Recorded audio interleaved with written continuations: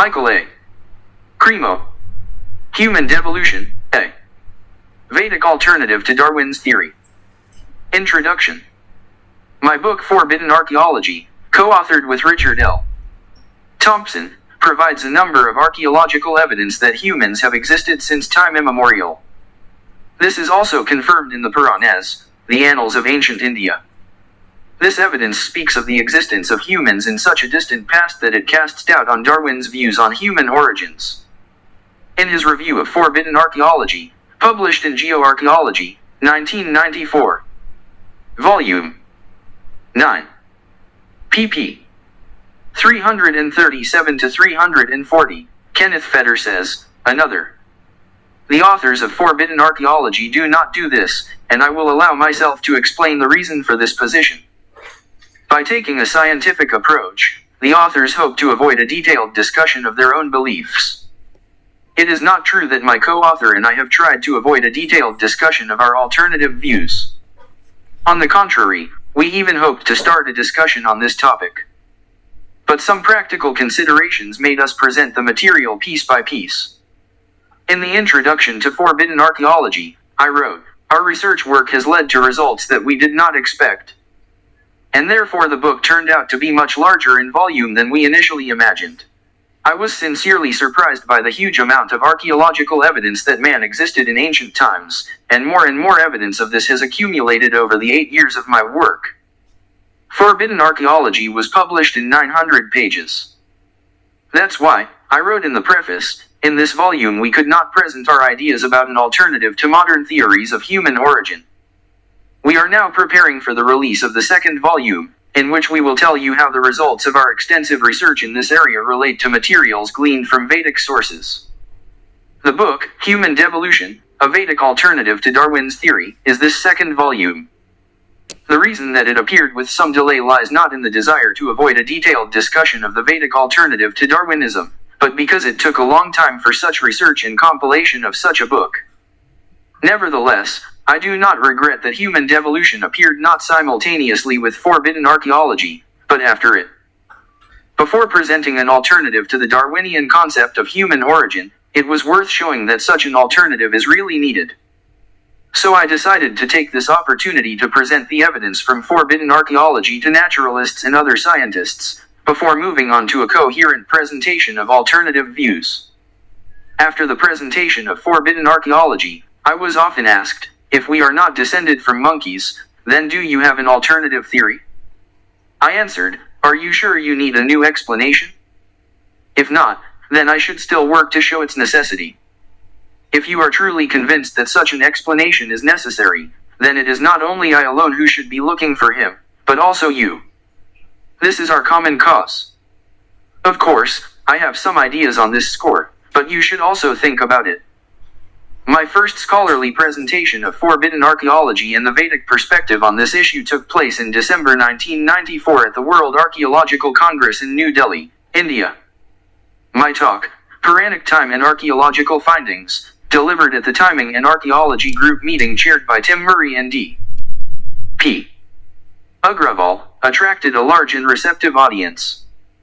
Later, after peer review, this report was selected for publication in the proceedings of the conference. Edited by Tim Murray, it was published by Routledge in 1999 in the One World Archaeology series, Time and Archaeology, pp. 38 to 48. In March 1995, I gave a talk, The Impact of Forbidden Archaeology, at the 6th Annual Conference on Science and Culture hosted by the University of Kentucky Humanities Institute. In this talk, I talked about the role of Vedic literature in my research and gave an overview of the first responses of scholars to my Forbidden Archaeology. In July 1996, one of the institutes for the study of theoretical problems of the Russian Academy of Sciences invited me to give a lecture in Moscow on my Forbidden Archaeology. I also spoke about my research at a symposium organized by the Institute of Oriental Studies of the Russian Academy of Sciences. After my presentation, the Indologist Evgenia Vanina said, I believe that your statements and your report are very important because they show that the works of the ancient tradition can be considered as a source of information. Scientists tend to classify everything that is said in the Vedas, Puranas, Ramayana, and Mahabharata to the category of fictions and myths, they do not see them as useful information. I am sure there is a need to revisit this approach to ancient and early medieval Indian texts. I was also invited to give a lecture on forbidden archaeology to a large audience of physicists in Dubna, Moscow region. In October 1996, I spoke about forbidden archaeology at the International Conference on the Civilization of Sarasvati Indus in Ancient India, held in Atlanta. In July 1997 in Liege, Belgium, at the XX International Congress on the History of Science, I examined in detail one case documented in Forbidden Archaeology. This talk, Recent Finds of Boucher de Perth at Moulin Quignon and Their Impact on the Moulin Quignon Jaw Dispute, was included in Proceedings of the XX International Congress on the History of Science, Volume 10, Geosciences, Geography, and Cartography, edited by Golwen Laurent, Brepols, 2002, pp. 39-56. In October 1997, I lectured on forbidden archaeology to students and teachers of the faculties of archaeology, anthropology, and biology at the University of Amsterdam, the Amsterdam Open University, the universities of Leiden, Groningen, Utrecht, and Nijmegen, Netherlands, as well as the Catholic University of Louvain and the University of Ghent, Belgium. In January 1999, I presented a paper entitled, Forbidden Archaeology of the Middle and Early Pleistocene, at the 4th World Congress of Archaeology in Cape Town, South Africa. In March and April, I lectured on forbidden archaeology at universities in England, Poland, Hungary, and the United States, including City University London, Warsaw University Delaware, and Maryland Universities, and Cornell University. In September 1999, I was invited to speak on forbidden archaeology at the School of Geology and Geophysics at the University of Oklahoma as part of a Shell Oil Colloquium. In September of the same year, I presented a paper entitled, Forbidden Paleolithic Archaeology, at the 5th Annual Meeting of the European Association of Archaeologists in Bournemouth, UK. In March 2000, I was invited to give a lecture on forbidden archaeology at the Royal Institution of Great Britain, one of the world's oldest scientific societies. The lecture was delivered at the headquarters of the Royal Institution in London. In September of the same year, I presented the paper, The Finds of Carlos Ribeira, a controversial episode in 19th century European archaeology, at the 6th Annual Meeting of the European Association of Archaeologists in Lisbon, Portugal. In November 2000, I lectured on forbidden archaeology at universities in Hungary. In June 2001, I gave a lecture on forbidden archaeology at Simon Fraser University in Vancouver, Canada. In September 2001, my report, Finds of the Belgian Geologist Aime Louis Ruto in Bonsel, Belgium, an Archaeological Controversy of the Early XX Century, was accepted for presentation at the XXIV Congress of the International Center for Prehistoric and Proto-Historic Research, which was held in September of that year in Liege, Belgium. In October 2001, I lectured on forbidden archaeology at Pennsylvania State University and Cornell University. In November 2001, at the invitation of the teaching staff of the Faculty of Philosophy, I came to lecture on forbidden archaeology at Charles University in Prague, Czech Republic. In January and February 2002, I toured South India lecturing at universities, scientific and cultural institutions such as Bharatiya Vidya Bhavan in Mumbai, Bombay, and Anna University in Chennai, Madras. In April and May 2002, I visited Slovenia and Ukraine. There I spoke at universities and scientific institutes, in particular, at the Kiev Mohyla Academy and at the Institute of Archaeology of the National Academy of Sciences of Ukraine. I also spoke to archaeologists at the Dnepropetrovsk Historical Museum. In November and December, I again came to Ukraine to read another series of lectures at universities and historical museums in Odessa, Kharkov, and Lvov.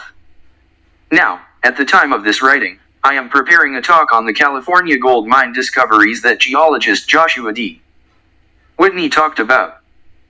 This paper will be presented at the 5th World Congress of Archaeology, which will be held in Washington, D.C. in June 2003. Together with the archaeologist Ana Martins from Portugal, we are the organizers of the History of Archaeology section of this Congress. An experienced scientist will not be impressed by this modest list of conference talks, publications, and university lectures. However, if we take into account that these lectures and reports refuted the theory of evolution based on the evidence of the Vedas, then, in my opinion, this gives them some historical value. They clearly show that scientists and researchers of the history of science, whether they agree with the conclusions of these reports or not, are beginning to debate these topics within their disciplines. In this sense, forbidden archaeology has fulfilled one of its most important tasks. It inspired the scientific world to discuss evidence that a person existed in ancient times that does not fit into modern theories, as well as to discuss the Vedic concept of human origin. These reports showed that Darwin's adherents in the world of science did not achieve the success they dreamed of when they drew the line between science and a phenomenon that they, for religious reasons, called pseudoscience, to use their favorite, irritated terminology. Personally, I do not recognize the increasingly irrelevant distinction that some are trying to draw between the scientific and religious paths of knowledge. I do not consider myself either a scientist or a religious figure, but simply a person who is ready to use a variety of ways of knowledge in order to get closer to the truth, which some are trying to draw between the scientific and religious paths of knowledge. I do not consider myself either a scientist or a religious figure, but simply a person who is ready to use a variety of ways of knowledge in order to get closer to the truth, which some are trying to draw between the scientific and religious paths of knowledge. I do not consider myself either a scientist or a religious figure, but simply a person who is ready to use a variety of ways of knowledge in order to get closer to the truth. Forbidden archaeology has received many reviews in professional journals in archaeology, anthropology, and the history of science. The full text of these responses, as well as letters on this topic, I have given in my book, The Impact of Forbidden Archaeology, which, in turn, also entailed a number of academic reviews. For example, Simon Locke writes in Public Understanding of Science, 1999. Volume 8. No. 1. pp. 68 to 69. Social constructivism, reflexivity, and everything we call postmodernism have inspired numerous experiments, clothed into new literary forms, which were designed to revive the sedate old world of generally accepted academic knowledge. Attempts to capture the social process of acquiring knowledge and discern a fair amount of contradictions in it are timely and worthy of being called bold.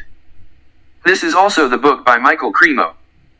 The reviews contained in this book came to his previous book, Forbidden Archaeology.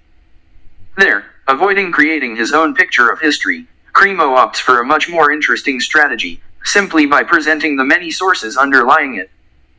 As a result, we get a multifaceted verbal kaleidoscope in which numerous stories about modern science reflect and refract each other in a bewitching way.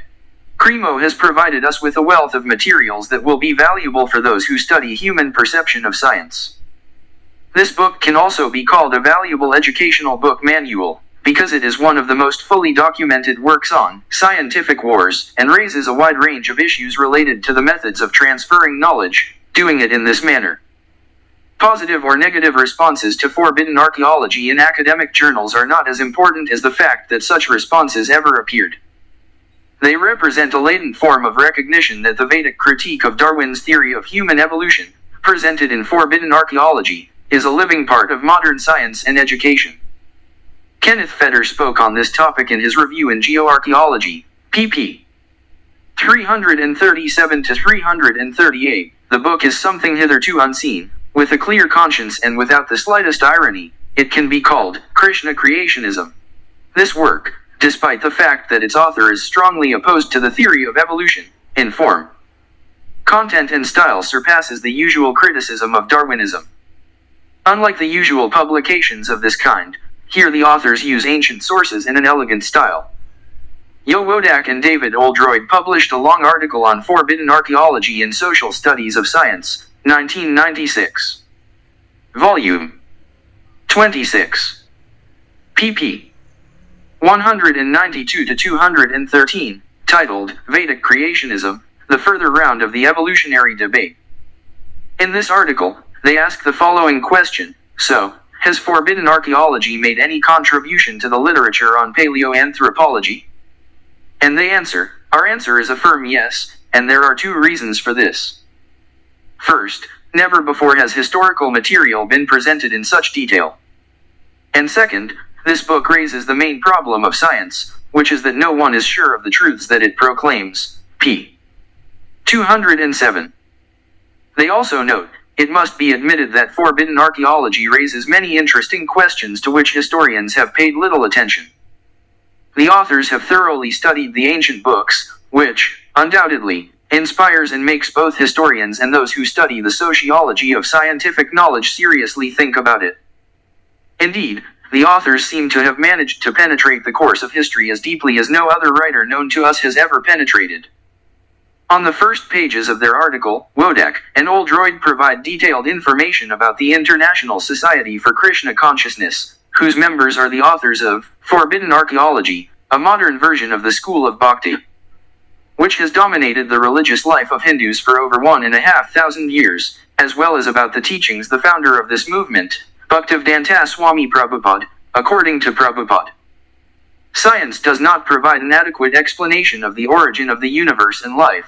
About the Bhaktivedanta Institute, they note, the boldness of his intellectual program, and Vedic time, partial destruction of the world, pralaya, occurs every 4,032,000,000 years, leading to cataclysms, from which entire species of living beings can disappear. Wodak and Oldroyd also cite many references to the Rig Veda, Vedanta, Puranas, and concepts such as Atma. Like other reviewers, Wodak and Oldroyd draw parallels between forbidden archaeology and the work of Christian creationists. As you know, they note, p.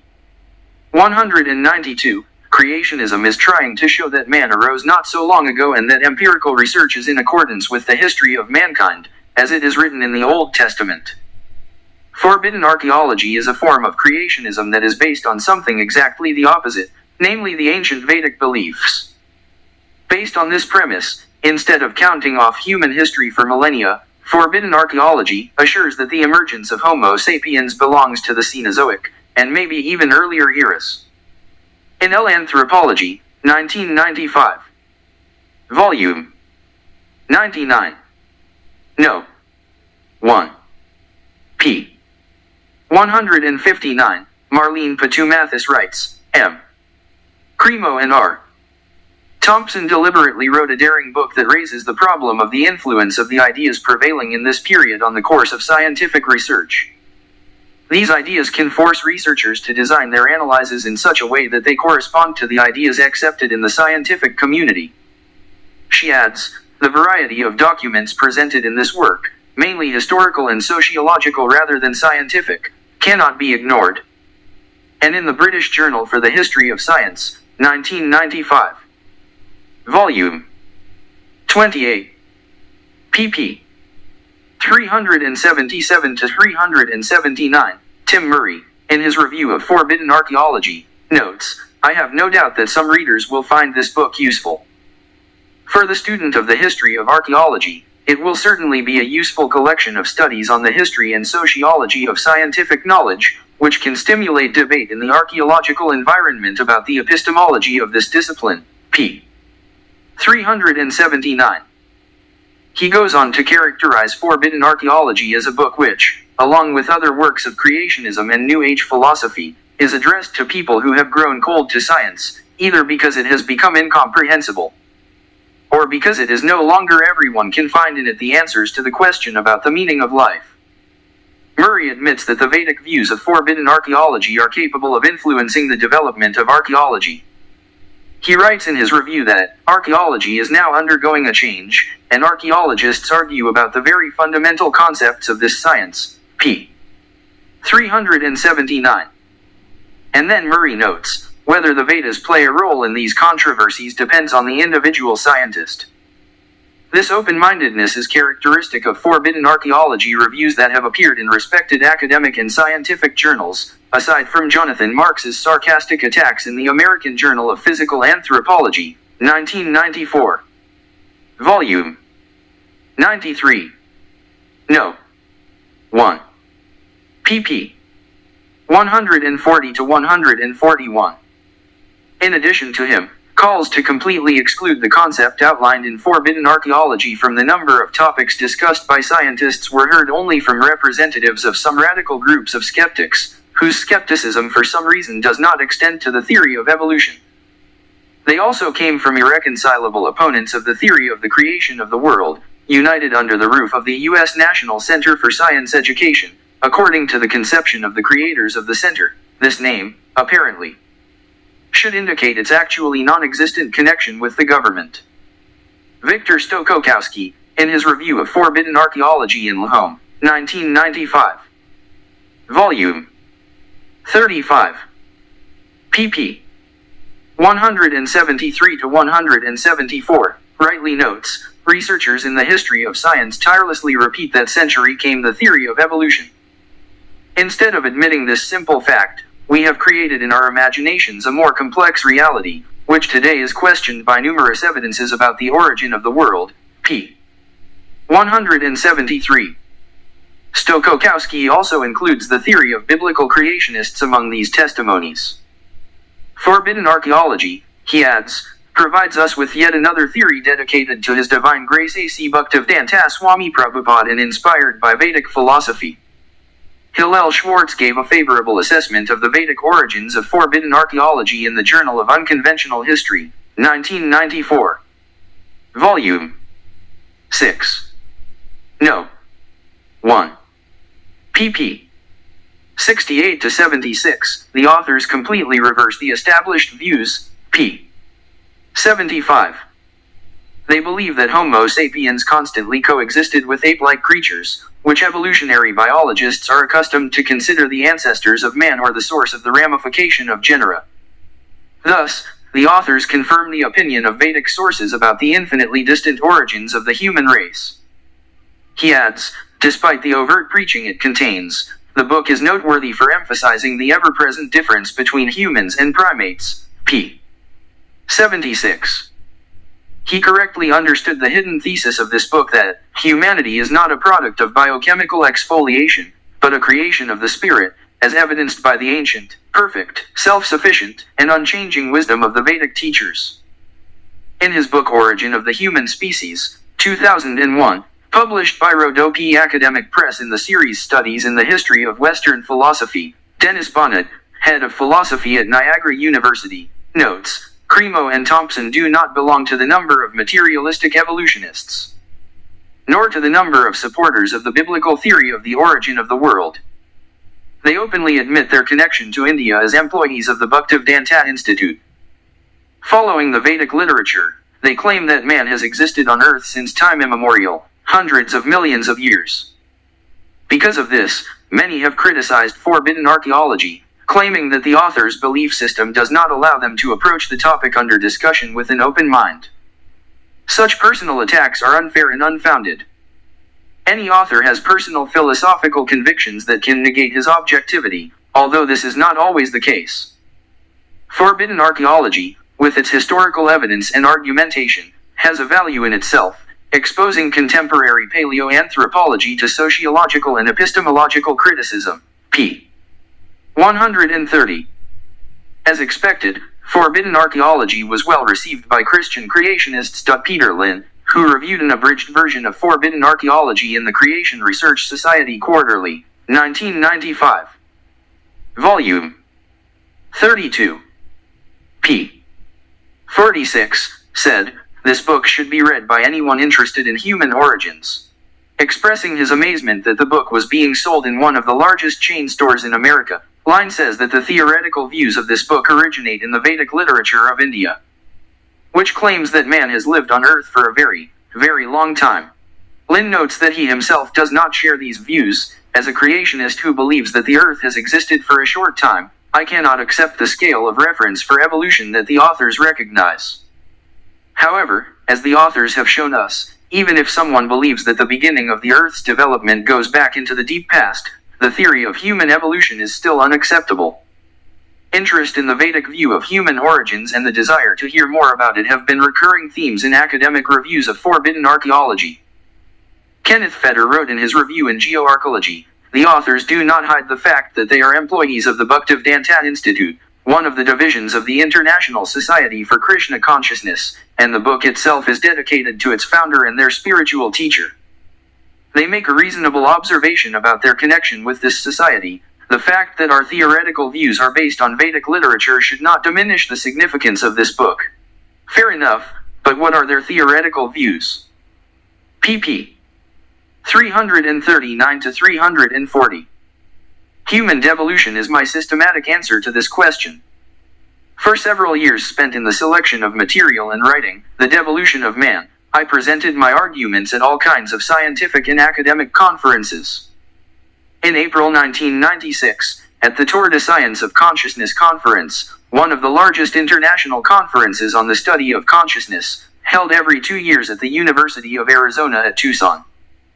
I gave a talk entitled The City of Nine Gates, the dualism of body and mind from the Indian Bhagavata Purana in the form of a subtle allegory.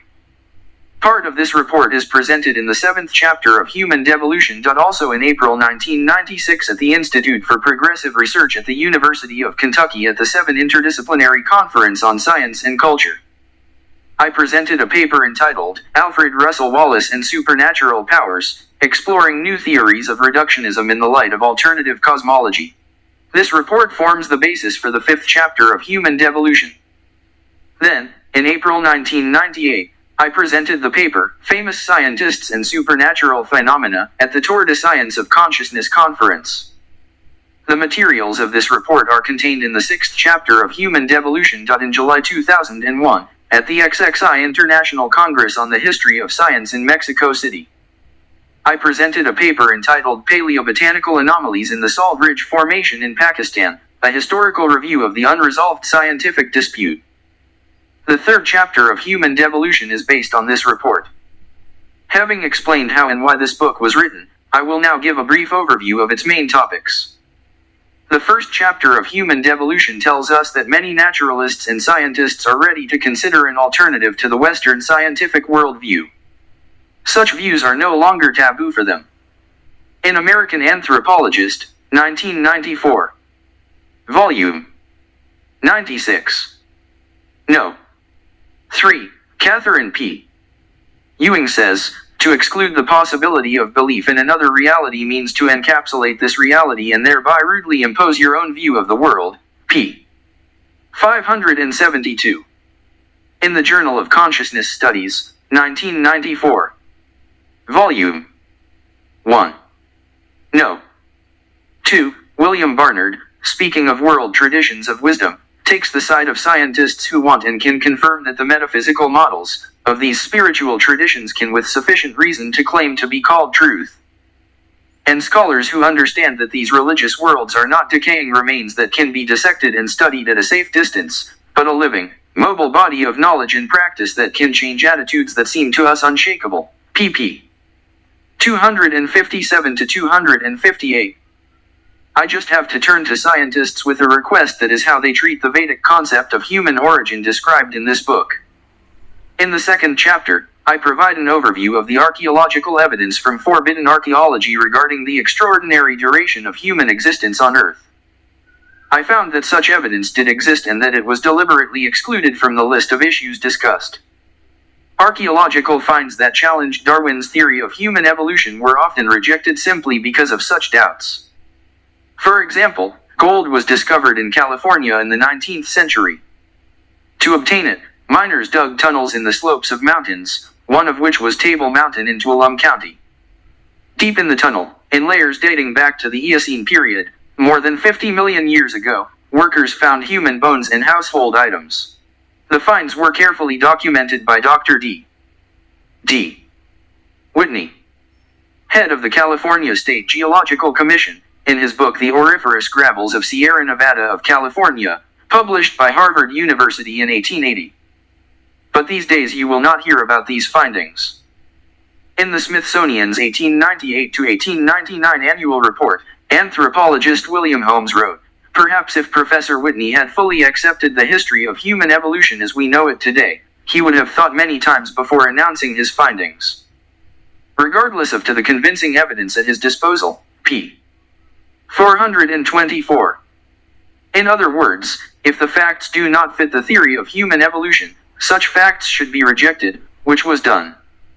In his book The Auriferous Gravels of Sierra Nevada of California, published by Harvard University in 1880. But these days you will not hear about these findings. In the Smithsonian's 1898 to 1899 annual report, Anthropologist William Holmes wrote, "Perhaps if Professor Whitney had fully accepted the history of human evolution as we know it today, he would have thought many times before announcing his findings." Regardless of the convincing evidence at his disposal, p. 424. In other words, if the facts do not fit the theory of human evolution, such facts should be rejected, which was done. In his book The Auriferous Gravels of Sierra Nevada of California, published by Harvard University in 1880. But these days you will not hear about these findings.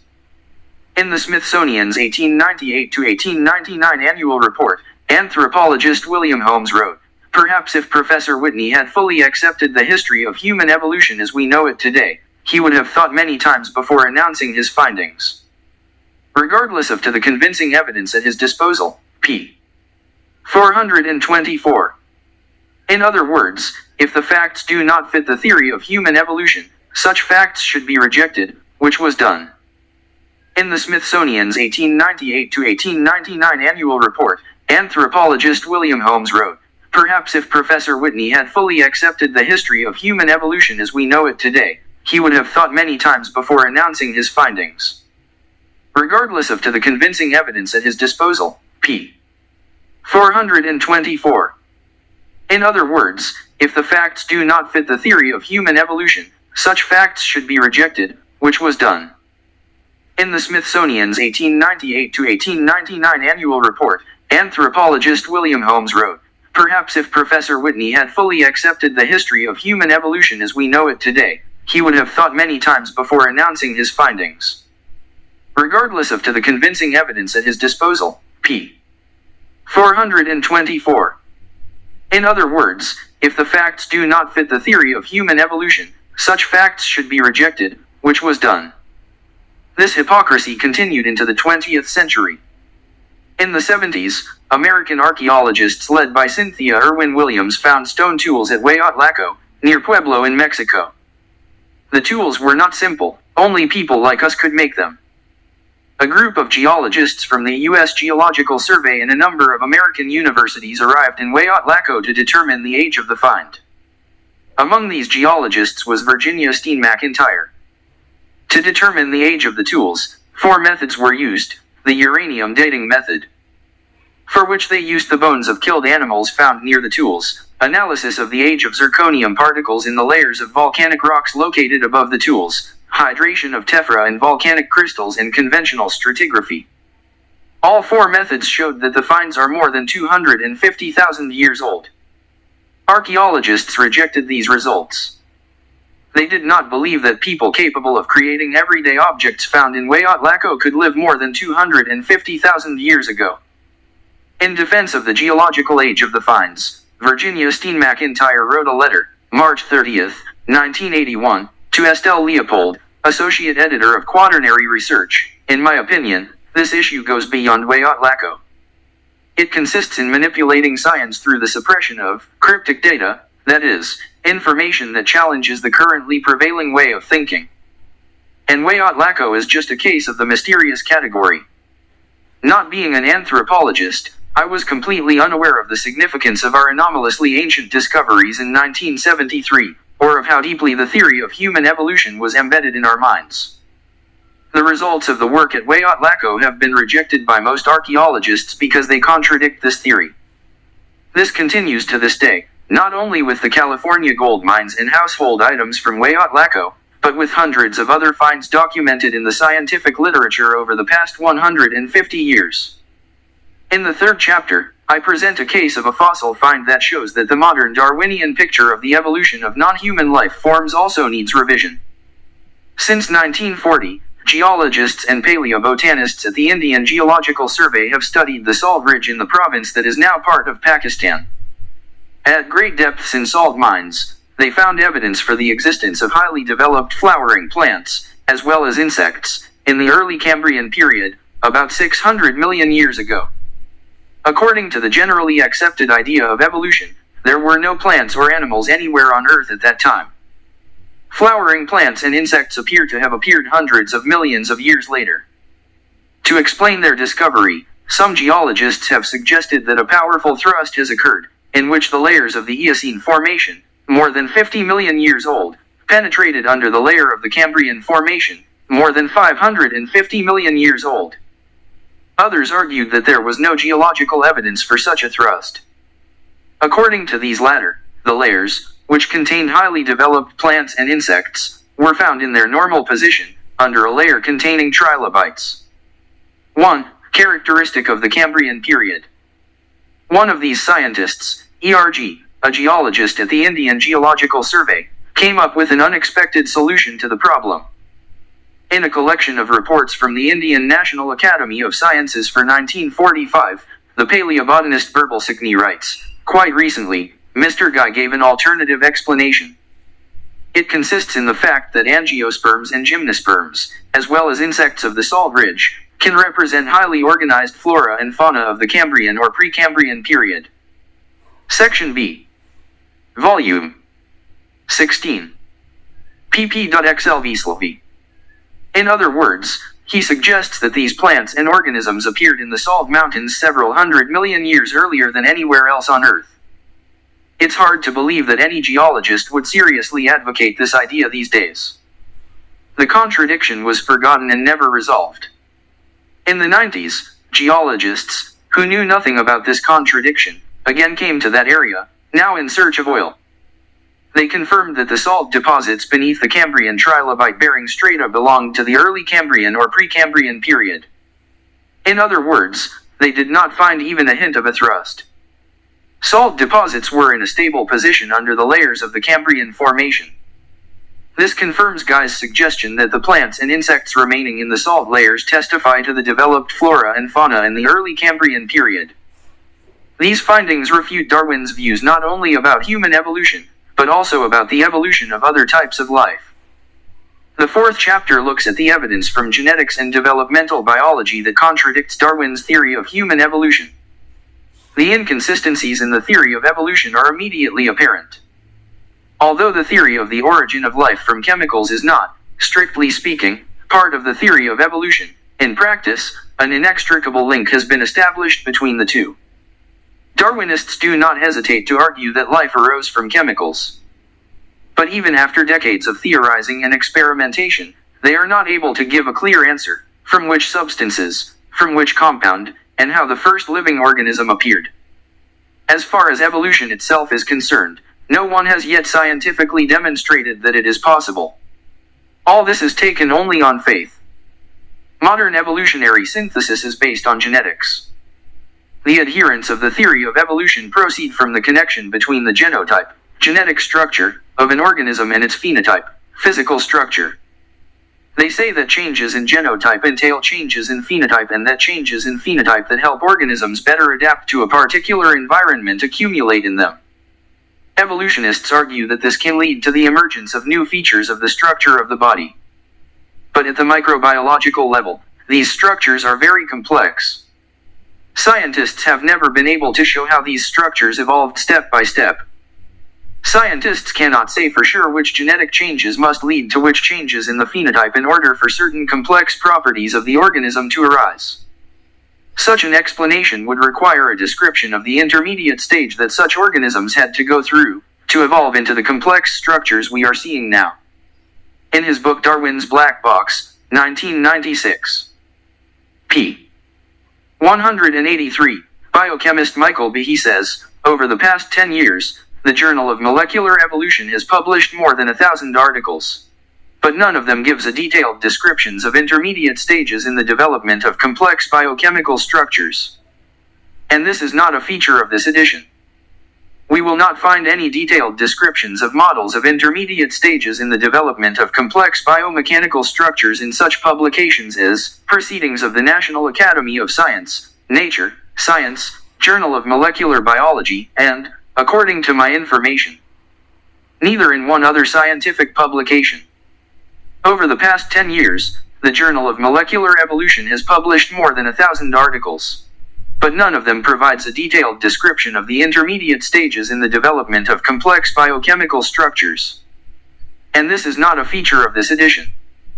We will not find any detailed descriptions of models of intermediate stages in the development of complex biomechanical structures in such publications as Proceedings of the National Academy of Science, Nature, Science, Journal of Molecular Biology, and, according to my information, neither in one other scientific publication. Over the past 10 years, the Journal of Molecular Evolution has published more than 1,000 articles. But none of them provides a detailed description of the intermediate stages in the development of complex biochemical structures. And this is not a feature of this edition. We will not find any detailed descriptions of models of intermediate stages in the development of complex biomechanical structures in such publications as Proceedings of the National Academy of Science, Nature, Science, Journal of Molecular Biology, and, according to my information, neither in one other scientific publication. An attempt by scientists to use genetic experiments to determine the time and place of the appearance of a person with a modern anatomical structure has led only to errors and contradictions. The first widely publicized reports that genetic evidence allowed scientists to claim that all people descended from some African Eve, who lived 200,000 years ago in Africa, turned out to be completely incorrect. Researchers tried to correct the errors, but the results remained uncertain. Given the complexities of genetic data, some scientists have suggested that fossils remain the most reliable pieces of evidence about human origins and how long ago humans lived on Earth. In an article in American Anthropologist, 1993, Volume 95, No. 11, David W. Fryer and his co-authors write, how could modern man have appeared if all the assumptions used in interpreting genetic data were correct? p. 19. This means that archaeological finds, which testify to the emergence of man many millions of years ago, which we talked about in Forbidden Archaeology, will finally make it possible to curb the inventions of genetic researchers. This evidence refutes Darwin's opinion of human origins. Taken together, chapters 2, 3, and 4 of the Human Devolution demonstrate the urgent need for an alternative to Darwin's theory of human origins. The work of Sir Alfred Russel Wallace, who worked with Darwin on the theory of evolution and natural selection, provides us with the basis for such an alternative explanation. Wallace and other British scientists, among whom was Sir William Crookes, a Nobel laureate in physics, conducted extensive experiments related to the study of supernatural phenomena. These experiments and observations, discussed in the 5th chapter of Human Devolution, forced Wallace to reconsider the scientific views of the world. Wallace concluded that the universe is inhabited by spirits. Some of the lower spirits, he assumed, are in contact with earthly people, communicating with them mainly through mediums. According to Wallace, lower spirits, acting through mediums, are the cause of many supernatural phenomena, including clairvoyance, miraculous healings, communication with the dead and ghosts, materialization of physical objects, levitation, and much more. More powerful spirits, in his opinion, could well have played a role in the origin of species.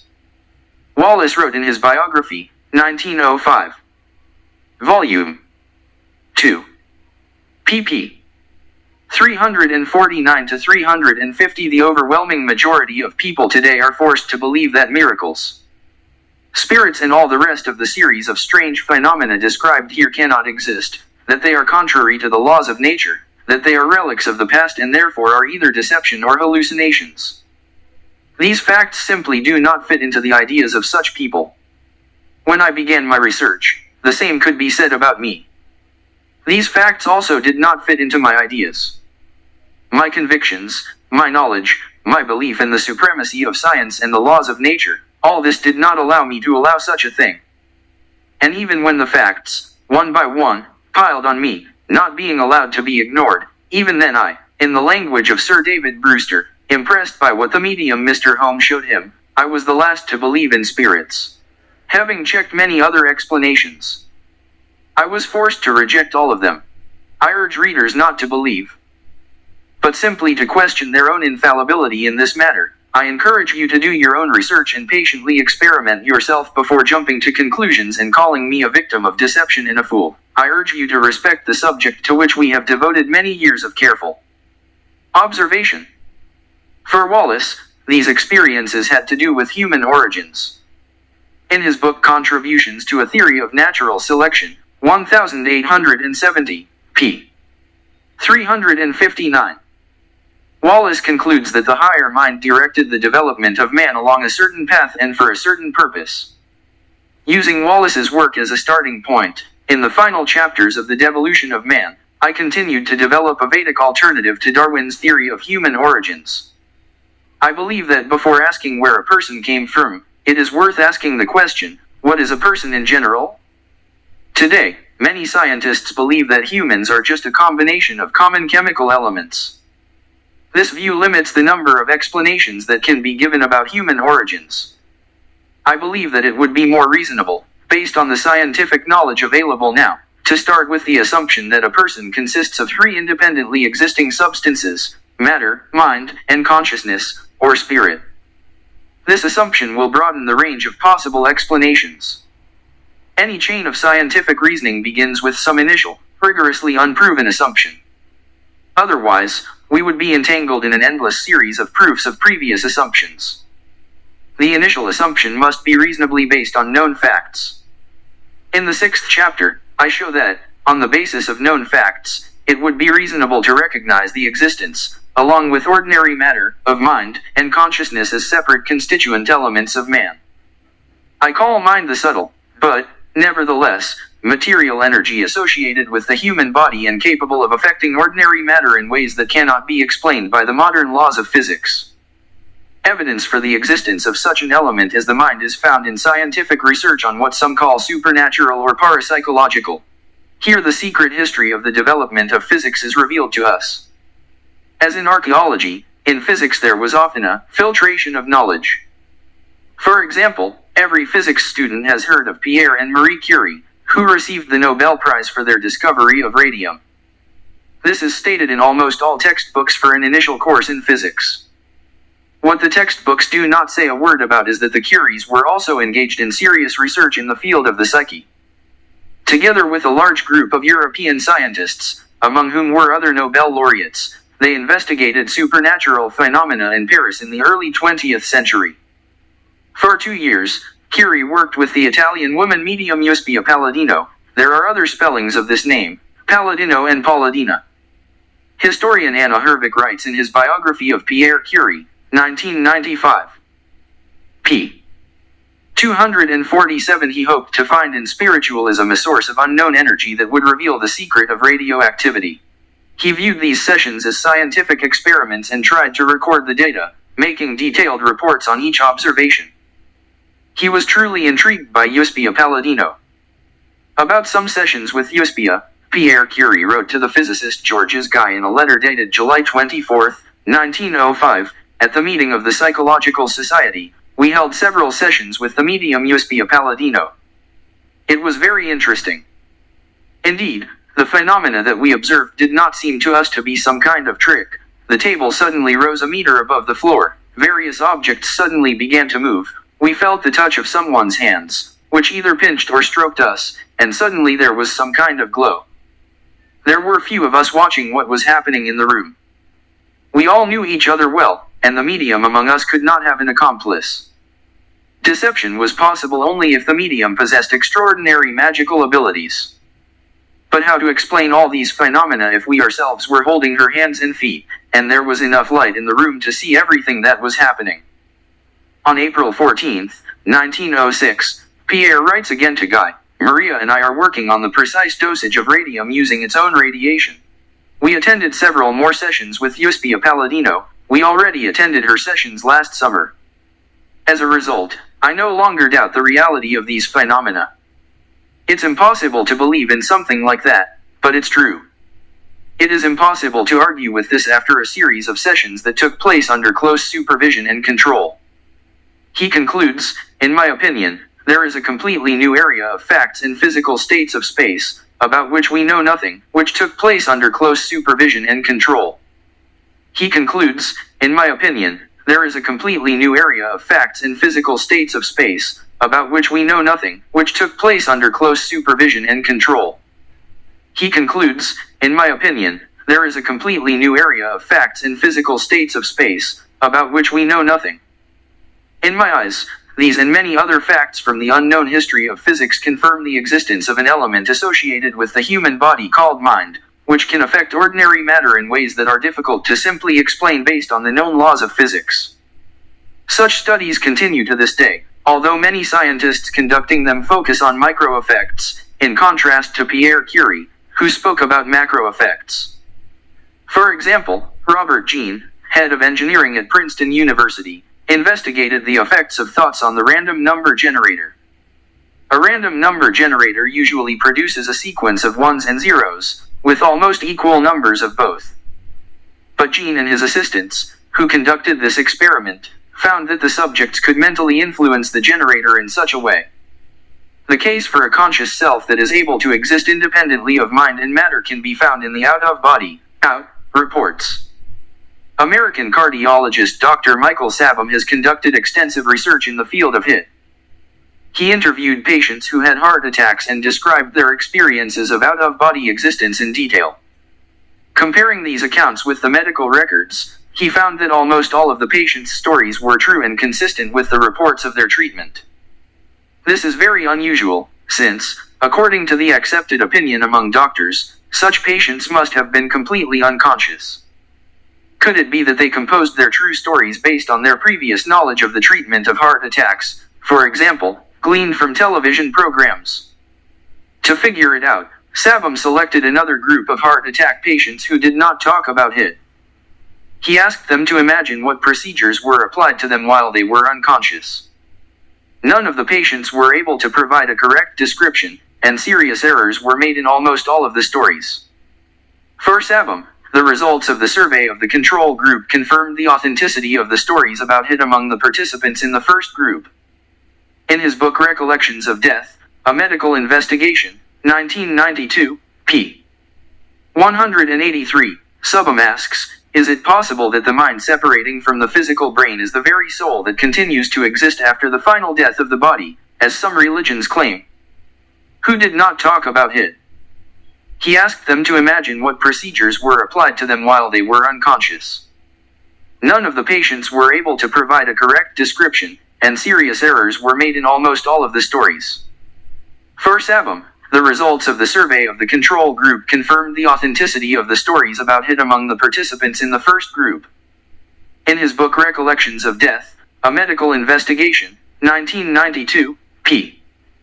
183, Sabom asks, is it possible that the mind separating from the physical brain is the very soul that continues to exist after the final death of the body, as some religions claim? Who did not talk about HIT? He asked them to imagine what procedures were applied to them while they were unconscious. None of the patients were able to provide a correct description, and serious errors were made in almost all of the stories. For Sabom, the results of the survey of the control group confirmed the authenticity of the stories about HIT among the participants in the first group. In his book Recollections of Death, A Medical Investigation, 1992, p. 183, Sabom asks, is it possible that the mind separating from the physical brain is the very soul that continues to exist after the final death of the body, as some religions claim? None of the patients were able to provide a correct description, and serious errors were made in almost all of the stories. For Sabom, the results of the survey of the control group confirmed the authenticity of the stories about HIT among the participants in the first group. In his book Recollections of Death, A Medical Investigation, 1992, p. 183, Sabom asks, is it possible that the mind separating from the physical brain is the very soul that continues to exist after the final death of the body, as some religions claim? None of the patients were able to provide a correct description, and serious errors were made in almost all of the stories. For Sabom, the results of the survey of the control group confirmed the authenticity of the stories about HIT among the participants in the first group. In his book Recollections of Death, A Medical Investigation, 1992, p. 183, Sabom asks, is it possible that the mind separating from the physical brain is the very soul that continues to exist after the final death of the body, as some religions claim? Sabom's experiments are supported by other studies as well. For example, in February 2001, a group of scientists from the University of Southampton, UK, published in the journal Resuscitation, Volume 48. pp. 149 to 156, a report on a study of patients undergoing cardiac arrest recognizing the phenomenon of HIT. The team was led by Dr. Sam Parnia, Senior Research Fellow at the university.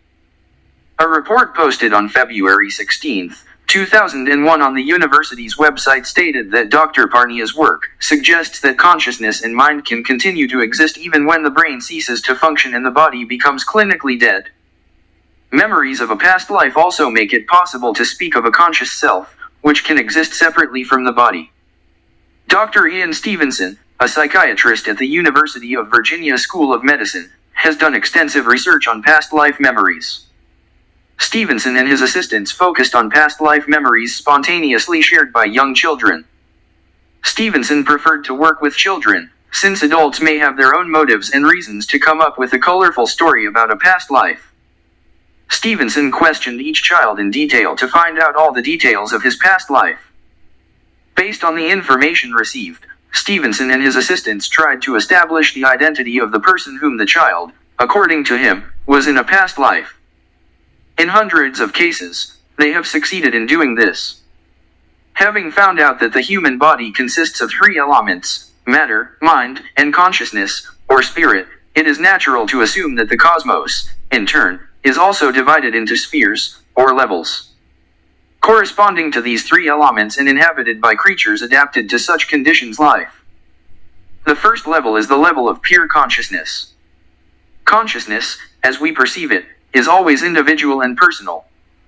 This allows us to assume that the original source of the conscious self, or conscious particle, is also individual and personal. Thus, along with the individual conscious particles that exist in the realm of pure consciousness, there is also an original conscious being that is their source. When fragmented conscious particles break the connection with their source, they find themselves in the lower realms of the cosmos, in which either subtle material energy, mind, or gross matter reigns. Thus, there is a cosmic hierarchy of sentient beings. The 7th chapter of Human Devolution explains the existence of the cosmic hierarchy of living beings on the basis of the experience of different cultures, and uses the Vedic cosmology described in the Srimad Bhagavatam as a model for comparison. These cosmological concepts have many components. As a rule, they provide for the existence of an original God dwelling in the world of pure consciousness, a creator subordinate to God who, together with numerous demigods and demigoddesses, dwells in the subtle material sphere of the cosmos, the earthly world, inhabited by people like us and, finally, the lower worlds, where spirits and demons live. The 7th chapter of Human Devolution explains the existence of the cosmic hierarchy of living beings on the basis of the experience of different cultures, and uses the Vedic cosmology described in the Srimad Bhagavatam as a model for comparison. These cosmological concepts have many components. As a rule, they provide for the existence of an original God dwelling in the world of pure consciousness, a creator subordinate to God who, together with numerous demigods and demigoddesses, dwells in the subtle material sphere of the cosmos, the earthly world, inhabited by people like us and, finally, the lower worlds, where spirits and demons live. The 7th chapter of Human Devolution explains the existence of the cosmic hierarchy of living beings on the basis of the experience of different cultures, and uses the Vedic cosmology described in the Srimad Bhagavatam as a model for comparison. These cosmological concepts have many components. As a rule, they provide for the existence of an original God dwelling in the world of pure consciousness, a creator subordinate to God who, together with numerous demigods and demigoddesses, dwells in the subtle material sphere of the cosmos, the earthly world, inhabited by people like us and, finally, the lower worlds, where spirits and demons live. These cosmological concepts have many components. As a rule, they provide for the existence of an original God dwelling in the world of pure consciousness, a creator subordinate to God who, together with numerous demigods and demigoddesses, dwells in the subtle material sphere of the cosmos, the earthly world, inhabited by people like us and, finally, the lower worlds, where spirits and demons live. These cosmological concepts have many components. As a rule, they provide for the existence of an original God dwelling in the world of pure consciousness, a creator subordinate to God who, together with numerous demigods and demigoddesses, dwells in the subtle material sphere of the cosmos, the earthly world, inhabited by people like us and, finally, the lower worlds, where spirits and demons live. In the 8th chapter of The Devolution of Man, observations are given that prove the existence of conscious beings standing at different levels of the cosmic hierarchy.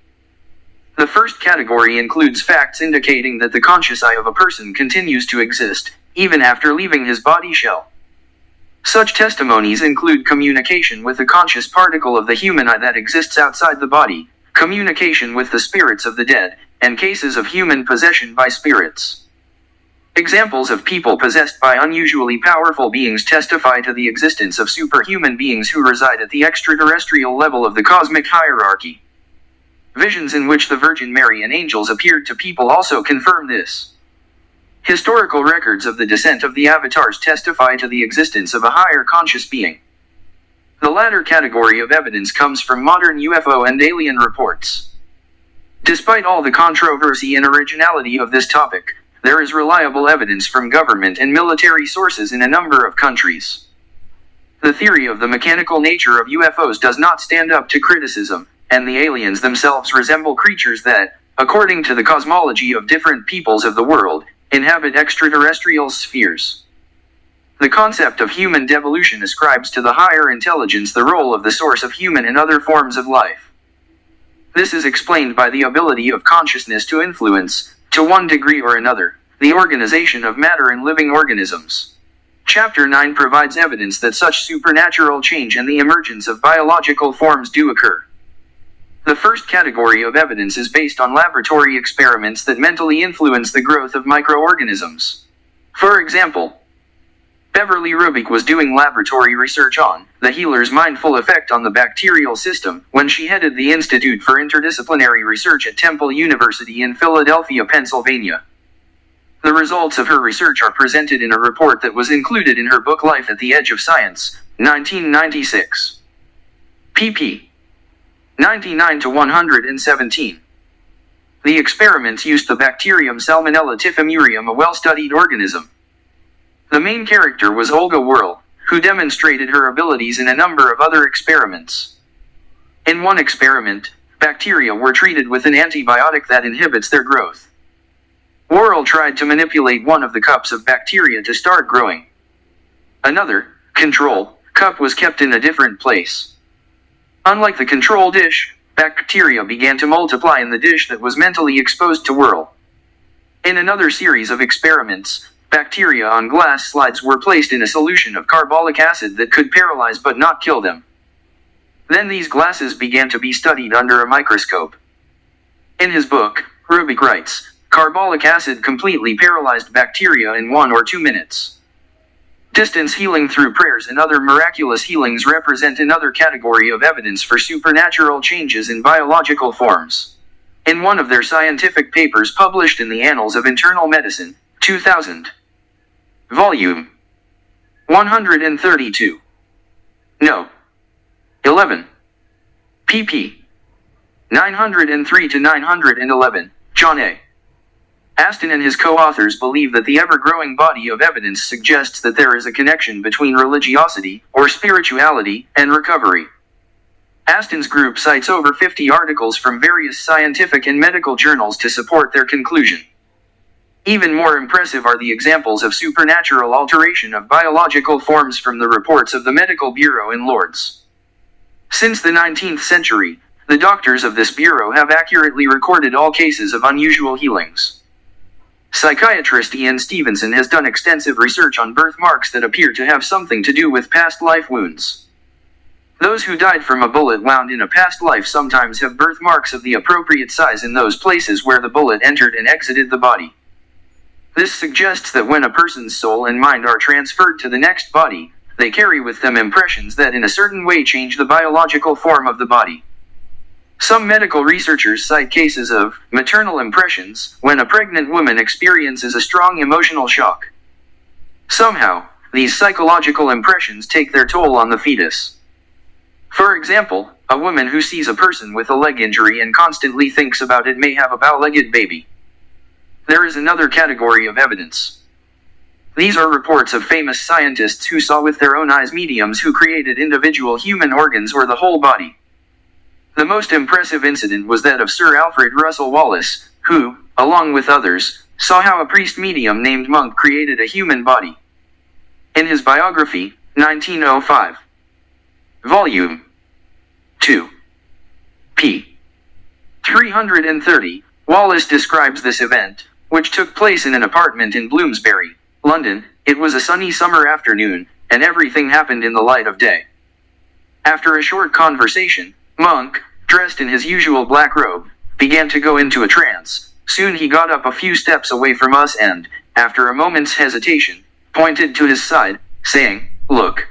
We saw a barely noticeable white speck on his left side of his cassock. It got brighter and brighter, then it flickered and began to spread up and down.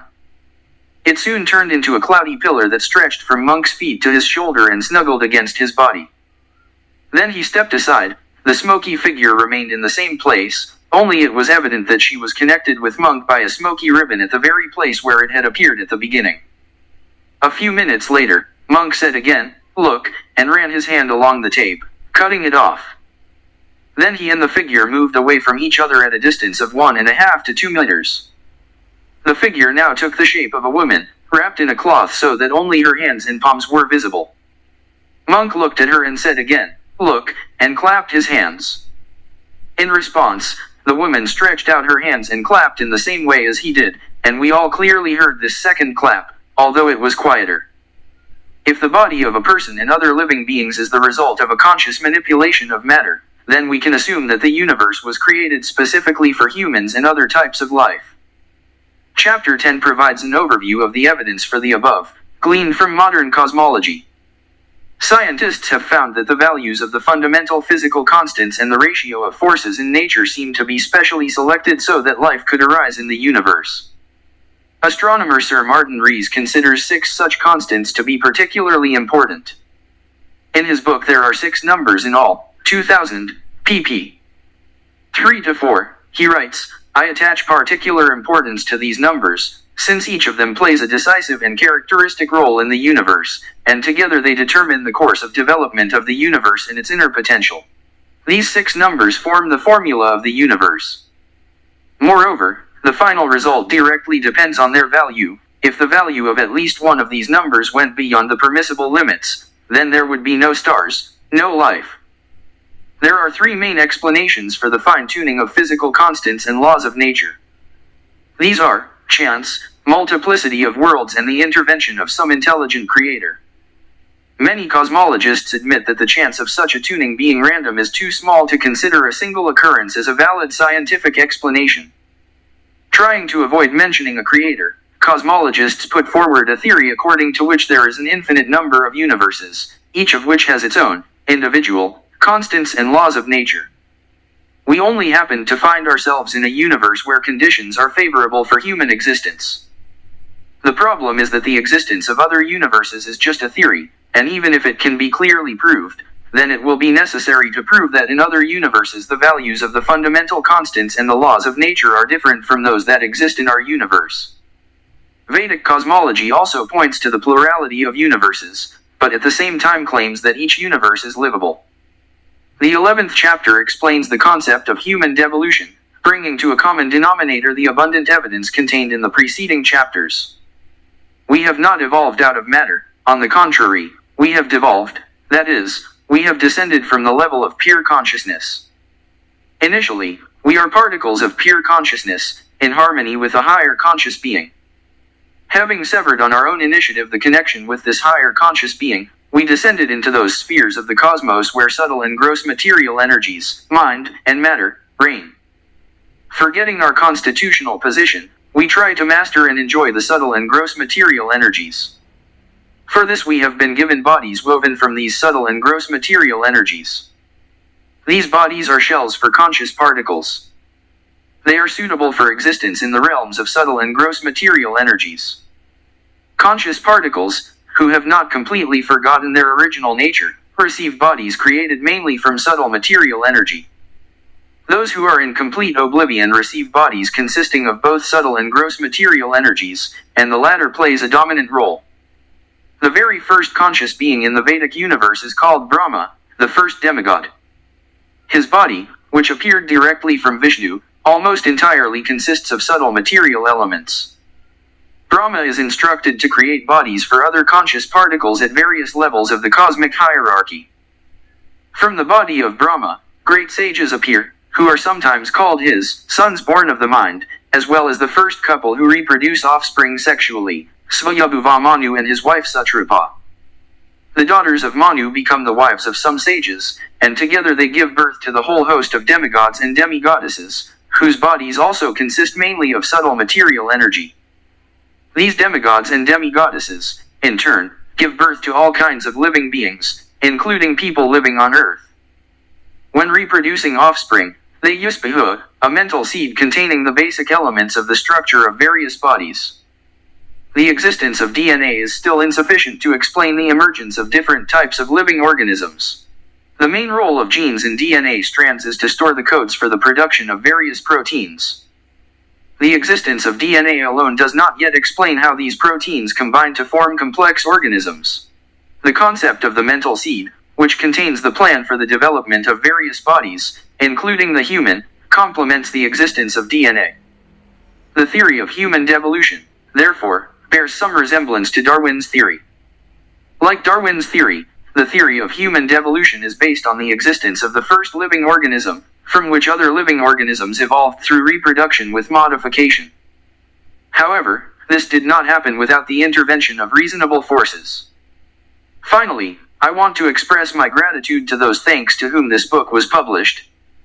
From 1984 to 1995, I worked closely with Richard Thompson, and Human Devolution owes much to the endless discussions we have had with him over the years.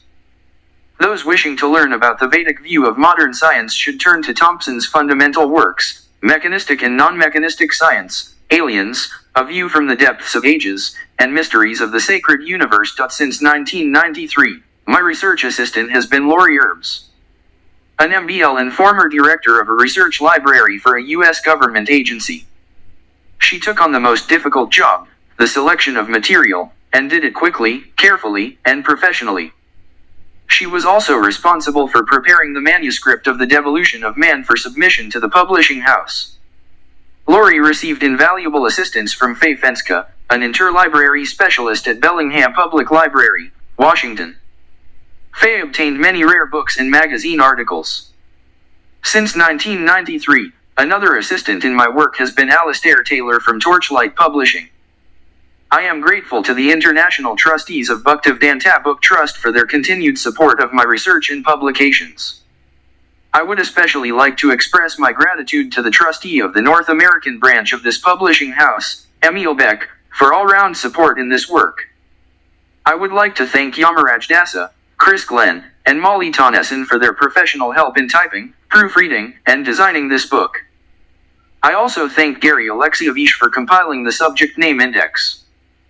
Finally, I would like to thank Irina Martinenko and Yuri Dementayev for providing them with a cozy home in Yalta, where I finished writing this introduction after my lecture trip around Ukraine. I also thank Gary Alexievich for compiling the subject name index. Finally, I would like to thank Irina Martinenko and Yuri Dementayev for providing them with a cozy home in Yalta, where I finished writing this introduction after my lecture trip around Ukraine. I also thank Gary Alexievich for compiling the subject name index. Finally, I would like to thank Irina Martinenko and Yuri Dementayev for providing them with a cozy home in Yalta, where I finished writing this introduction after my lecture trip around Ukraine. Michael Cremo, Yalta, December 14, 2002. Note, in The Devolution of Man, for those unfamiliar with the academic system of diacritics, I use Sanskrit words according to their sound. Chapter 1. Wiser monkeys or fallen angels. Next Friday they will all be convinced they are monkeys, Thomas Henry Huxley wrote to his wife Henrietta, Went. 1972, p. 71. The year was 1860, and on June 30th, Huxley was to debate with Samuel Wilberforce, Bishop of Oxford. This discussion was destined to become one of the most famous in history. The topic of discussion was the theory of evolution by Charles Darwin. Samuel Wilberforce did not accept Darwin's theory, published a year earlier in The Origin of Species, and was determined to show its flaws. As Bishop of the Church of England, Wilberforce also had a bit of a scientific background.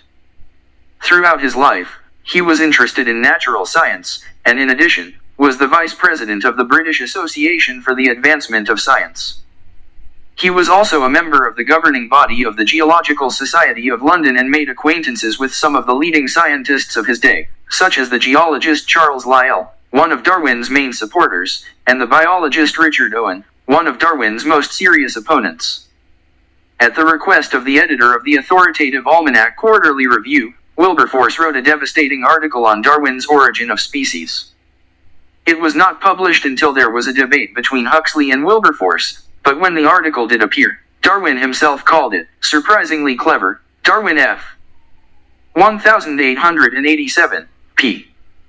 324. In his essay, Wilberforce, 1860, first criticizes Darwin on a scientific basis. In The Origin of Species, Darwin argues that living organisms tend to undergo changes as they reproduce. Citing examples from the breeding of birds and animals, Darwin insisted that over long periods of time, thanks to natural selection, such changes could lead to the emergence of new species of life.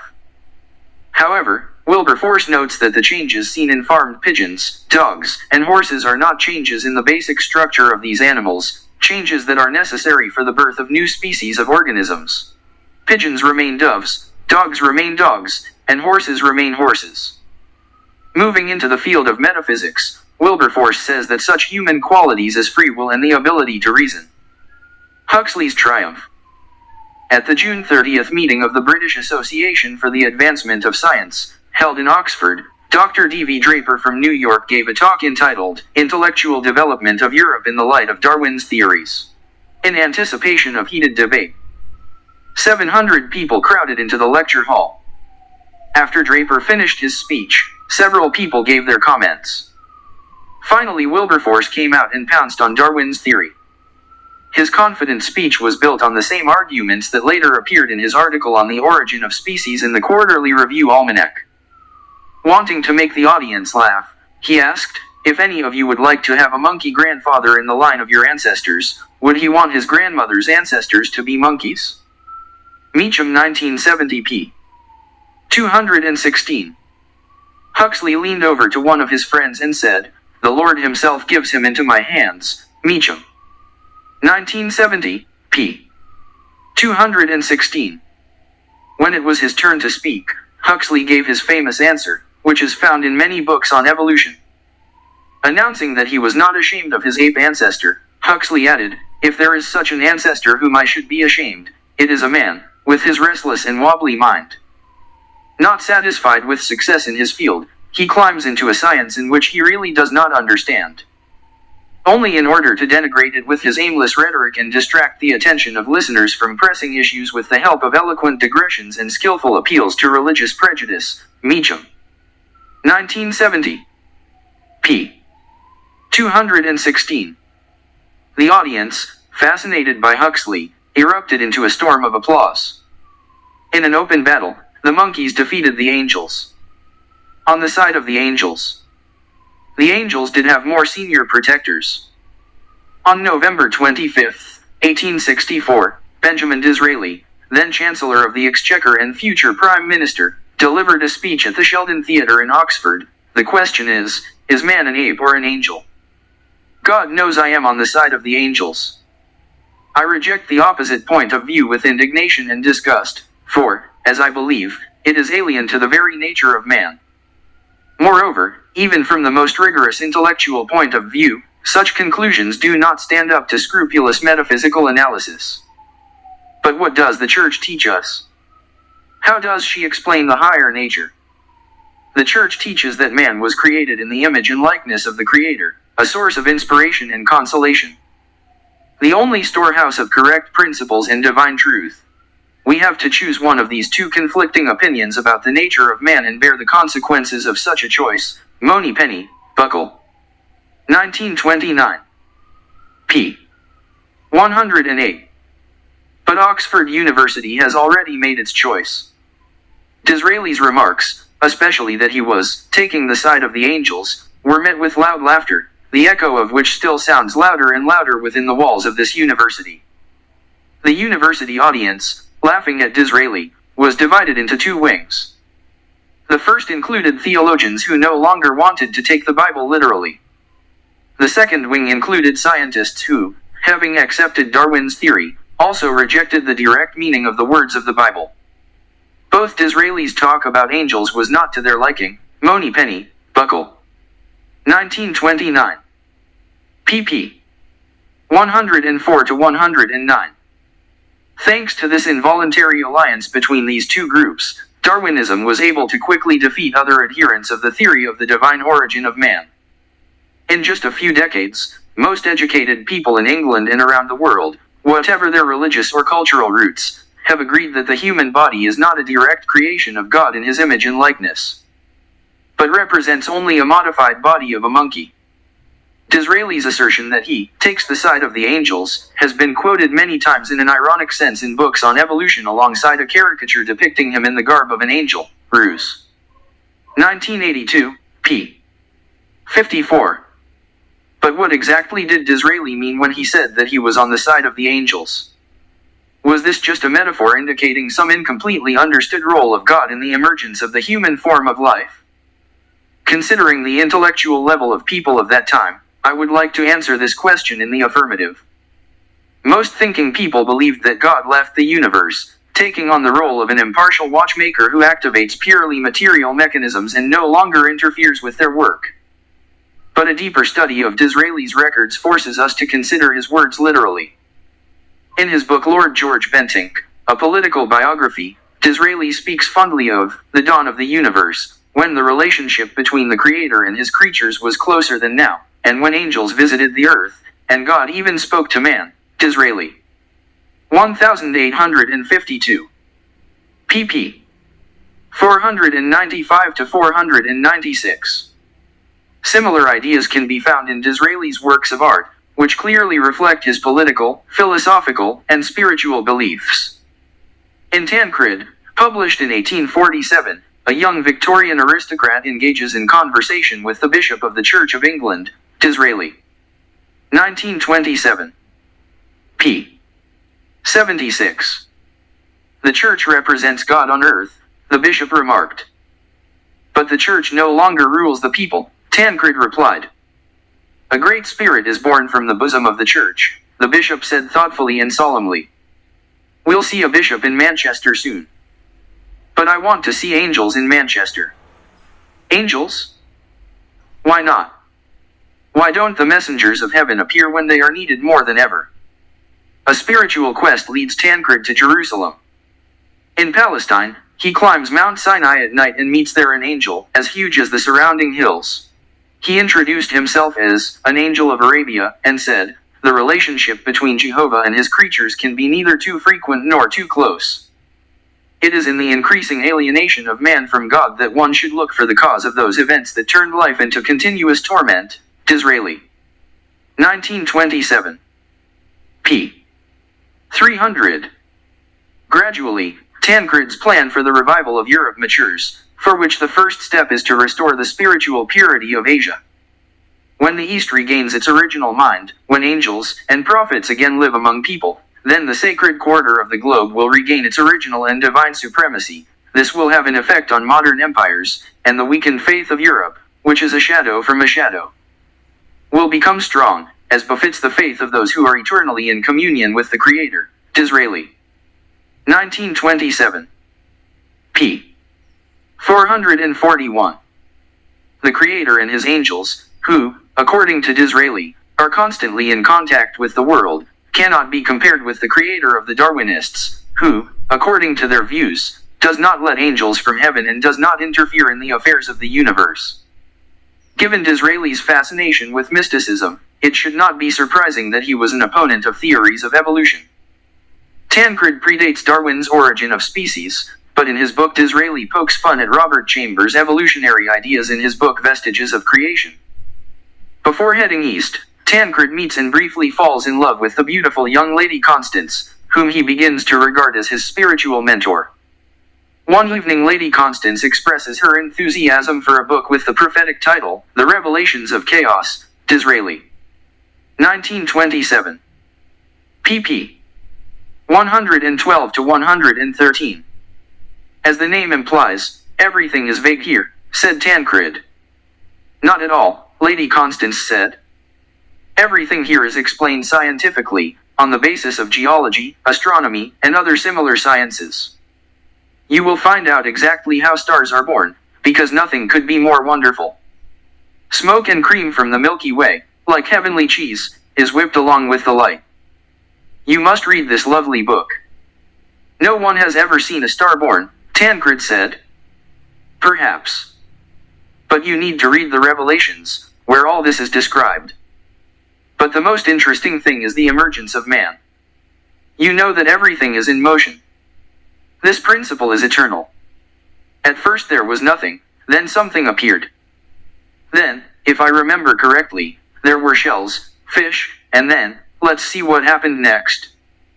However, this is not so important, because at the end we appeared. And afterwards something more perfect will develop from us, something with wings. And here is this place, we were fish, and I suppose we will turn into ravens. But you better read it yourself. I don't believe I was once a fish, Tancred objected. But everything has already been proven. Don't challenge me. Read a book. It's hard to disagree with her.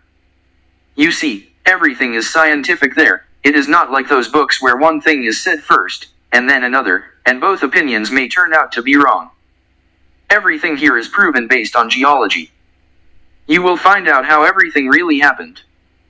How many worlds have existed, how long have they existed, what happened before and what to expect in the future. We are like a link in a chain. The lower animals preceded us, and we, in turn, will also someday be lower. All that remains of us is a handful of bones in the fresh red sandstone. This is evolution. We had fins, and now, perhaps, wings will appear. When the door closed, Tancred said to himself, I was a fish, and then I will become a raven. A good spiritual mentor. And yet yesterday I imagined for a moment how I bow down next to her before the Holy Sepulchre. Get out of this city, rather. Lady Constance personifies those who can barely hold on to the weakened faith of Europe, which is a shadow from a shadow, Disraeli. 1927. p. 441, and which can easily be trampled by the newly minted prophets of evolution. The way public leaders grudged Disraeli's speech at the Sheldon Theatre in Oxford confirms this. The world, in which God, angels, and miracles are pushed aside for the most distant outskirts of material reality, is ripe to be conquered by Huxley and Darwin. But, arriving in Syria, Tancred meets a woman whose faith sparkles with life. She believes in miracles that seem fables even to himself. This woman is Astarte, the Queen of Ansarei. Astarte leads Tancred to a hidden sanctuary carved into a huge rock in a secluded ravine. There he sees a pantheon of graceful goddesses and gods, spirits, nymphs, and fauns, Disraeli. 1927. p. 437. Tancred always considered them to be Greek gods, but Astarte said they were the gods of her people, who once ruled ancient Antioch. The main goddess was called the same as the queen, Astarte. When everything stopped, the queen said, when people stopped making sacrifices to the gods and the gods indignantly left the earth, I hope not forever, then a few believers fled to these mountains, taking sacred images with them, and we sheltered them here, Disraeli. 1927. pp. 437 to 438. Astarte expressed her fervent hope that mankind will someday turn to these gods, with whom the earth flourished and rejoiced in the old days, and that they, by their heavenly grace, might come back to this world, which in their absence turned into an abandoned desert, Disraeli. 1927. p. 438. If the ideas about an active God and angels, expressed by the author directly or indirectly through such heroes as Tancred, contradict Darwin's theory, then Astarte's views contradict her to the same extent. However, Astarte's views on the universe and the role of gods and goddesses in it were already known in Europe. It was believed that the gods and goddesses take the most active part in the creation stage of other creatures in the universe.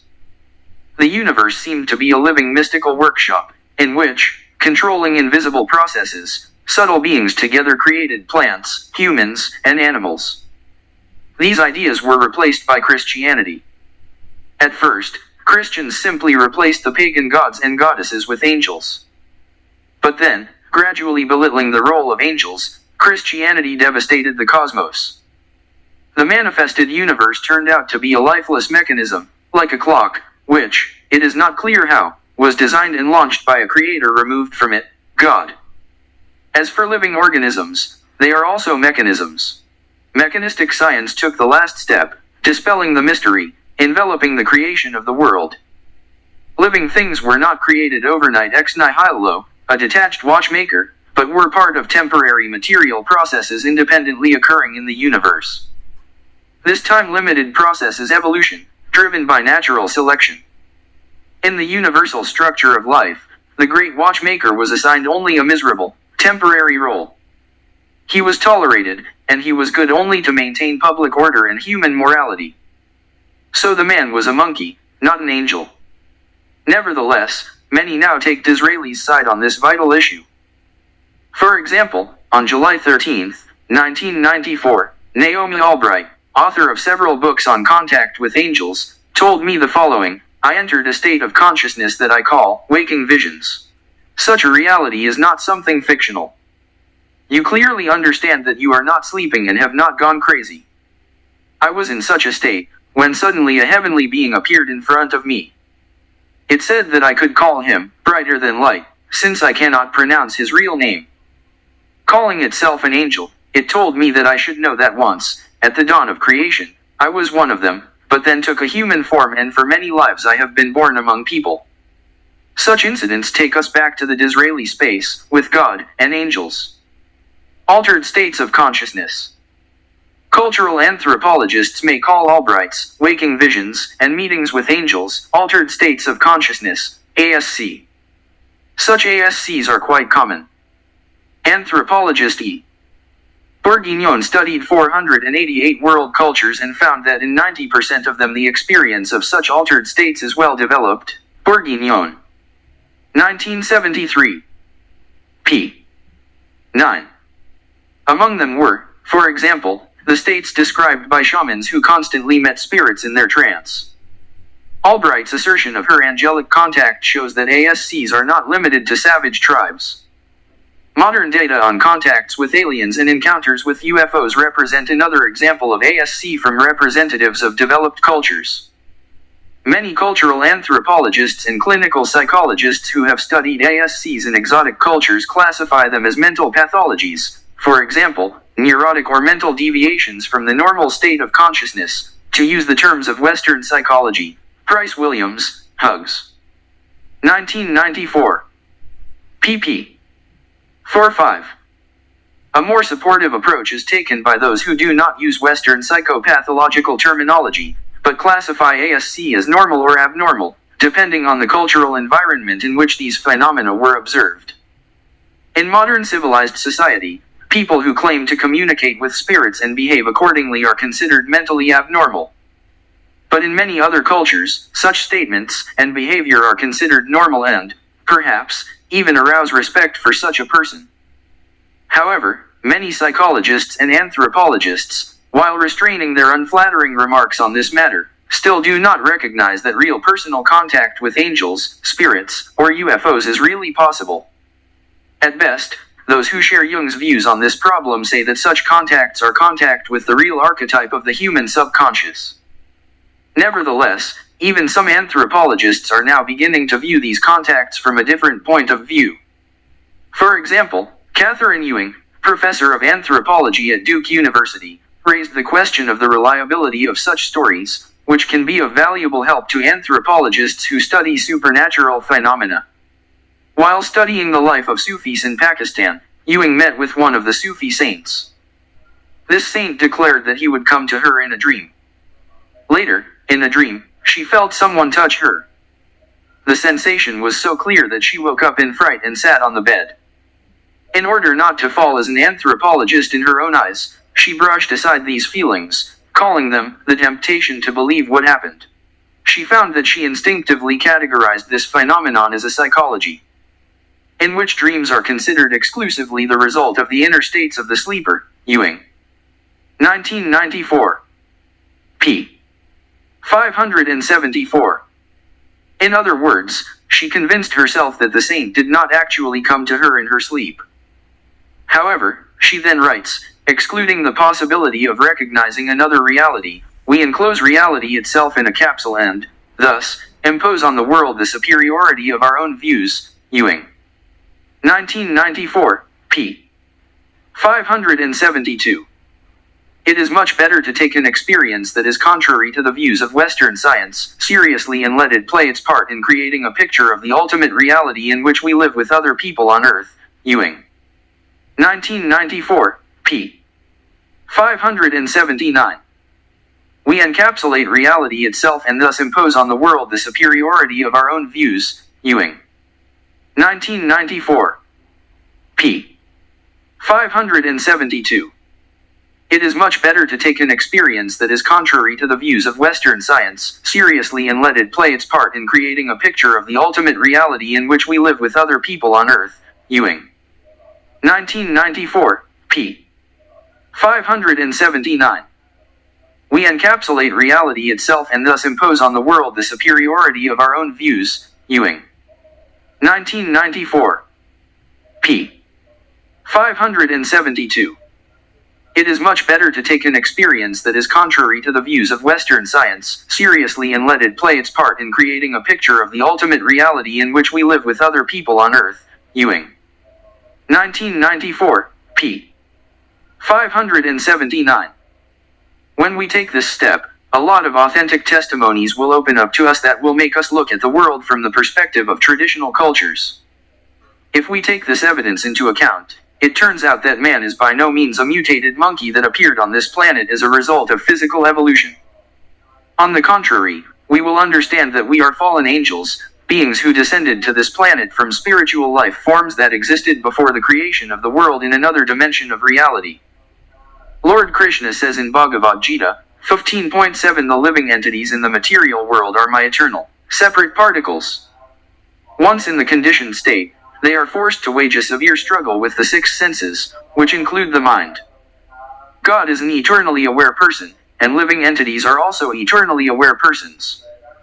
In their original position, immortal living beings exercise free will to act in concert with God in the enjoyable world of pure spiritual energy. Some living beings misuse their free will and obtain bodies, or sheaths, from mind and matter. In this state, their natural freedom is limited by the conditions dictated by their own bodies, and with which they struggle to enjoy material energy in a continuous cycle of birth and death. Chapter 2. Forbidden Archaeology, the Unknown History of Humanity. Hearing the assumption that man is a devolved spirit, and not a modified descendant of extinct ape-like creatures, someone may object, has not science based on physical evidence shown that we evolved by natural selection from more primitive hominids in body structure? Indeed, there have been many talks and works on this topic. However, in Forbidden Archaeology, abbreviated as the Unknown History of Humanity, Richard Thompson and I provide a wealth of physical evidence that contradicts the generally accepted theory of evolution and human origins. Forbidden Archaeology is thus a necessary introduction to the devolution of man. In this chapter, I have summarized the most important findings of Forbidden Archaeology. However, nothing replaces reading this book itself, which is replete with facts that disprove the notion that modern man evolved from ape-like hominids over the past 6 million years. These facts confirm that an alternative to conventional theory is indeed needed. William W. Howells, retired professor emeritus who taught in the Department of Physical Anthropology at Harvard University and one of the main founders of the existing theory of human evolution, wrote to me on August 10, 1993, "Thank you for sending me a copy of Forbidden Archaeology, the fruit of painstaking work on a critical selection of previously published materials. I read it carefully. Many of us, mistakenly or not, understand human evolution as a sequence of transitions from early to more advanced forms of primates, with the appearance of humans at a later stage. The recognition that modern man happened much earlier, when, in fact, even the simplest ones did not exist. Primates that could become his ancestors are capable of shaking not only the established views, it can shake the very theory of evolution. I agree with him. In addition, this also requires an alternative hypothesis. Howells writes further, an alternative hypothesis should imply a certain process that does not fit into the framework of the theory of evolution, as we know it today, and here, in my opinion, explanations will be needed. Human Devolution contains exactly the explanations mentioned by Howells of a process that goes beyond the framework of the existing theory of evolution. However, in the beginning it is necessary to explain why such a new hypothesis is needed. Human Devolution contains exactly the explanations mentioned by Howells of a process that goes beyond the framework of the existing theory of evolution. However, in the beginning it is necessary to explain why such a new hypothesis is needed. Human Devolution contains exactly the explanations mentioned by Howells of a process that goes beyond the framework of the existing theory of evolution. However, in the beginning it is necessary to explain why such a new hypothesis is needed. Disadvantages of the existing theory. Most physical anthropologists are of the opinion that the separation of hominids, a biological group to which modern man and his alleged ancestors belong, from the line of African apes took place about 6 million years ago. However, there is no consensus on what the first hominids looked like. Over the past decade, physical anthropologists and archaeologists have unearthed remains of previously unknown hominid species. The descendant of the earliest hominids was Australopithecus. There were many species of Australopithecus, we are told. The earliest of these appeared about 4 or 5 million years ago. From one of these developed Homo habilis, the first toolmaker. Then Homo erectus appeared, the first hominid to use fire. Then the ancestors of modern man and the Neanderthals appeared. Finally, about 100,000 years ago, the first man appeared on Earth with the same body structure as ours. Such things sound convincing when you hear them from a teacher, read about them in a book, see them on a museum display or on TV. But behind the scenes, controversy about each link in this chain continues. When scientists say that man descended from ape, they do not mean the gorillas or chimpanzees that we see in zoos. We are talking about the extinct Dryopithecus monkeys that lived in Africa. These monkeys, believed to be the ancestors of both modern apes and modern humans, lived in the Miocene period, from 5 to 20 million years ago. The human line, hominids, and the line of modern apes, presumably, separated from their common ancestors, the Dryopithecus about 6 to 7 million years ago. However, there are many varieties of Dryopithecus, and scientists still cannot say for sure which of these extinct monkeys is our direct ancestor. They can say almost nothing about the very first hominids that existed before Australopithecus. Their fossils, which in most cases were found after the publication of Forbidden Archaeology in 1993, are very fragmented and suggestive. Lemonik and Dorfman described the confusion in early hominid paleontology, Lemonik and Dorfman 2001. In 1994, researchers discovered bones that they attributed to a creature called Ardipithecus ramidus, who lived 4.4 million years ago in Ethiopia. In 2001, researchers from America and Ethiopia announced the discovery of several more Ardipithecus bones, this time 5.8 million years old. Ardipithecus resembled a chimpanzee in size and build, with one important exception. Researchers have discovered a human-like toe bone. This indicated that Ardipithecus was erect. However, Donald Johanson, who heads the Institute for Human Origins at the University of Arizona, pointed out that this finger bone was found 15 kilometers from the rest of the bones and was several 100,000 years older. Therefore, it was unclear if Ardipithecus was the owner of this so important finger bone. Maybe it belonged to a real person who lived in Africa millions of years ago? Why not? Because there is a lot of evidence that a person with a modern anatomical structure really existed millions of years ago, and not only in Africa.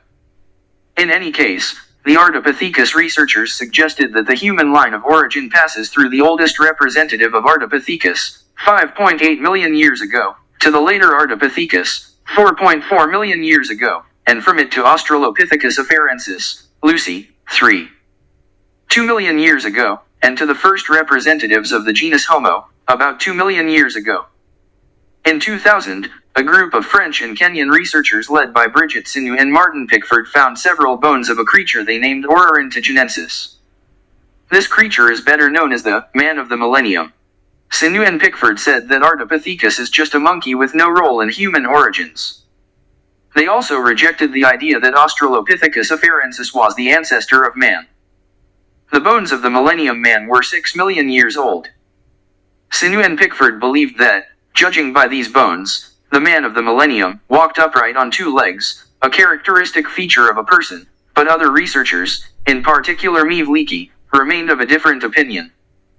Moreover, Bernard Wood of George Washington University questioned the very idea that early primates, whose skeletal remains confirm bipedalism, should automatically be attributed to human ancestors, Chialotta 1999.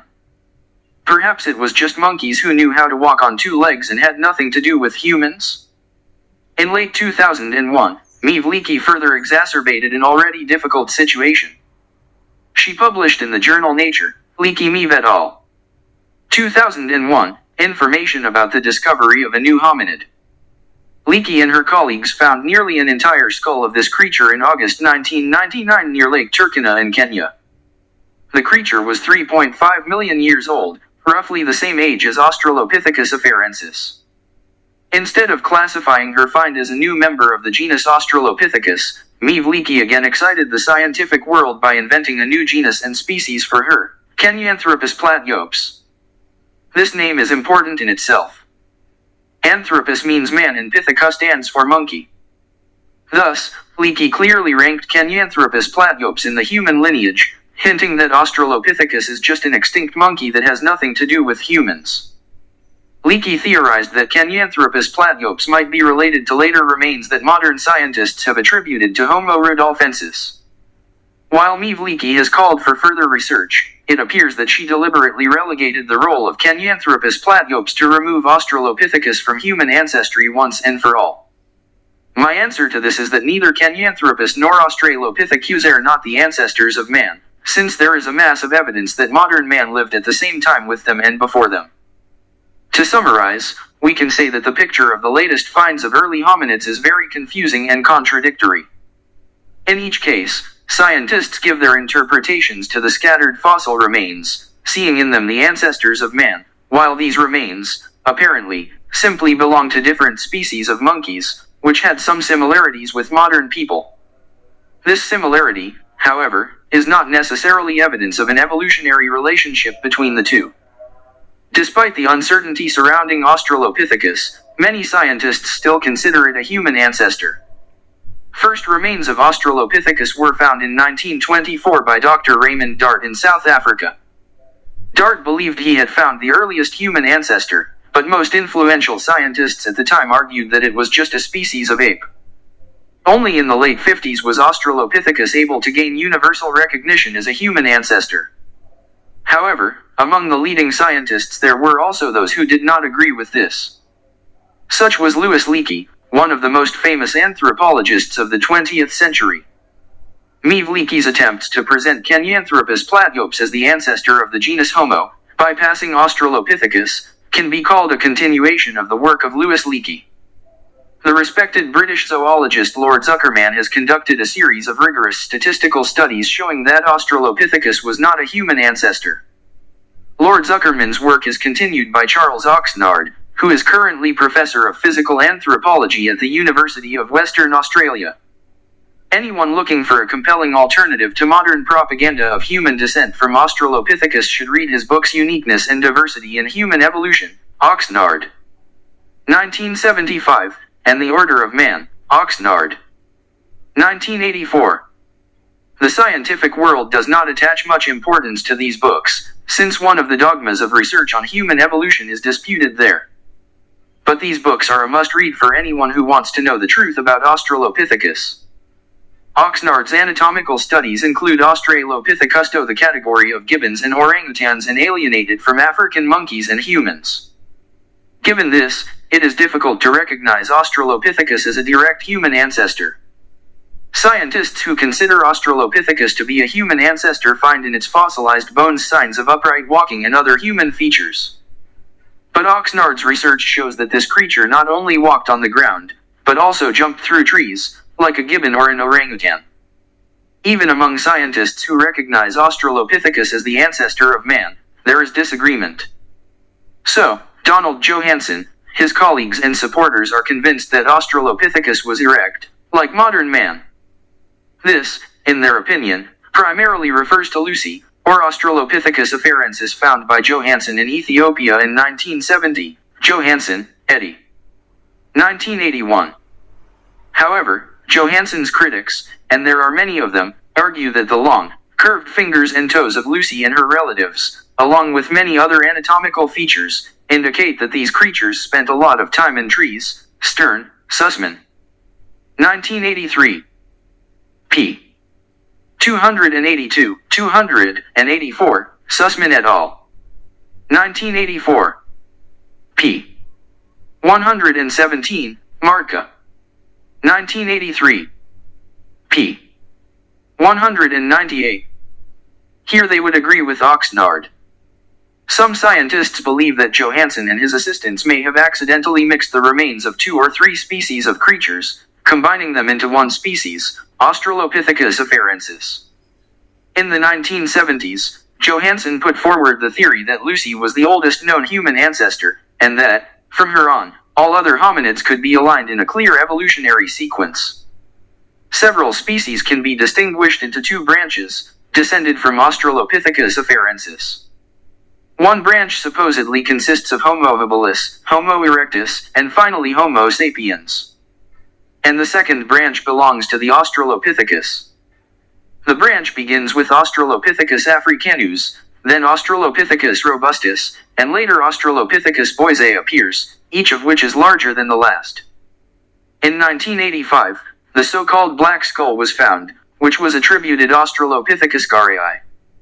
It was a large Australopithecus, even larger than Australopithecus boisei. If the black skull was younger than Australopithecus robustus and Australopithecus garrii, then it would fit perfectly into the picture of the development of large Australopithecus. But the black skull turned out to be older than the most ancient of Australopithecus robustus. This completely mixed up Johanson's clear outline. So, these days there is no consensus about the relationship between different species of Australopithecus. As the physical anthropologist Pat Shipman admits, the most accurate answer we can give now is that we no longer have a clear understanding of who descended from whom. Shipman. 1986, p. 92. These words were uttered in 1986, but since then the situation has not been clarified at all. It even got worse after the discovery of new species such as Australopithecus anamensis and Australopithecus ethiopicus. The stumbling block is not only the evolutionary link between Australopithecines, but also the link between Australopithecus and Homo habilis, the first representative of the genus to which modern man belongs. Having weighed all the alternatives, Shipman says, it is quite possible to admit that we have no evidence of the origin of Homo and there is no way to exclude all members of the genus Australopithecus from the family of hominids. In other words, Australopithecus is not a human ancestor. The same has always been said by Zuckerman and Oxnard. However, Shipman still hesitates. My very being is rebelling against this idea, which I can hardly explain rationally. I was raised with the idea that Australopithecus is a hominid. Shipman 1986, p. 93. There is another problem with Australopithecus. Most scientists claim that Australopithecus lived only in Africa. However, other scientists have found Australopithecus in China, Indonesia, and Southeast Asia. Robinson. 1953, Jian et al. 1975, Franzen. 1985, Chen. 1990. If their evidence is accepted, it would violate most of the currently recognized patterns of hominid evolution and place the Asian roots of hominid descent on a par with the African ones. Until 1987, Homo habilis was presented as a clear evolutionary leap from Australopithecus to humans. Both in scientific literature and in popular science presentations of Homo habilis was shown as larger than his Australopithecus ancestors, a creature with a body already reminiscent of a human, although in the outlines of his head the features of a monkey were still visible. In 1987, Tim White and Donald Johanson et al. 1987, reported the discovery of an almost complete skeleton of Homo habilis in the vicinity of Olduvai Gorge. Homo habilis turned out to be a small creature with long, ape-like arms, not much different from Australopithecus in height and body proportions. As with Australopithecus, some researchers believe that Homo habilis was mistakenly composed of bone fragments from two or more species. Wood. 1987. A new look at Homo habilis made the supposed evolutionary transition to Homo erectus even more dubious. In 1984, a group of scientists, including Richard Leakey, discovered almost an entire skeleton of Homo erectus, Braun et al. 1985. p. 788. Previously, scientists have never found limb bones that would match the skull of Homo erectus. However, this did not prevent scientists from creating full-length models of Homo erectus for decades, as if they really knew the ratio of the sizes of its head and limbs. Amazingly, this new find was the skeleton of a teenager who, as an adult, would have been over 180 centimeters tall. Moreover, given the age of the skeleton, 1.6 million years, it was the oldest Homo erectus known at that time. Homo habilis 062, found by Johanson and White, was only 200,000 years older, had a rather small stature and looked like a monkey. Such a significant evolutionary leap in such a short period of time seems unlikely, although for the supporters of evolution this is one of the dogmas. However, there are some evolutionists who question it. The connection between early Homo species became even less clear with African discoveries dubbed Homo rudolfensis and Homo ergaster. As many scientists believe, at the last stage of its existence, Homo erectus is the direct ancestor of Homo sapiens. Louis Leakey, Leakey L. 1960. pp. 210 to 211, Leakey L. 1971. p. 25, 27, however, never admitted this. In his books, he cites many anatomical considerations, according to which neither Homo erectus nor Australopithecus can be considered the ancestors of modern man. His unconventional views are hardly mentioned in modern textbooks on human evolution. There is another complication as well. The first remains of Homo erectus were found by Eugene Dubois in Java in 1890. He first found an ape-like skull. A year later, he discovered a femur that belonged to the same creature, which he named Pithecanthropus erectus. From the very beginning, many scientists refused to admit that both the skull and the bone belonged to the same creature. However, over time, scholars agreed with Dubois. Evolutionists needed the missing link between living humans and their extinct ape ancestors, and Dubois offered them a suitable candidate. Interestingly, the researchers later interpreted the original remains of Homo erectus found in Java differently. In 1973, M. H. Day and T. I. Malson established that the femur found by Dubois was different from the femurs of others. Homo erectus and that it is indeed identical to the modern human femur. These findings led Day and Mollison, 1973, to suggest that the femur is not related to the Javanese skull. Thus, it turned out that Dubois was mistaken in attributing the femur to the same creature. This is well known in professional circles. However, in most textbooks and scientific exhibitions, the skull and femur of the Javanese man is still adjacent to each other. Why? Over the past decades, Dubois' discovery of Javanese man has, in fact, turned into a myth. And, apparently, scientists are in no hurry to debunk the myth that they themselves created. After Dubois found Javanese man, scientists, including von Koenigswald, found other bone fragments of Homo erectus.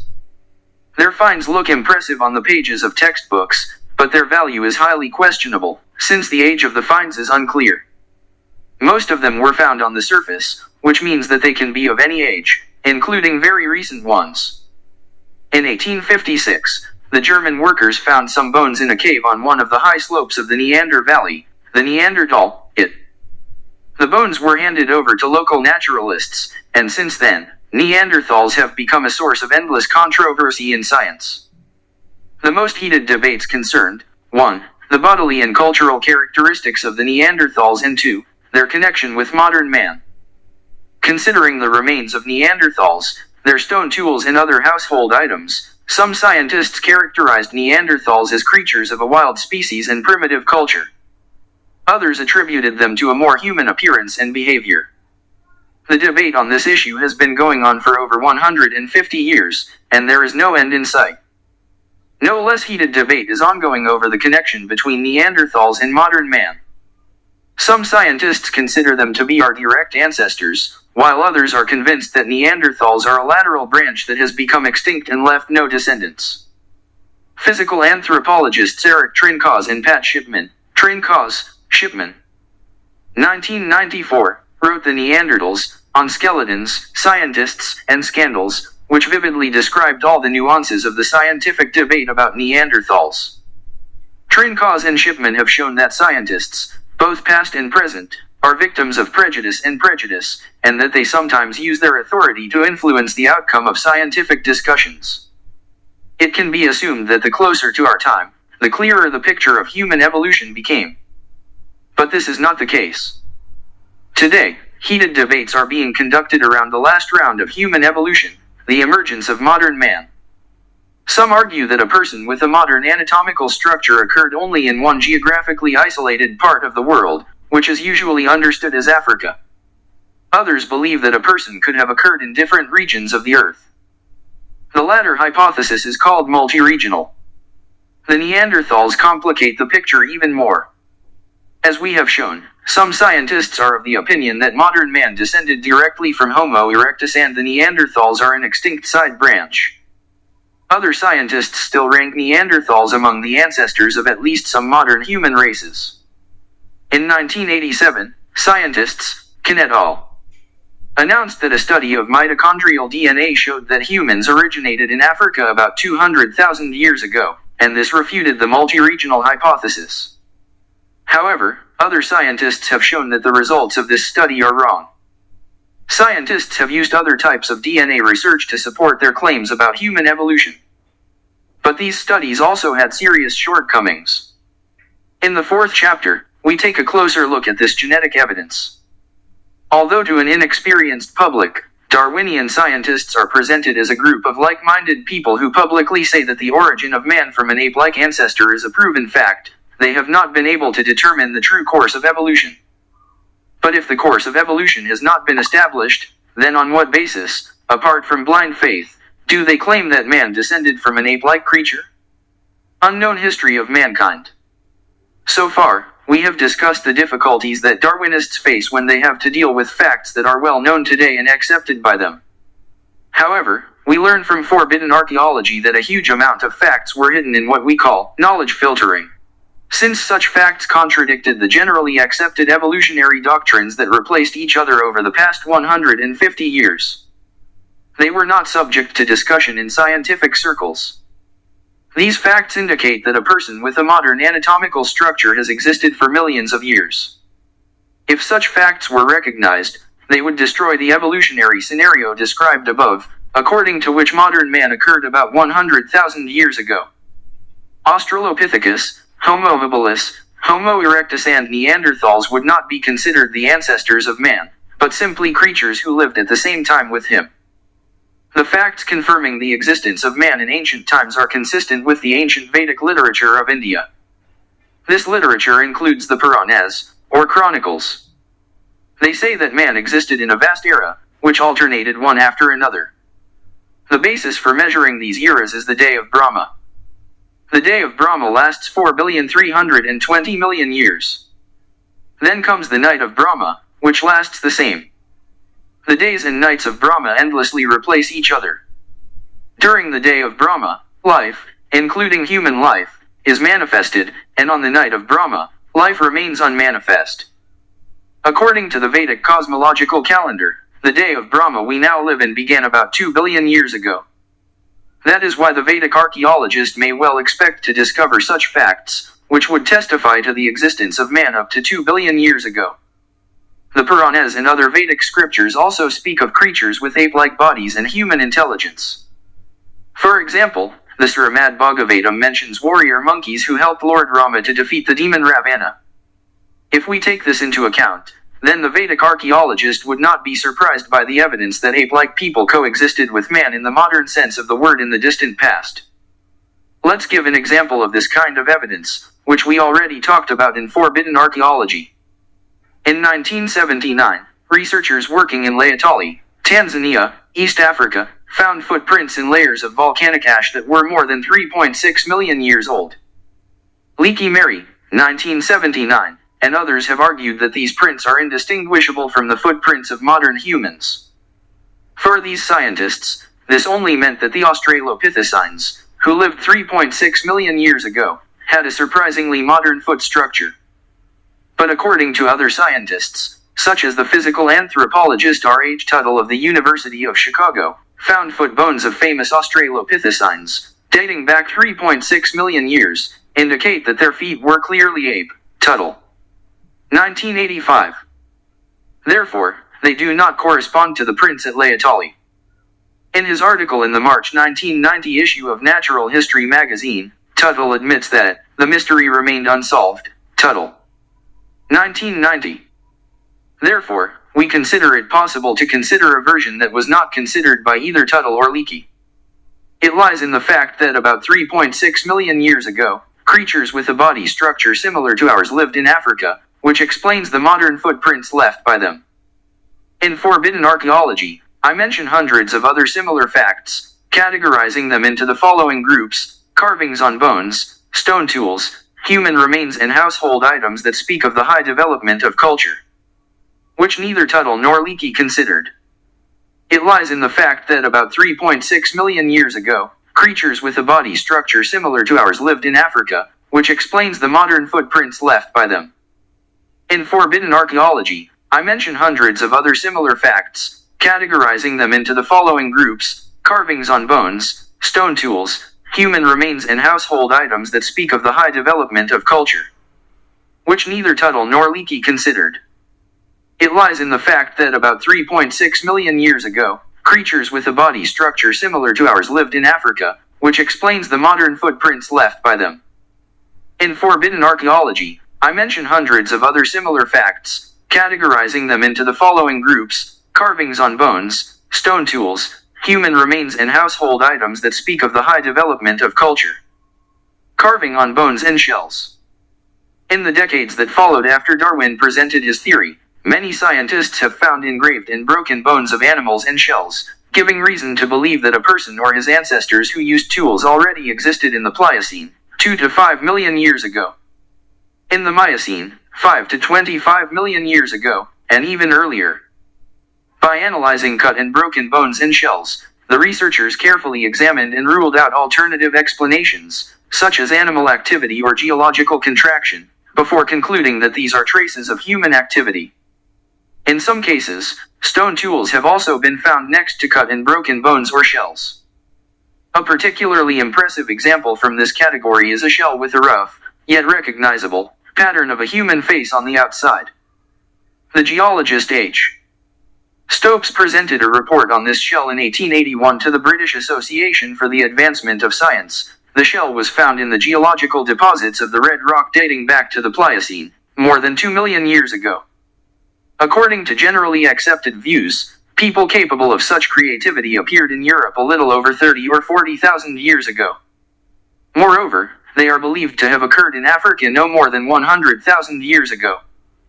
In connection with Stopes' find, French anthropologist Armand de Quatrefages wrote in his book Homs fossils et Homs sauvages, Quatrefages 1884, objections to human existence in the Pliocene and Miocene can be attributed to a habit based more on theoretical considerations than on direct observation. Eoliths, stones of discord. Primitive stone tools found in extraordinarily ancient geological formations and called eoliths, stones of dawn, caused a protracted controversy at the turn of the 19th and 20th centuries. It seemed to some that the tools of labor could not always be discerned in the eoliths. The eoliths were not symmetrical or comfortable in shape. On the contrary, These were shards of natural stone with broken edges, intended for some specific work, scraping, cutting, or chopping. Often the cutting edge of the tools bore traces of their use.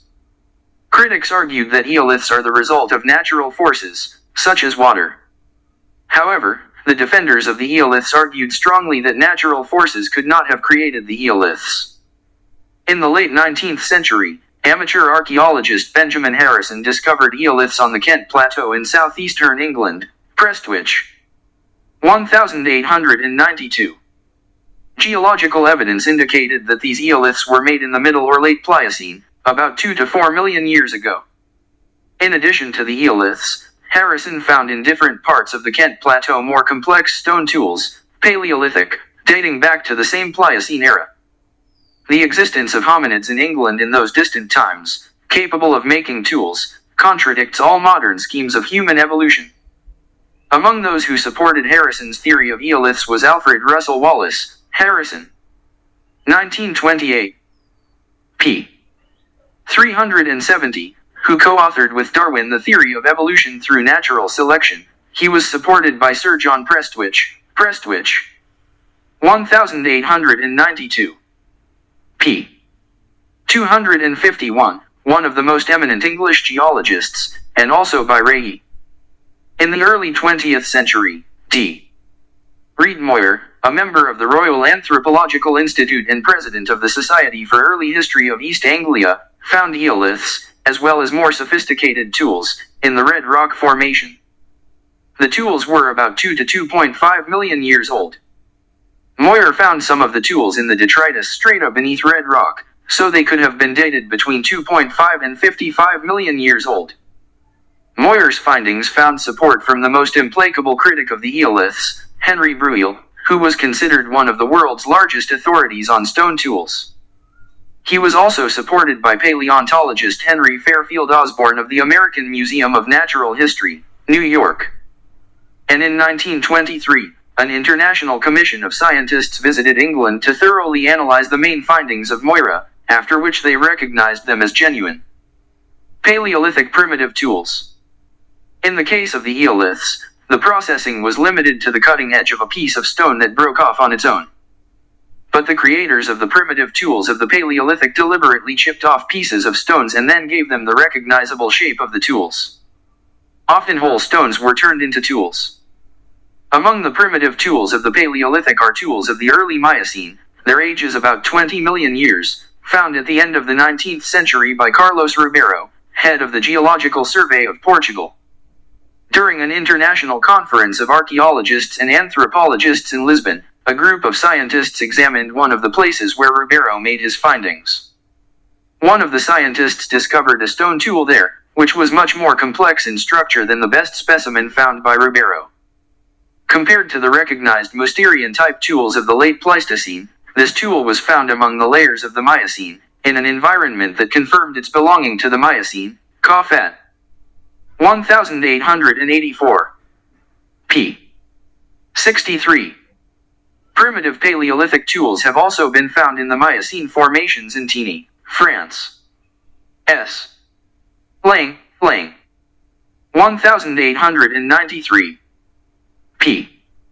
113 to 115, an English scientist and writer, noted, in general, the conclusions that can be drawn from the discovery of these Miocene tools are very convincing, and any objection to this matter is hardly different a reason than unwillingness to recognize the fact of human existence in ancient times. Scientists have also discovered primitive tools from the Miocene era in Aurillac, France. And in Bonsels, Belgium, A. Rioteau discovered a large collection of Paleolithic tools dating back to the Oligocene period, 25 to 38 million years ago. Complex tools of the Paleolithic. Since the eoliths and primitive tools of the Paleolithic may have been the work of both humans and his ancestors, for example, Homo erectus or Homo habilis, the complex tools of the Paleolithic are undoubtedly the work of man as we know him today. Florentino Ameghino, a respected Argentine paleontologist, discovered intricate stone tools, fire marks, broken mammalian bones, and a human spine in the Pliocene strata at Monte Hermoso, Argentina. on account of many similar finds in Argentina, which attracted the attention of scientists from all over the world. In 1912, Ales Herdlichka of the Smithsonian Institution published a lengthy but well-founded refutation of Amgino's work. Herdlichka assured that Amgino made all the finds at the sites of later Indian villages. In response, Carlos Ameghino, brother of Florentino Ameghino, conducted new excavations at Miramar on the Argentine coast south of Buenos Aires. He found stone tools, among which were bolas II, as well as traces of fireplaces in the Chapad-Malalan Formation, which, according to modern geologists, is 3 to 5 million years old.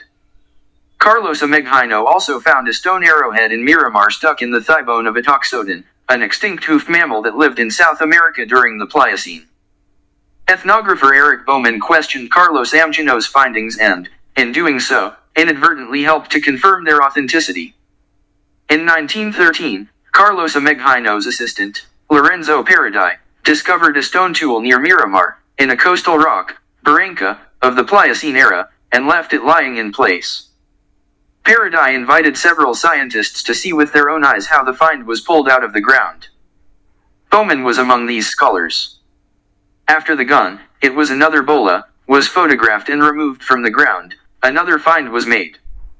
Here is how Bowman describes it. Bowman. 1921. p. 344. At my request, Paradis continued to beat off the layers of the barranca with a pickaxe in the place where the stone bola was found, when suddenly a second stone ball appeared to our eyes. It looked more like a grindstone stone than bola. Bowman discovered another ball 200 meters away. The embarrassed Bowman could only make transparent hints in his written report that Paradis himself had buried the balls there. In any event, Bowman was never able to provide any evidence of fraud on the part of Paradis, a seasoned employee of the Natural History Museum in Buenos Aires. Tools like the ones Carlos Ameghino found in Miramar, arrowheads and bolas, are usually attributed to Homo sapiens.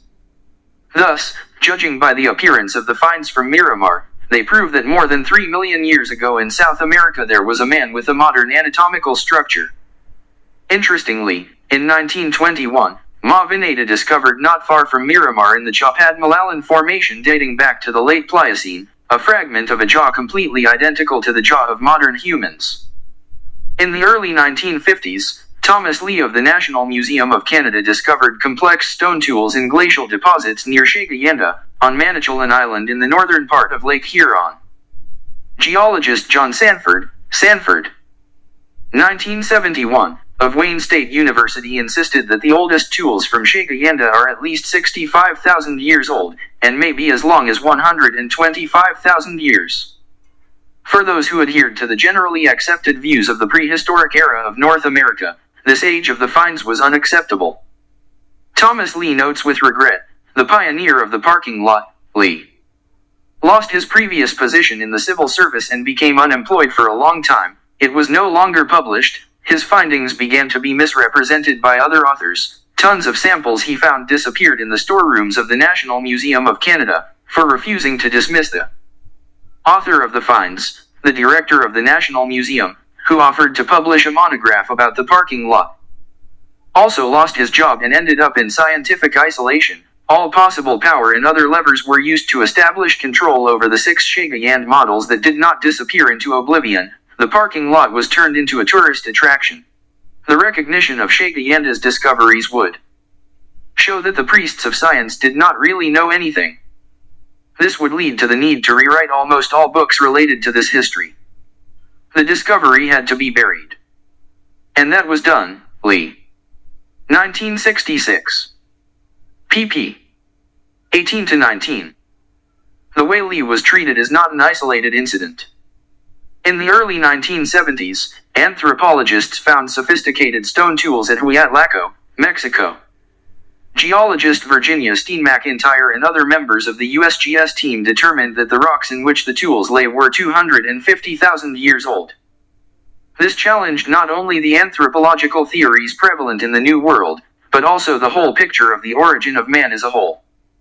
After all, it was assumed that people capable of making tools like those found in Huatlaco originated in Africa no later than 100,000 years ago. Virginia Steen McIntyre was never able to publish the results of her research on the age of the Weyot-Laco finds. She wrote to Estelle Leopold, assistant editor of Quaternary Research, "In my opinion, this problem goes beyond Weyot-Laco. It consists in the manipulation of scientific thought through the suppression of cryptic data, that is, information that challenges the currently prevailing way of thinking. And Weyot-Laco is just a case of the mysterious category. Not being an anthropologist, I was completely unaware of the significance of our anomalously ancient discoveries in 1973, or of how deeply the theory of human evolution was embedded in our minds. The results of the work at Weyot-Laco have been rejected by most archaeologists because they contradict this theory. The trend of such concealment of facts persisted for a long time. In 1880, D. Whitney, 1880, head of the California State Geological Commission, published a lengthy survey of complex stone tools found in California gold mines.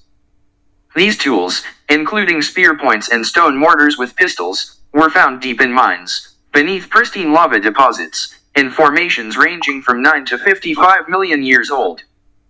W. H. Holmes of the Smithsonian Institution, one of the fiercest critics of the Californian finds, wrote, Holmes. 1899. p.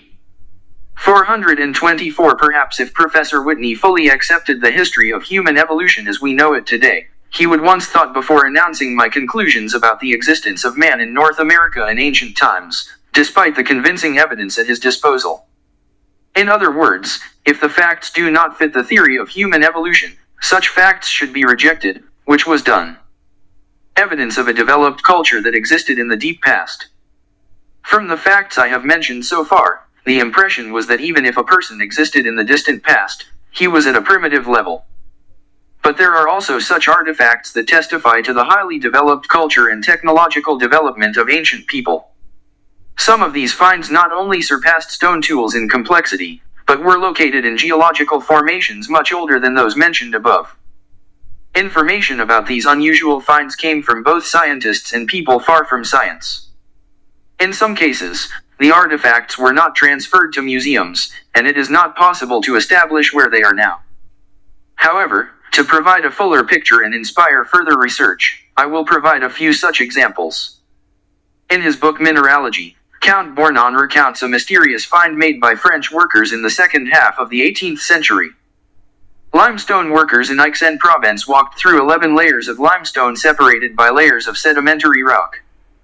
In the clayey sand on top of the 19th layer, they found fragments of columns and fragments of semi-finished stone, the very one that was mined in the quarry. Coins, hammer handles, other wooden tools or their fragments were also found there. Wooden tools have turned to fossils. This passage is taken from an article published in 1820 in the American Journal of Science and Arts, Volume 2. pp. 145 to 146. These days, however, you will not find such descriptions in the pages of scientific journals. Scientists simply don't take such findings seriously. In 1830, a massive block of marble with lines resembling letters was discovered in a quarry near Norristown, Pennsylvania, 20 kilometers northwest of Philadelphia. This block of marble was raised from a depth of 18 to 20 meters. This was reported in 1831 by the same journal, American Journal of Science and Arts, Volume 19. p. 361. The marble in the quarries around Norristown belongs to the Cambrian Ordovician period, stone. 1932. p. 225. In other words, it is about 500 to 600 million years old. In 1844, Sir David Brewster reported the discovery of a nail embedded in a block of sandstone from the Kingwood Quarries, Millfield, Scotland. Dr. Omed of the British Geological Survey wrote to my research assistant in 1985 that it was a late lower red sandstone, Devonian, 360 to 408 million years ago. Brewster was a famous Scottish physicist. He founded the British Association for the Advancement of Science and made important discoveries in optics. On June 22, 1844, the London Times published a very curious note. Workers hired to dig for a stone near Tweed, a quarter-mile from Rutherford Mill, discovered a few days ago a gold thread embedded in a boulder 8 feet deep, 2.44 meters. Dr. Ahmed of the British Geological Survey wrote to my research assistant in 1985 that the stone is from the early Carboniferous, 320 to 360 million years. And here is a note titled, "A Relic of Bygone Times," that appeared in Scientific American, June 5, 1852, blasting operations were carried out. The powerful explosion caused a huge amount of rock to be ejected. Boulders, some of which weighed several tons, were scattered in different directions. A metal jug was found among the fragments, torn in half by the explosion. Folded together, the halves made up a bell-shaped vessel. The walls of the vessel were decorated with 6 images of flowers in the form of a bouquet, magnificently inlaid with pure silver, and its lower part was encrusted, also inlaid with silver, a vine, or a wreath. Thrown out by an explosion, a mysterious and extremely interesting vessel, embedded in the rock, was located at a depth of 15 feet 4.57 meters. This subject deserves the most careful study, since there can be no question of any mystification in this case. According to a map of the Boston-Dorchester area recently compiled by the U.S. Geological Survey, the local rock, now called the Roxbury Clastic Rock, belongs to the Precambrian era, that is, it is more than 600 million years old.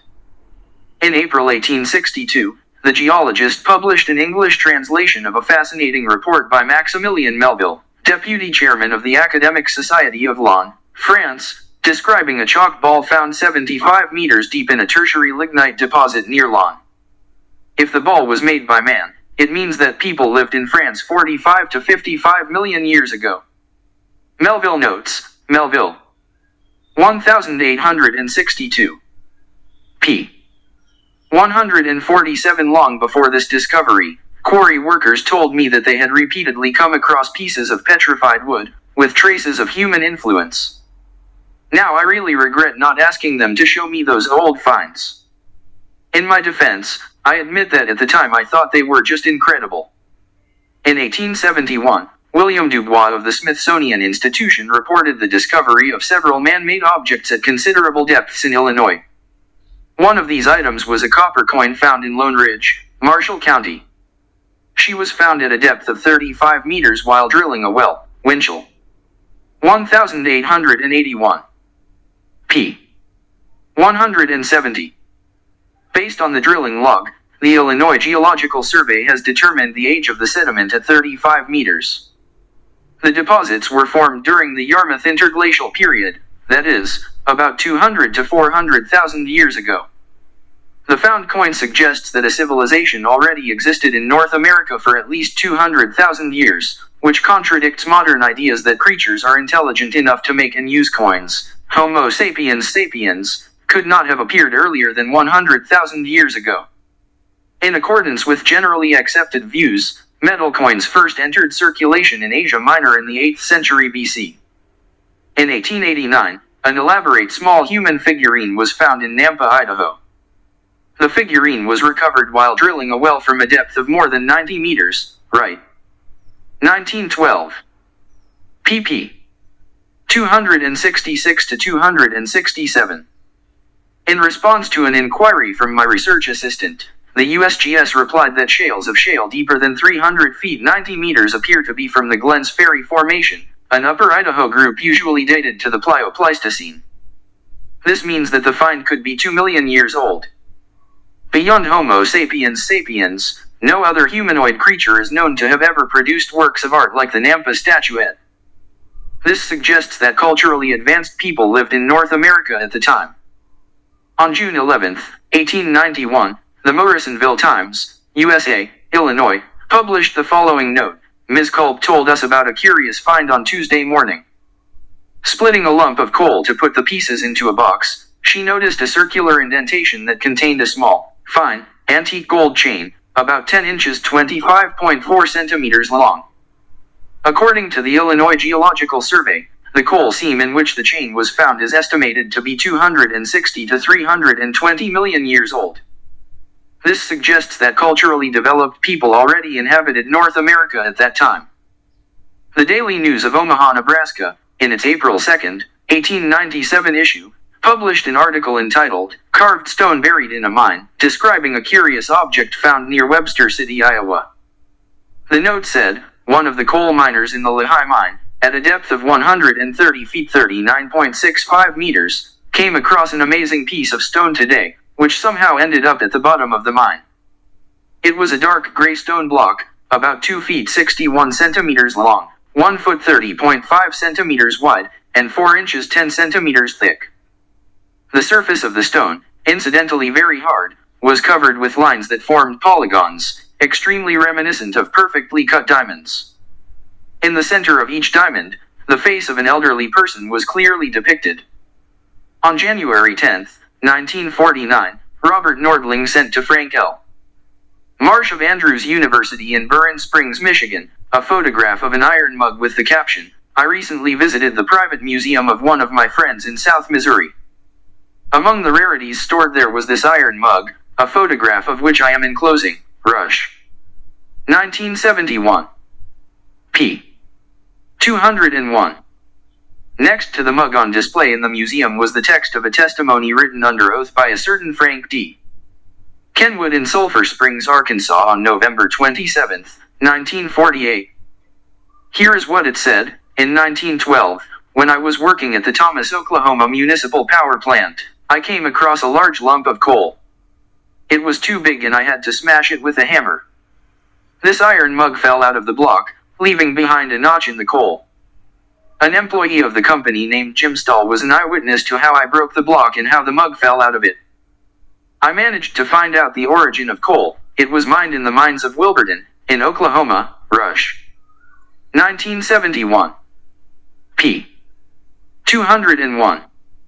According to Robert O. Fay of the Oklahoma Geological Survey, coal from the Wilburton mines is 312 million years old. On October 8, 1922, the New York Sunday American magazine published a sensational piece by Drive W. H. Ballou, 1922, p. 2, under the heading, Events of the Week in America, entitled, The Mystery of the Petrified Shoe Sole. Ballou wrote, some time ago, the eminent mining engineer and geologist John T. Reed, while exploring for minerals in Nevada, suddenly came across a piece of stone that left him in indescribable amazement. And it was from what, on the stone lying at Reed's feet, the imprint of a human sole was clearly visible. As it turned out upon closer inspection, it was not just a bare footprint, but, most likely, the sole of a shoe, which time turned into stone. And although the front part of the sole was missing, at least 2/3 of its area was preserved, and clearly distinguishable thread stitches ran along its perimeter, obviously fastening the welt with the sole. The Triassic period, in which the base was petrified, ranges from 248 to 213 million years ago. W. McCormick of Abilene, Texas, has a documented account of his grandfather's account of a concrete wall found at great depth in a coal mine, 2 miles north of Heavener, Oklahoma. The shaft was vertical, and we were told it went 2 miles deep.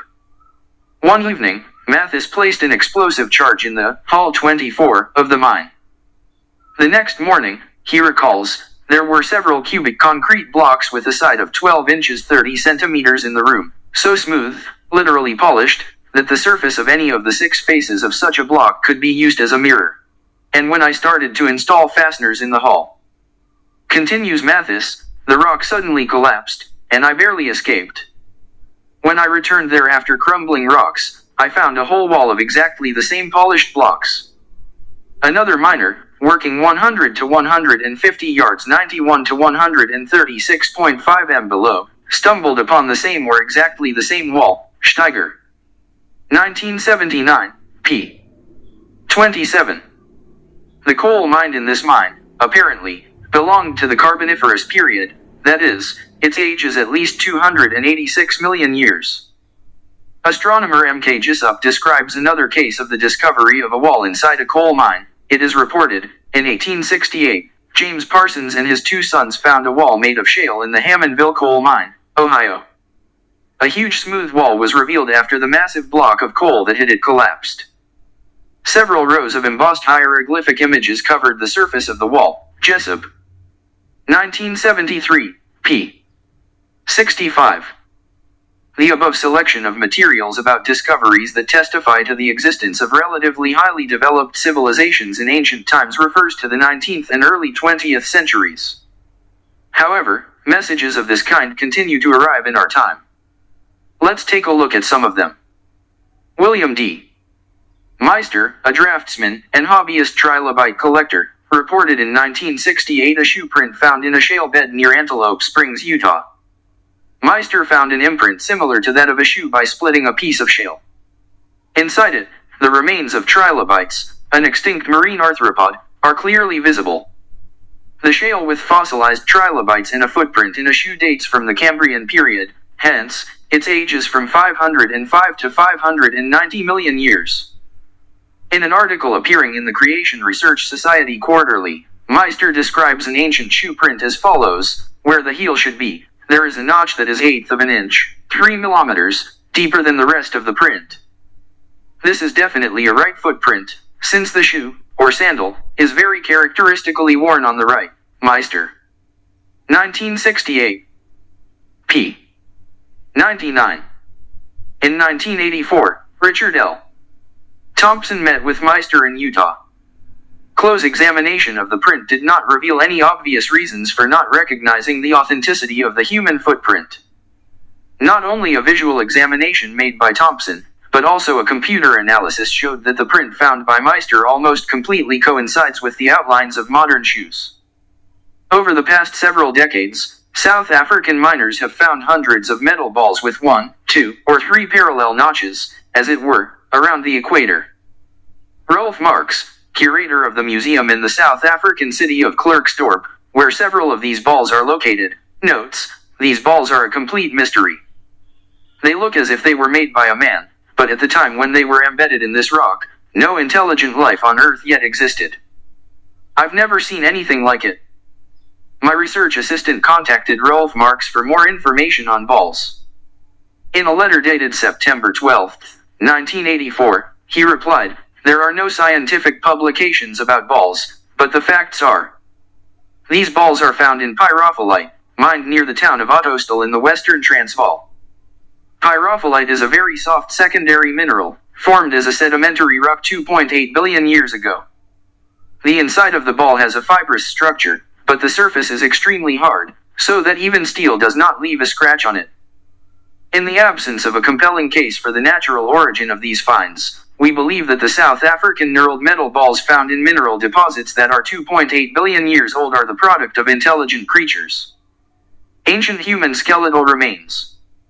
As already noted, there are many stone tools and other artifacts that testify to the existence of man millions of years ago. But are there any fossilized skeletal remains to support these findings?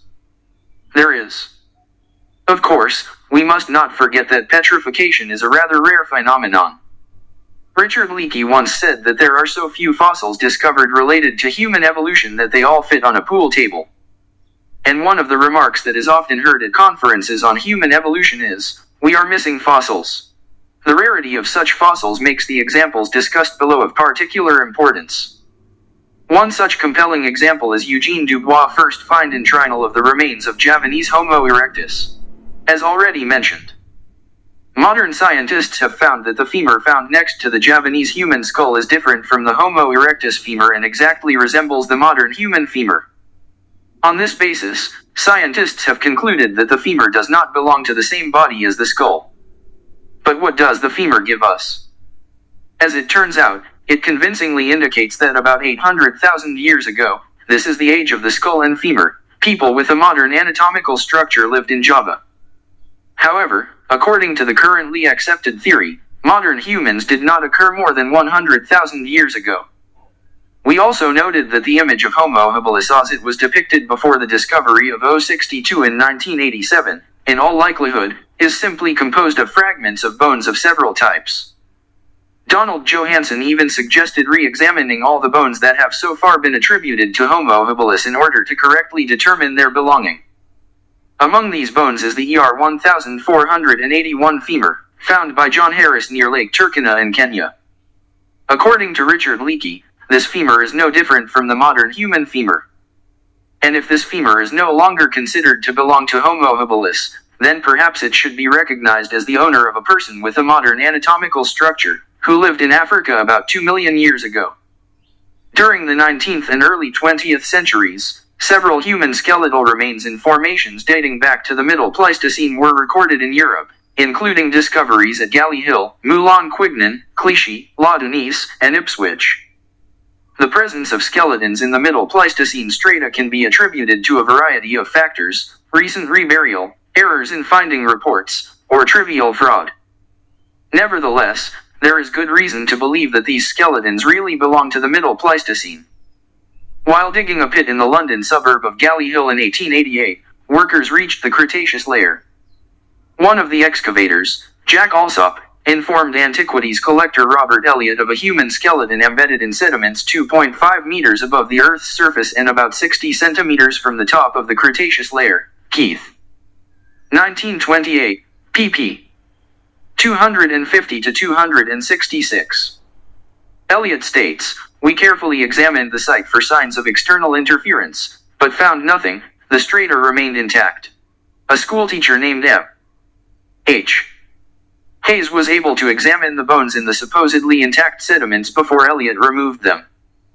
Here is what Hayes states. The fact that the sediments remained completely intact was so obvious that the digger noticed it. I don't know if it is a man or an animal, but no one buried him here." Keith.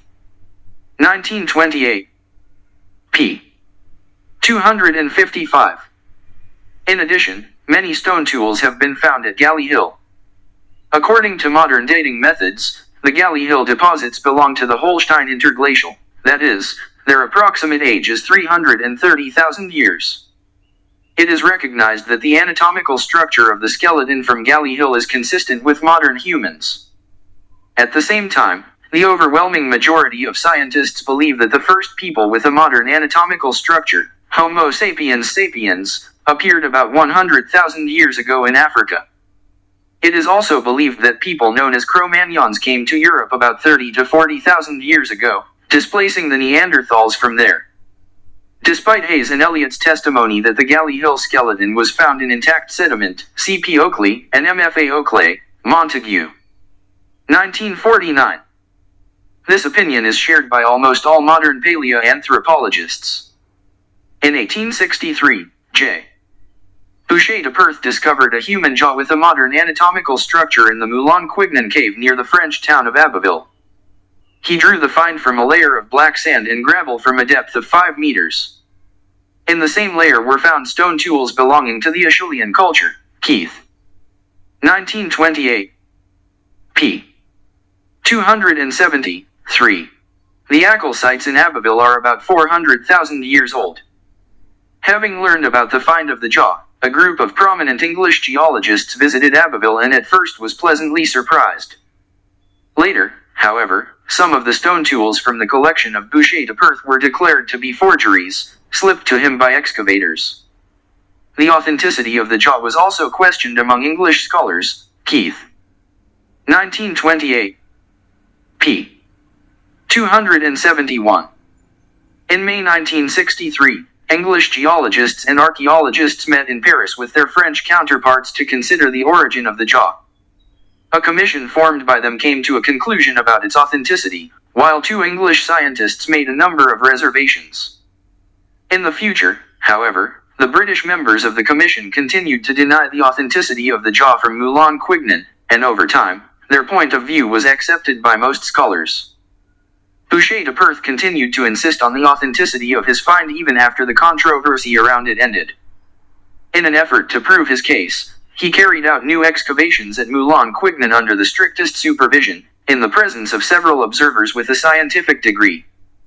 Excavations gave startling results. Many bones, fragments and teeth were found.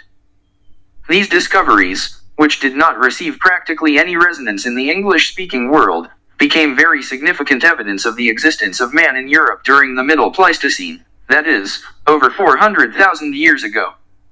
In addition, they provided a new argument in favor of the authenticity of the first find, jaw, at Moulin Quignon.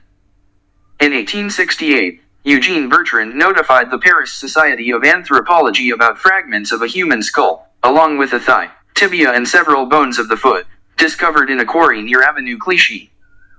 The bones were found at a depth of 5.25 meters. According to Sir Arthur Keith, the age of the formation at Clichy, where the human bones were found, coincides with the age of the deposits at Galley Hill, which contained the previously mentioned skeleton. If this is the case, then the bones from Clichy are about 330,000 years old, and the depth of occurrence of human remains, over 5 meters, refutes the version of a recent burial. However, Gabriel de Mortillet, Bertrand, 1868, p. 332, suddenly made public a confession made to him by a career worker on the Avenue de Clichy that he had hidden a skeleton there.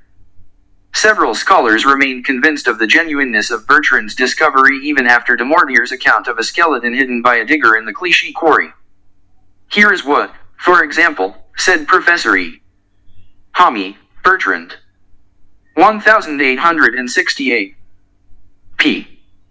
335. The discovery made by Mr. Bertrand seems to me all the more indisputable because it is not the first on the Avenue de Clichy. So, our esteemed colleague Mr. Rabier found human bones in the same place and at about the same depth, 4.2 meters, which he handed over to me for research. In a communication to the Society for Anthropology, Bertrand provided additional evidence for the exceptionally ancient age of the Clichy skeleton. Among other skeletal remains, he pointed to the human ulna, the larger of the two elongated bones that make up the forearm. When he tried to extract it, the ulna turned to dust. Bertrand used this fact to confirm that the human skeleton from Clichy originally lay in the layer where it was found, since, apparently, such a large and at the same time fragile bone is simply impossible to transfer from the upper layer of the quarry to the lower, as, according to Digger, he did it, without destroying her during such a move. From this it follows that the ulna was from the very beginning in those deposits. In 1911, a skeleton with an anatomical structure corresponding to modern humans was found by D. Reed Moyer in Ice Age deposits, consisting of clay and pebbles, near the city of Ipswich in East Anglia. The skeleton was discovered at a depth of 1.38 meters between layers of clay and pebbles and sandy deposits of the Ice Age, which can be up to 400,000 years old. Moyer tried to exclude the possibility of a recent reburial of the skeleton from the hypotheses under consideration. The discovery, however, met with strong objections. As Sir Arthur Keith points out, the prevailing belief in the recent origins of modern man leaves no room for such ancient specimens. Despite objections, Moyer initially stubbornly defended his point of view on the ancient origins of the Ipswich skeleton. Then he suddenly revisited it. What made him do it?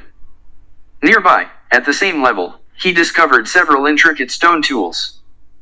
The new find led Moyer to suggest that the bedding of a mixture of clay and pebbles on top of the skeleton was formed about 30,000 years ago by sedimentation from the remains of primary deposits of clay and pebbles, formed several 100,000 years earlier. Moyer, 1916, p. 109. However, exceptionally ancient, but at the same time quite intricate stone tools, found all over the world.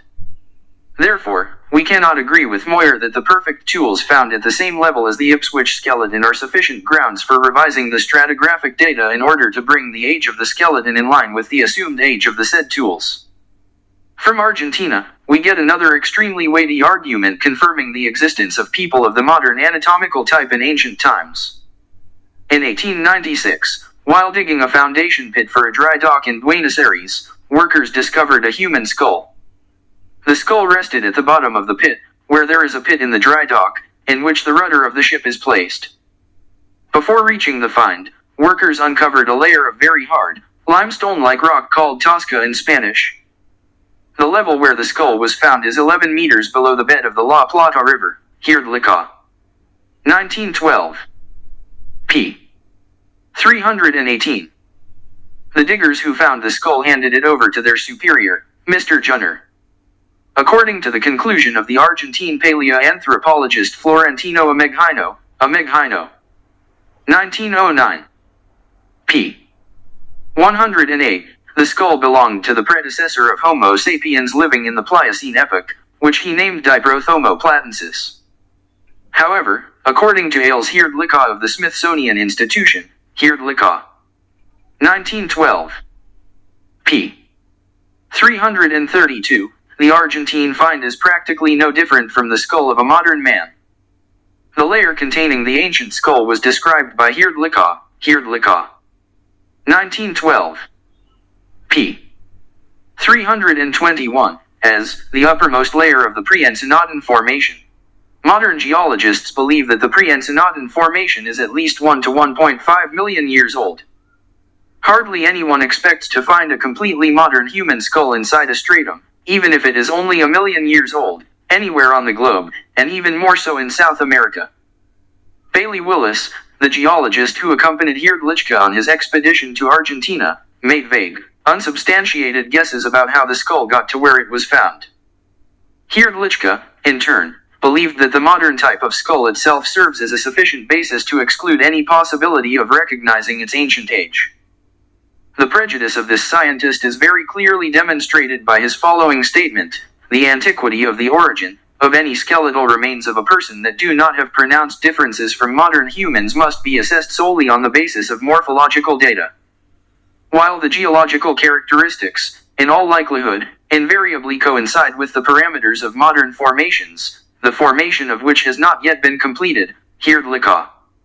1912. In other words, even if skeletal remains of a person with a modern anatomical structure are found in geological strata dating back millions of years, Hirdlicka does not recognize their ancient age. In accordance with his ideas, evolution is a constant process, so any bone remains millions of years old should differ significantly from the bones of modern humans. Otherwise, these bones are not that old. In 1913, Dr. Hans Reck of the University of Berlin discovered the skeleton of an anatomically modern human in Horizon 2 of the Olduvai Gorge. This indicated that the skeleton could be over 1 million years old. Assuming the possibility that the human skeleton was there as a result of burial, Reck, 1914, carefully examined the sedimentary rocks around the skeleton and found that there was not a single sign of damage. Louis Leakey was initially skeptical about this find. However, after seeing the skeleton in a Munich museum, still interspersed with a piece of rock, and visiting this place in Africa, he changed his mind and agreed with Reck that the skeleton did belong to Horizon 2. As for the rest of the scientists, they insisted on the opposite.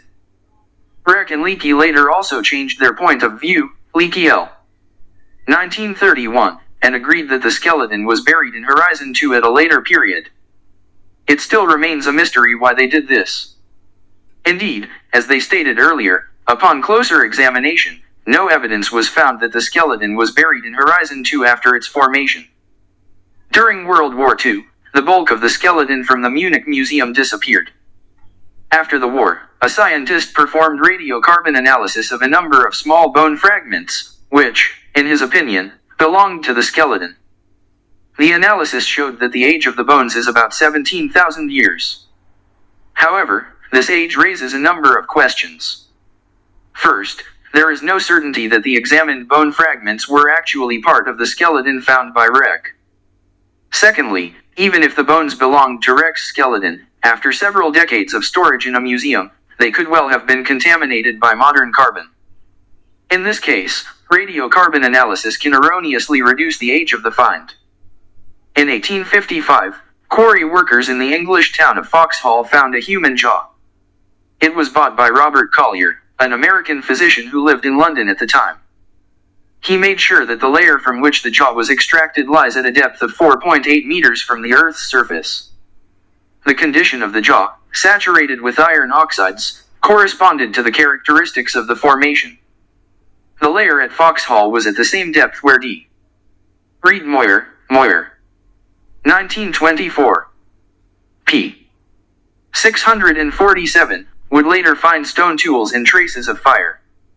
Any finds found at this depth must be at least 2.5 million years old.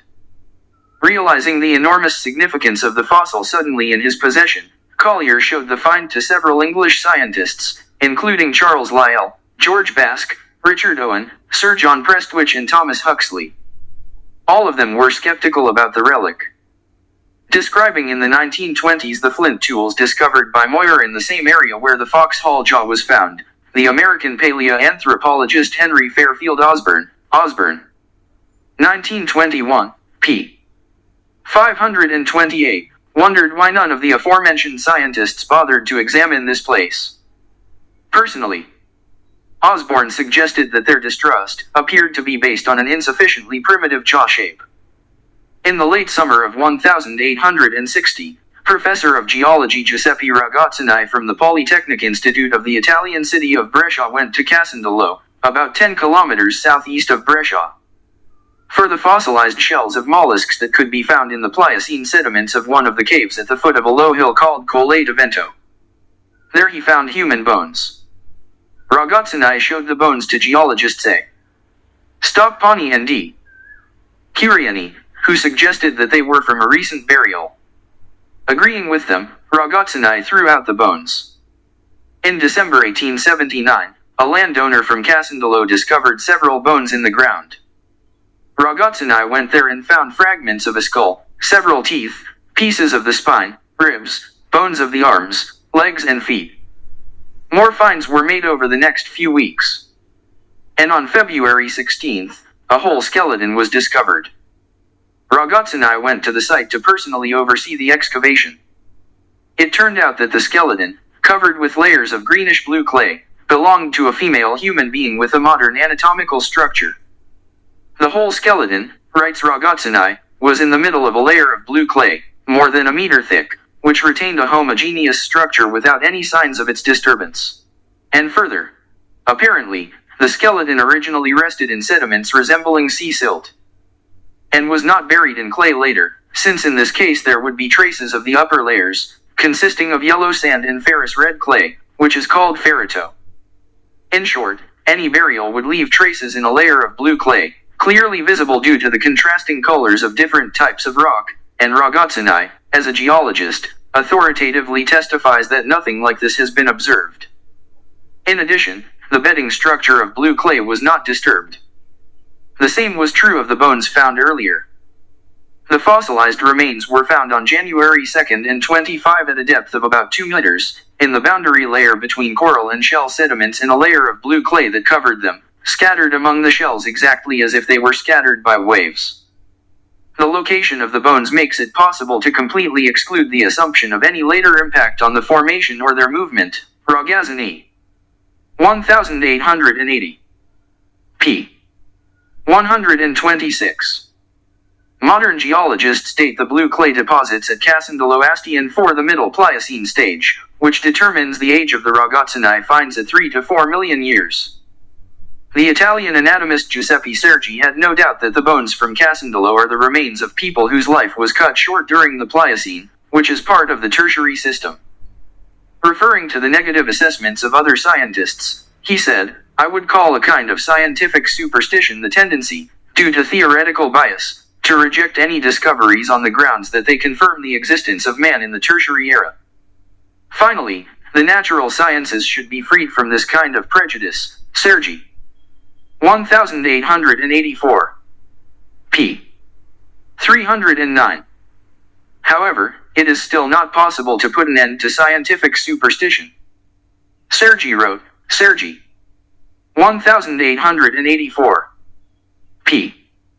310. Such prejudice-based despotism in science, call it what you will, has discredited all the discoveries of human remains dating back to the Pliocene. Yet Sergi was not alone in acknowledging Ragazzini's discoveries at Casandolo. Armand de Quatrefages also recognized them. This is what he wrote in the book Races Humanis about the skeleton of a woman found in Casandolo. Do not cause blame. 1893. p.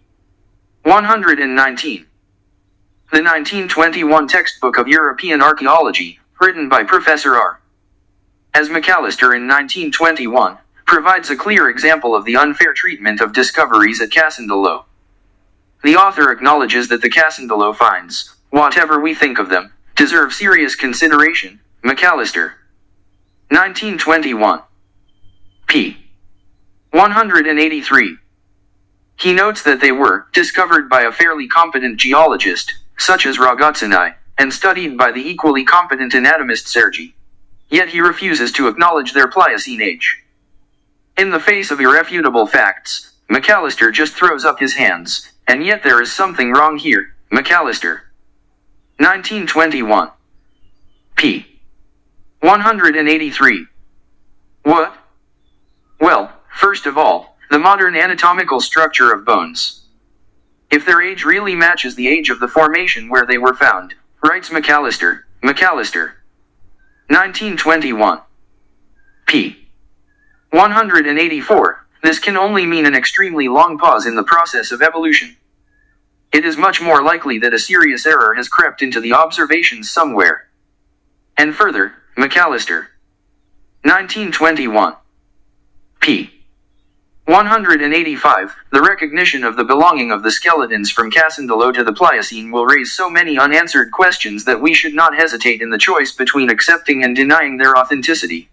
Once again, we see how prejudice forces a scientist to reject material evidence that, under other circumstances, would be recognized as unconditionally reliable. 185. The recognition of the Casandelo skeletons from the Pliocene will raise so many unanswered questions that we should not hesitate in the choice between accepting and denying their authenticity. Once again, we see how prejudice forces a scientist to reject material evidence that, under other circumstances, would be recognized as unconditionally reliable. 185. The recognition of the Casandelo skeletons from the Pliocene will raise so many unanswered questions that we should not hesitate in the choice between accepting and denying their authenticity. Once again, we see how prejudice forces a scientist to reject material evidence that, under other circumstances, would be recognized as unconditionally reliable. To disprove the Pliocene age of the bones from Casandelo, scientists subjected them to chemical and radiometric analyses. The protein of fresh bones contains a certain amount of nitrogen, which decreases over time. In a 1980 report by C.P. Oakley. 1980. p. 40. However, the nitrogen content in bone tissue varies greatly depending on local conditions, and therefore this indicator of age cannot be reliable. In addition, the bones from Casandelo were removed from clay, a substance known for its ability to preserve nitrogen in bone protein. Bones tend to absorb fluoride from groundwater. The content of fluorine in bones from Casandelo Oakley, 1980. p. 42, considered too high for his own conclusion about their age, attributing, however, this discrepancy to the high percentage of fluorine in the groundwater of Casandelo. However, this is nothing more than a guess. In addition, the bones from Casandelo showed an unexpectedly high uranium content, corresponding to the ancient age. A carbon-14 test put some of the bones at 958 years old. But, as in the case of the find at Jolly Hill, it must be taken into account that this method is now considered unreliable. In addition, the storage of bones in a museum for almost 90 years, most likely, could not but affect the carbon content in them, and, consequently, the test results. The case in Casandelo once again proves the imperfection of the method used in paleoanthropology. The initial determination of the belonging of the finds of 1860 and 1880 to the Pliocene seems to be quite reasonable. The author of these discoveries, an experienced geologist Giuseppe Ragazzini, carefully examined the stratigraphy of their location, paying special attention to the search for signs of a later burial, which he did not find. He duly informed fellow scientists about the findings by publications in scientific journals. However, due to the modern morphology of the remains, they have undergone careful analysis from a biased skepticism. As McAllister wrote, "Something is wrong here." Modern views on the origin of man have taken a dominant position in the scientific world precisely thanks to such scientists as McAllister. For a whole century, the main criterion on the basis of which evidence was either accepted or rejected has been the concept of the gradual evolution of man's ape-like ancestors into his present state. Evidence that contradicts evolutionary doctrine is hidden in the most careful way, and therefore reading textbooks on the origin of man invariably suggests that this doctrine is true, since all the evidence confirms it. But the aforementioned manuals are only misleading, because they are based on the irrefutable idea that man evolved by evolution from his ape-like ancestors. Let us now turn to another Pliocene relic found in Savona, a small town on the Italian Riviera, 50 kilometers west of Genoa. In the 1850s, workers who were building a church here, at the bottom of a pit, 3 meters from the surface of the Earth, found a skeleton with an anatomical structure identical to modern humans. The age of the stratum in which the skeleton rested is estimated at 3 to 4 million years.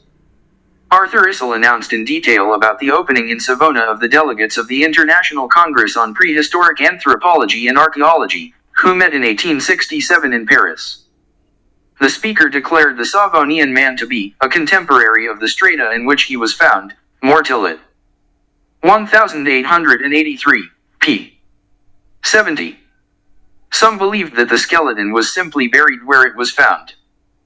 However, a report presented at the International Congress of Prehistoric Anthropology and Archaeology, convened in Bologna in 1871, states, if we were dealing with burial, it would be logical to assume that the upper and lower layers will be mixed.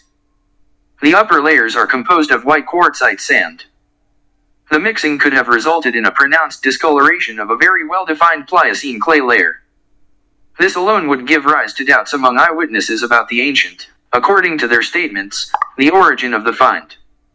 In addition, the cavities of human bones, both large and small, are filled with caked Pliocene clay, which could only happen if the clay, filling these cavities, was still in a semi-liquid state. That is, during the Pliocene, Deo Gratius. 1873. pp. 419 to 420. Deo Gratius pointed out that the clay was now dry and hard. In addition, the 3-meter depth of the skeleton for burial is perhaps too great. In the 1880s, Florentino Ameghino reported the discovery of flint tools and traces of fire in Argentina, in Monte Hermoso. Consider another find from the same location, the first cervical vertebra, or the upper part of the vertebral column, which is called the atlas. It was discovered during excavations of the Upper Pliocene Formation in Monte Hermoso by Santiago Pazzi, an employee of the La Plata Museum. At first, the find did not attract much attention. At that time, the bone was still covered with a yellowish-brown layer of loess characteristic of the Monte Hermoso Formation, which is 3 to 5 million years old. After clearing the bone from Pliocene loess, scientists subjected it to careful research.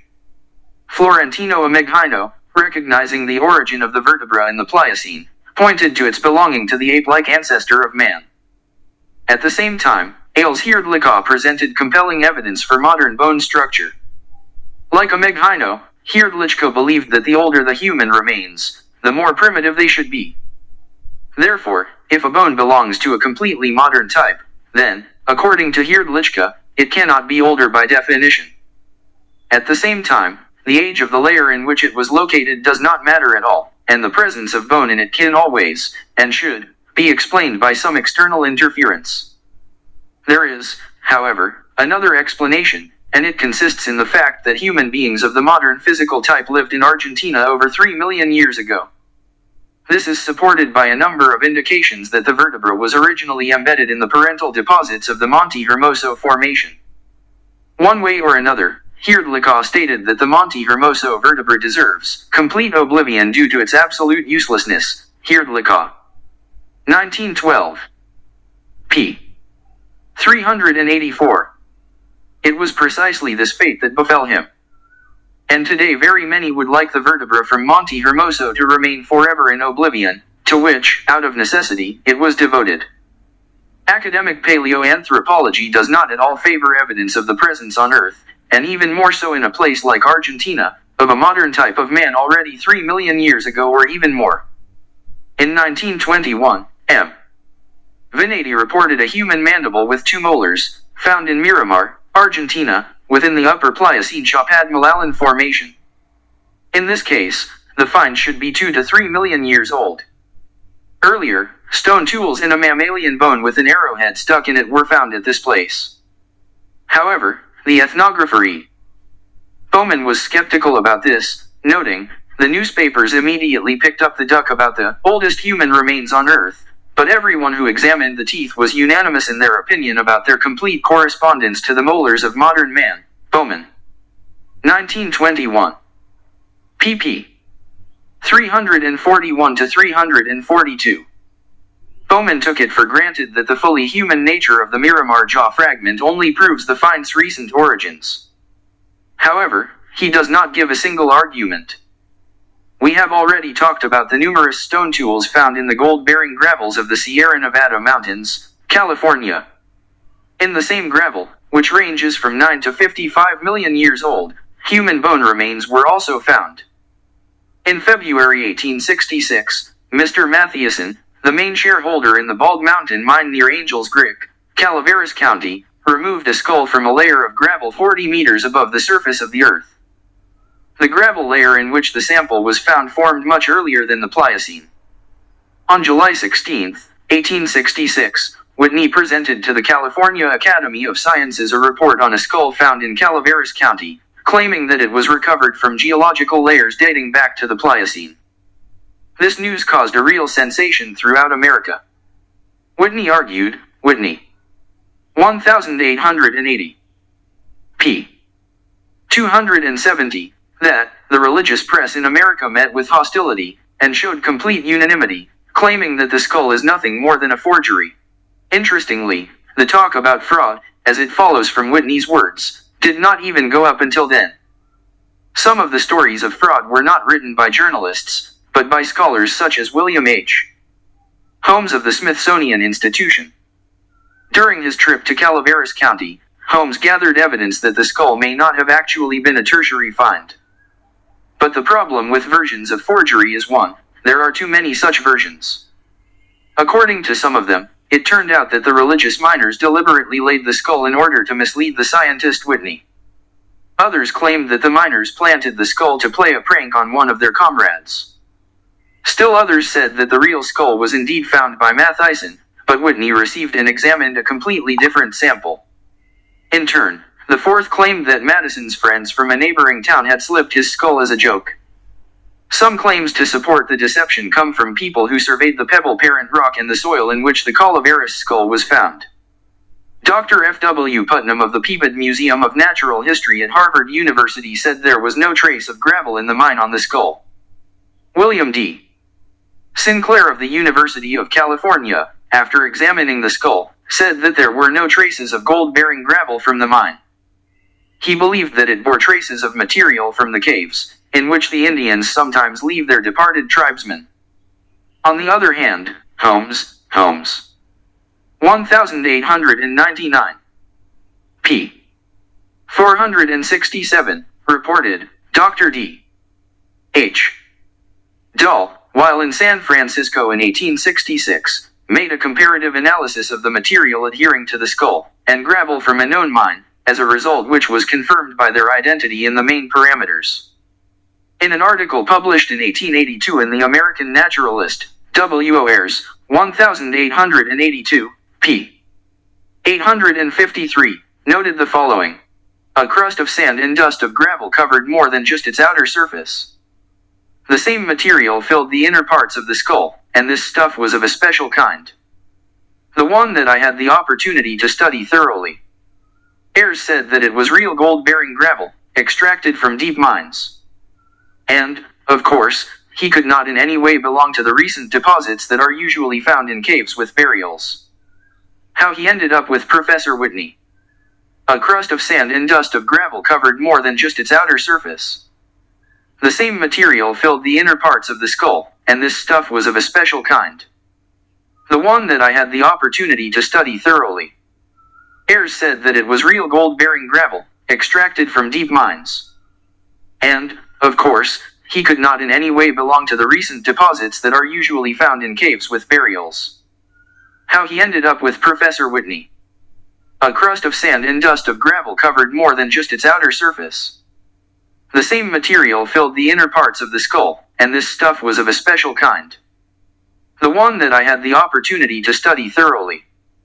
Ayres said that it was real gold-bearing gravel, extracted from deep mines. And, of course, he could not in any way belong to the recent deposits that are usually found in caves with burials. Speaking about the skull, Ayres noted, Ayres. 1882. p. 853. It is said that this is the skull of a recently deceased person, which was covered with a crust after having lain in the ground for several years. However, this has not been confirmed by any person who knows the area. Gravel has nothing to do with the formation of such a coating. The cranial cavities were filled with hardened sandy material. This could only happen when this material was in a semi-liquid state, which has not happened since the first layers of gravel were deposited. In his original description of a fossil skull from Calaveras, Whitney noted its high degree of mineralization. All of this is naturally consistent with his immense age. However, as Holmes pointed out, it is also true that the process of bone mineralization can take several centuries or several millennia. In addition to this, geologist George Becker stated in 1891, Becker, 1891, p. 195. In my opinion, many experts have received convincing evidence of the authenticity of the skull from Calaveras County. Clarence King, O.C. Marsh, F.W. Putnam, and W.H. Dahl convinced me that this skull was found in situ in gravels under a layer of volcanic lava. Becker added that this statement was made with the knowledge of the above scientific authorities. As stated, Clarence King was a celebrated geologist with the U.S. Geological Survey. Paleontologist O.K. Marsh was one of the first to search for dinosaur bones. From 1883 to 1895, he served as president of the National Academy of Sciences. But, as we have already seen, F.W. Putnam of the Peabody Museum at Harvard University later changed his point of view and began to argue that the matrix of the skull is supposedly composed of cave sedimentary rocks. It should be borne in mind, however, that the Calaveras County skull was not an isolated discovery. Numerous stone tools have been found in nearby geological layers of the same age. And, as we shall see, new fragments of human skeletal remains were dug up in the same area, which is another argument in favor of the reliability of the skull from Calaveras. As Sir Arthur Keith said, the story of the discovery of the skull from Calaveras cannot be ignored.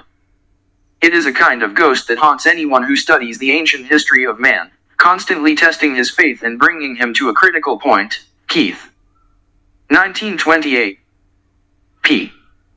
471. On January 1, 1873, President of the Boston Natural History Society read a letter from Dr. C.F. Winslow about the discovery of human fossil bones in Mesa, Tuolumne County, California.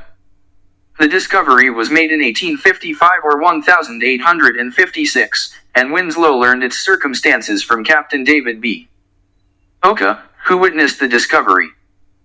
This happened 10 years before Whitney first reported the famous skull from Calaveras. Winslow, 1873. pp. 257 to 258, quotes Oka's story. He claims that 15 meters from the horizontal mine where he worked, and at the same level, miners discovered and raised to the surface a whole human skeleton. He knew these workers personally, but, unfortunately, he is now unable to remember their names. He has not seen bones in situ. He was shown them after they had been carried out of the tunnel into the lift cabin. He believes that the skeleton was found at a depth of 60 meters from the surface and at a distance of 55 to 60 meters from the entrance to the tunnel. At the time of the discovery of the fossil bones, they seemed wet. The find was made in a layer of gravel and in the immediate vicinity of the bedrock. Water was pouring out of the tunnel. Near the skeleton lay a fossilized pine tree, 20 to 24 meters long and 60 to 90 centimeters in diameter at the base. Mr. Oki went to the tunnel with the workers, who showed him the exact location of the find. He saw the trunk of a tree lying in the same place and chipped off several pieces from it.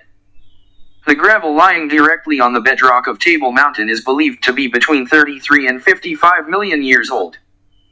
The skeleton found there may be of the same age, unless he got there in later times. However, we have no evidence that such an intrusion actually took place. Dr. Winslow has not been able to locate any of the skeletal bones that Oki spoke of. But in another case, he managed to find several fossil bones, which he sent to museums in the eastern part of the United States.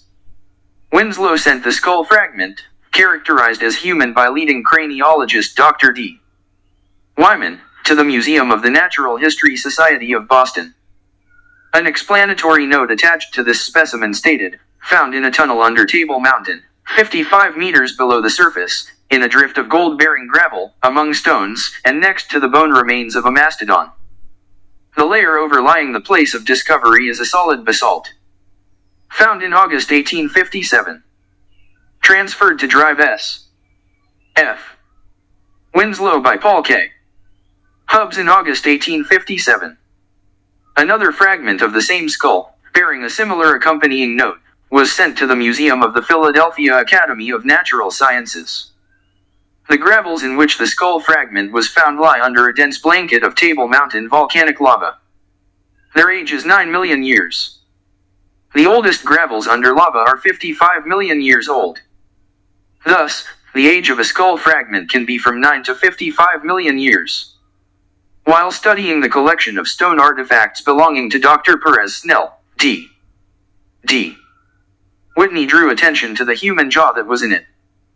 Both the jaw and artifacts have been found in the gold-bearing gravels beneath the volcanic lava cap of Tuolumne Mesa.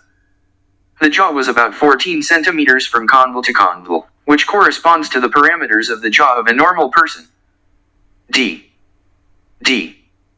Whitney noted that all human fossils found in the area of gold mines, including this jaw, belonged to humans of the anatomically modern type. Whitney.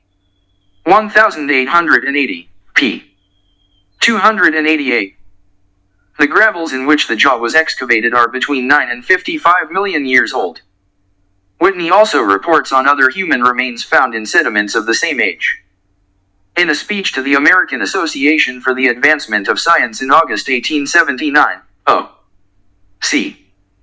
Marsh, president of the association and one of the foremost American paleontologists, said of the people of the Tertiary era, the auriferous gravels of Sierra Nevada of California is so convincing and its scrupulousness and conscientiousness are so well known that there is simply nothing to argue against in its conclusions.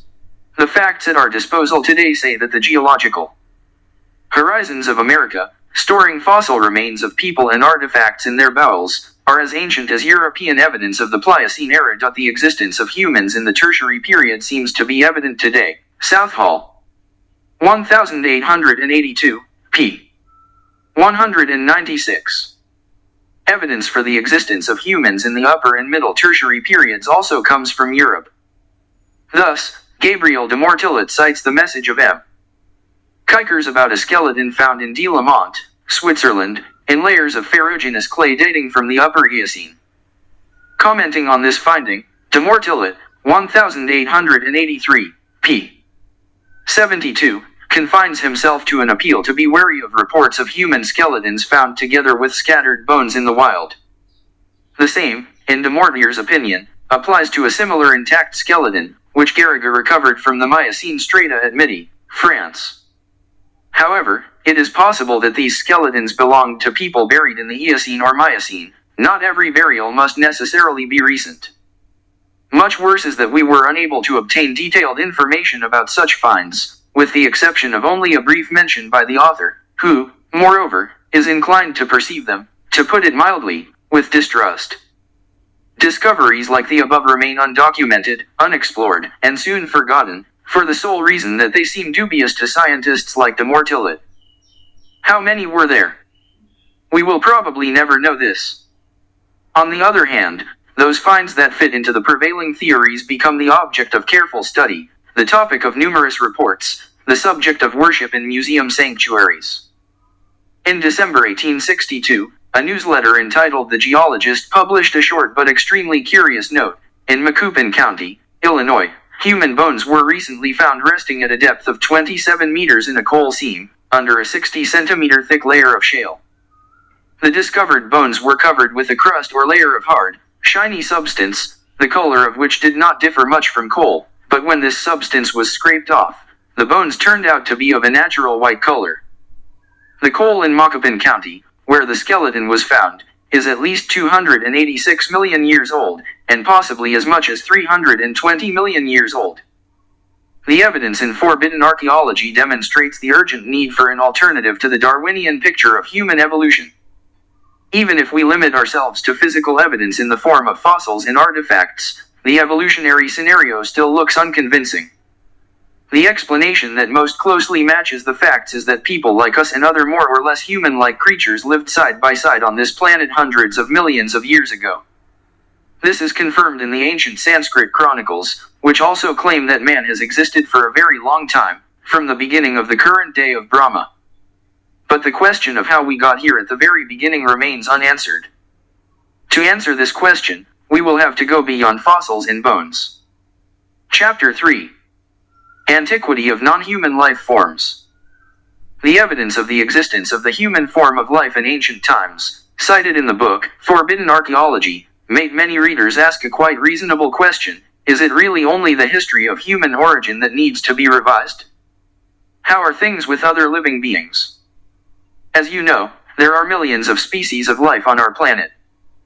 But first of all, I chose for consideration the fossil evidence of the antiquity of the origin of man, since many scientists undertake to argue that man is the best proof of the theory of evolution. It took me 8 years to research the original archaeological records that have accumulated over the past 150 years in English and other languages. In starting this work, I did not expect to find so much evidence in favor of the extraordinary antiquity of the human form of life. Therefore, it is difficult for me to even imagine what results can bring several years spent on studying all scientific materials on the discovered fossil remains of other biological species. But already preliminary research has shown that in the scientific literature there are often references to finds that call into question the Darwinian approach to explaining the origin of non-human species. In this chapter, I will give one example, taken from a paper I presented at the XXI International Congress on the History of Science, held in July 2001 in Mexico City.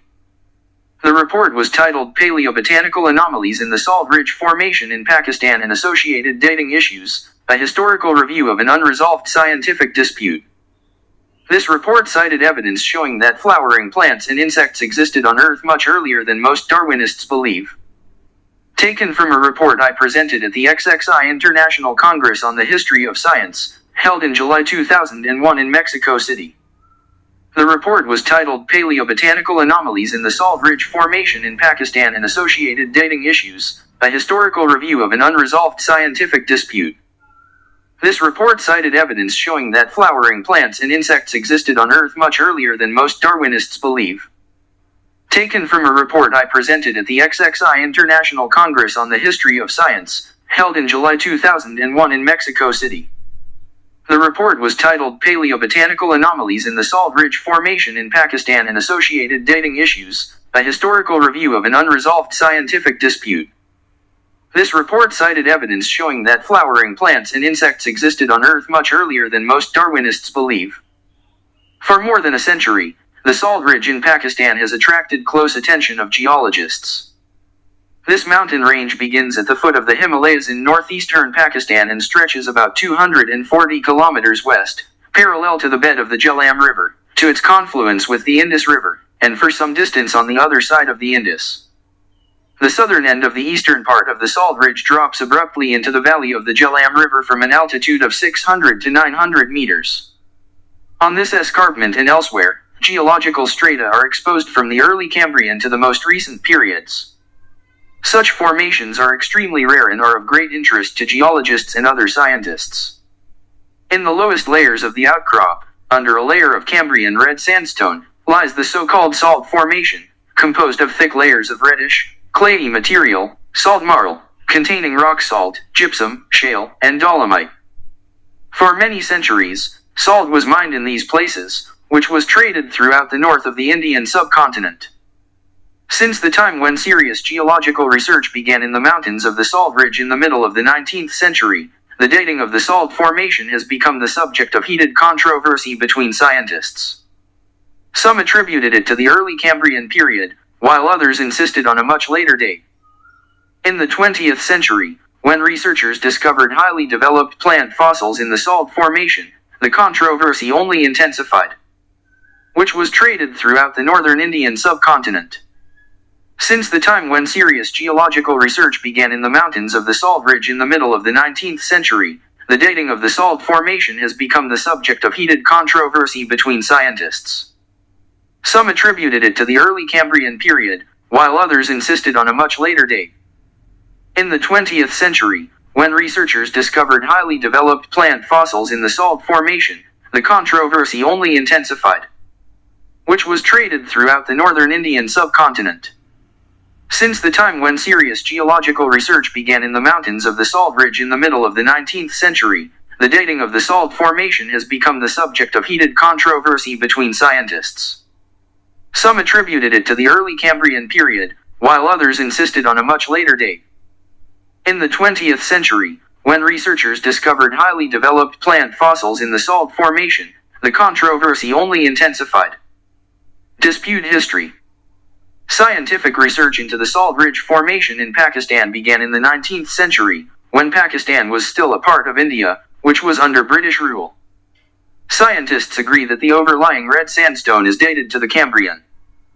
But there are several opinions as to which era to attribute the Salt Ridge Formation itself, which is mainly located below the red sandstone. Questions also arise regarding the comparison of the ages of this salt formation and the Kokat salt deposit, located to the north of the Salt Ridge. A. B. Wynne investigated the Salt Ridge in 1869–71 and came to the conclusion that the Salt Ridge Formation is a common sedimentary stratum of the Paleozoic era. Wynne. 1878, p. 83. This opinion is shared by H. Ward, who was engaged in research in this region for 20 years. Wynne. 1878. p. 73. Wynne and Ward date the Kohat salt formation to earlier periods, such as the Tertiary. Wynne. 1875. pp. 32–37. W. T. Blandford agrees with them. Medlicott, Blandford. 1879. p. 488. Subsequently, C.S. Middlemiss from the Geological Survey of India suggested that this salt marl layer is not a sedimentary formation, but a discharge from an underlying magma layer that penetrated the Cambrian red sandstone layer. Middlemiss. 1891, p. 42. R. D. Oldham, chairman of the Geological Survey of India, came to the same conclusion. Oldham. 1893, p. 112. On this basis, it can be assumed that the salt formation of the Salt Ridge is younger than the overlying Cambrian red sandstone stratum.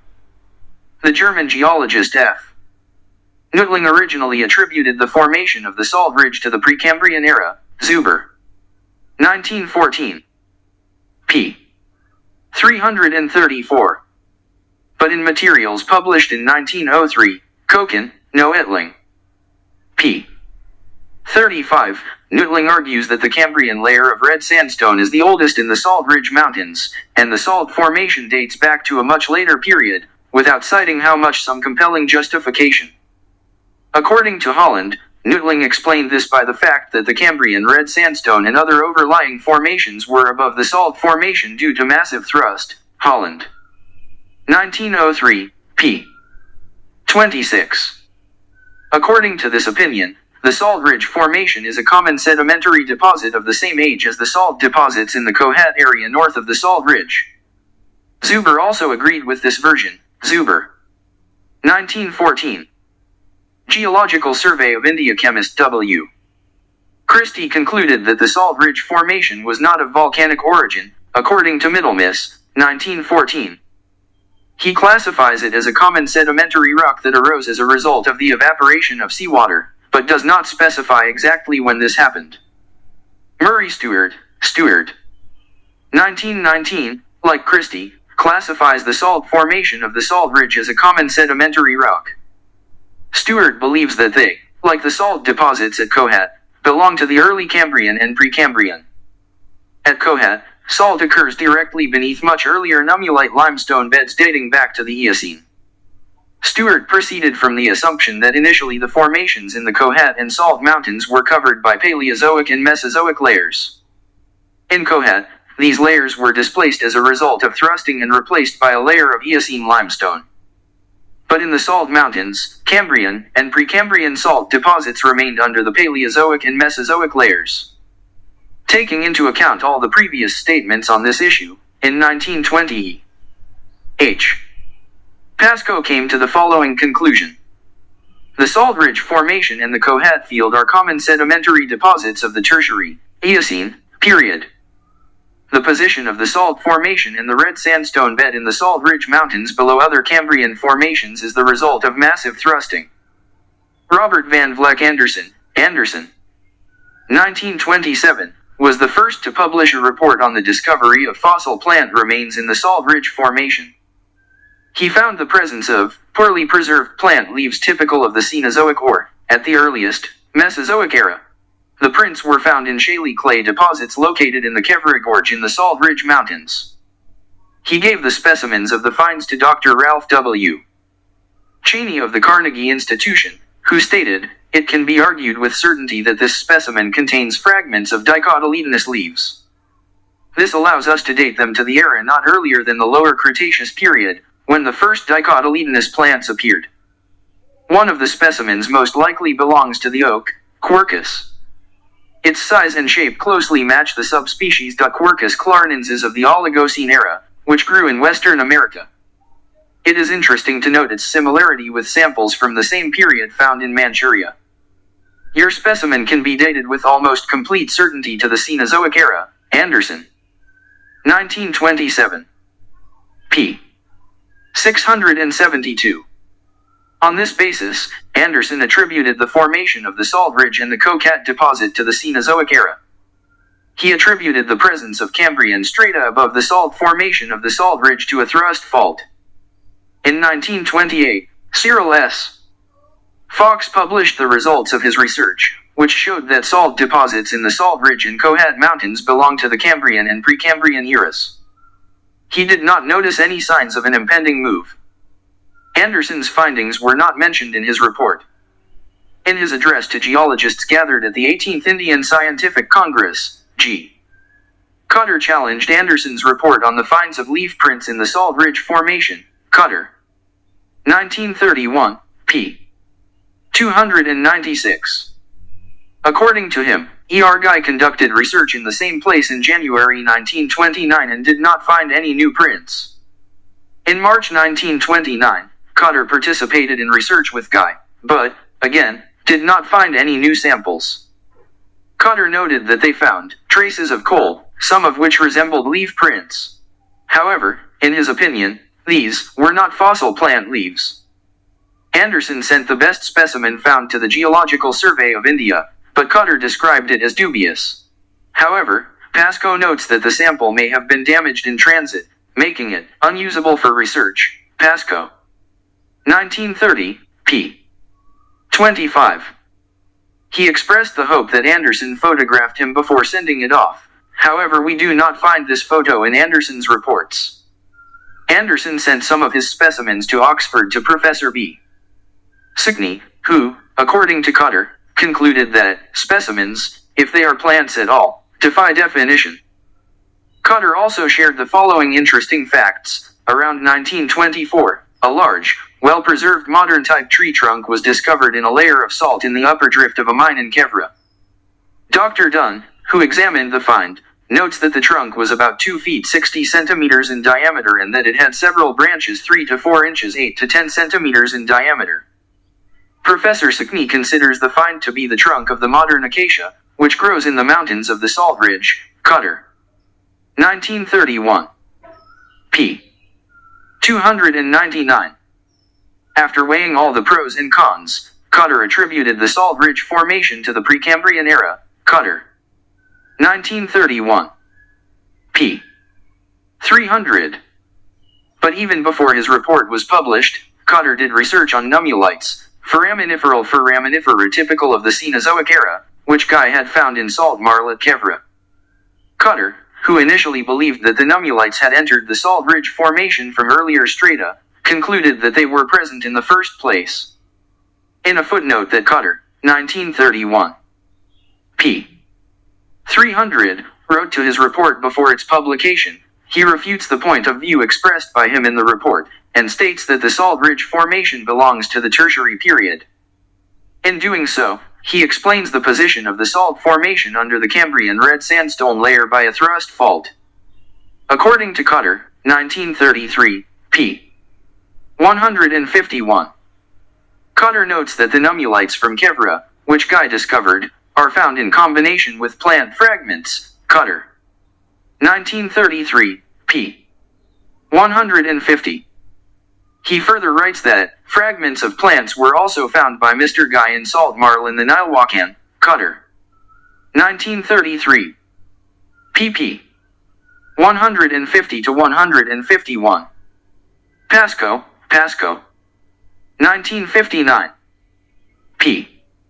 569, cites an excerpt from a 1933 report, which refers to a sample of salt marl found in the Nilwakan, in which not only carbonized stem fragments were found, but also small leaves, apparently dicotyledonous type. Pascoe, 1930, p. 132, also notes that Guy discovered a small piece of fossil wood in red marl in the Salt Ridge Formation. G. 1934, expressed his opinion regarding the age of the Salt Ridge Formations, which he calls the Saline Series. He concluded, as in the Salt Ridge in Kohat, salt deposits belong to the Eocene. In his opinion, the deposits in Kohat are in a normal position relative to other layers, in contrast to the salt-bearing series. At the same time, as G. 1934, p. 461, admits, in order to explain the current position of the salt-bearing series under the early Paleozoic, or Precambrian, strata, it must be assumed that a very uniform thrust of a huge scale took place in this place. As for the foraminifera found by him in the formation of the Salt Range, he explains their presence by the fact that they came there from later beds. G. 1934. p.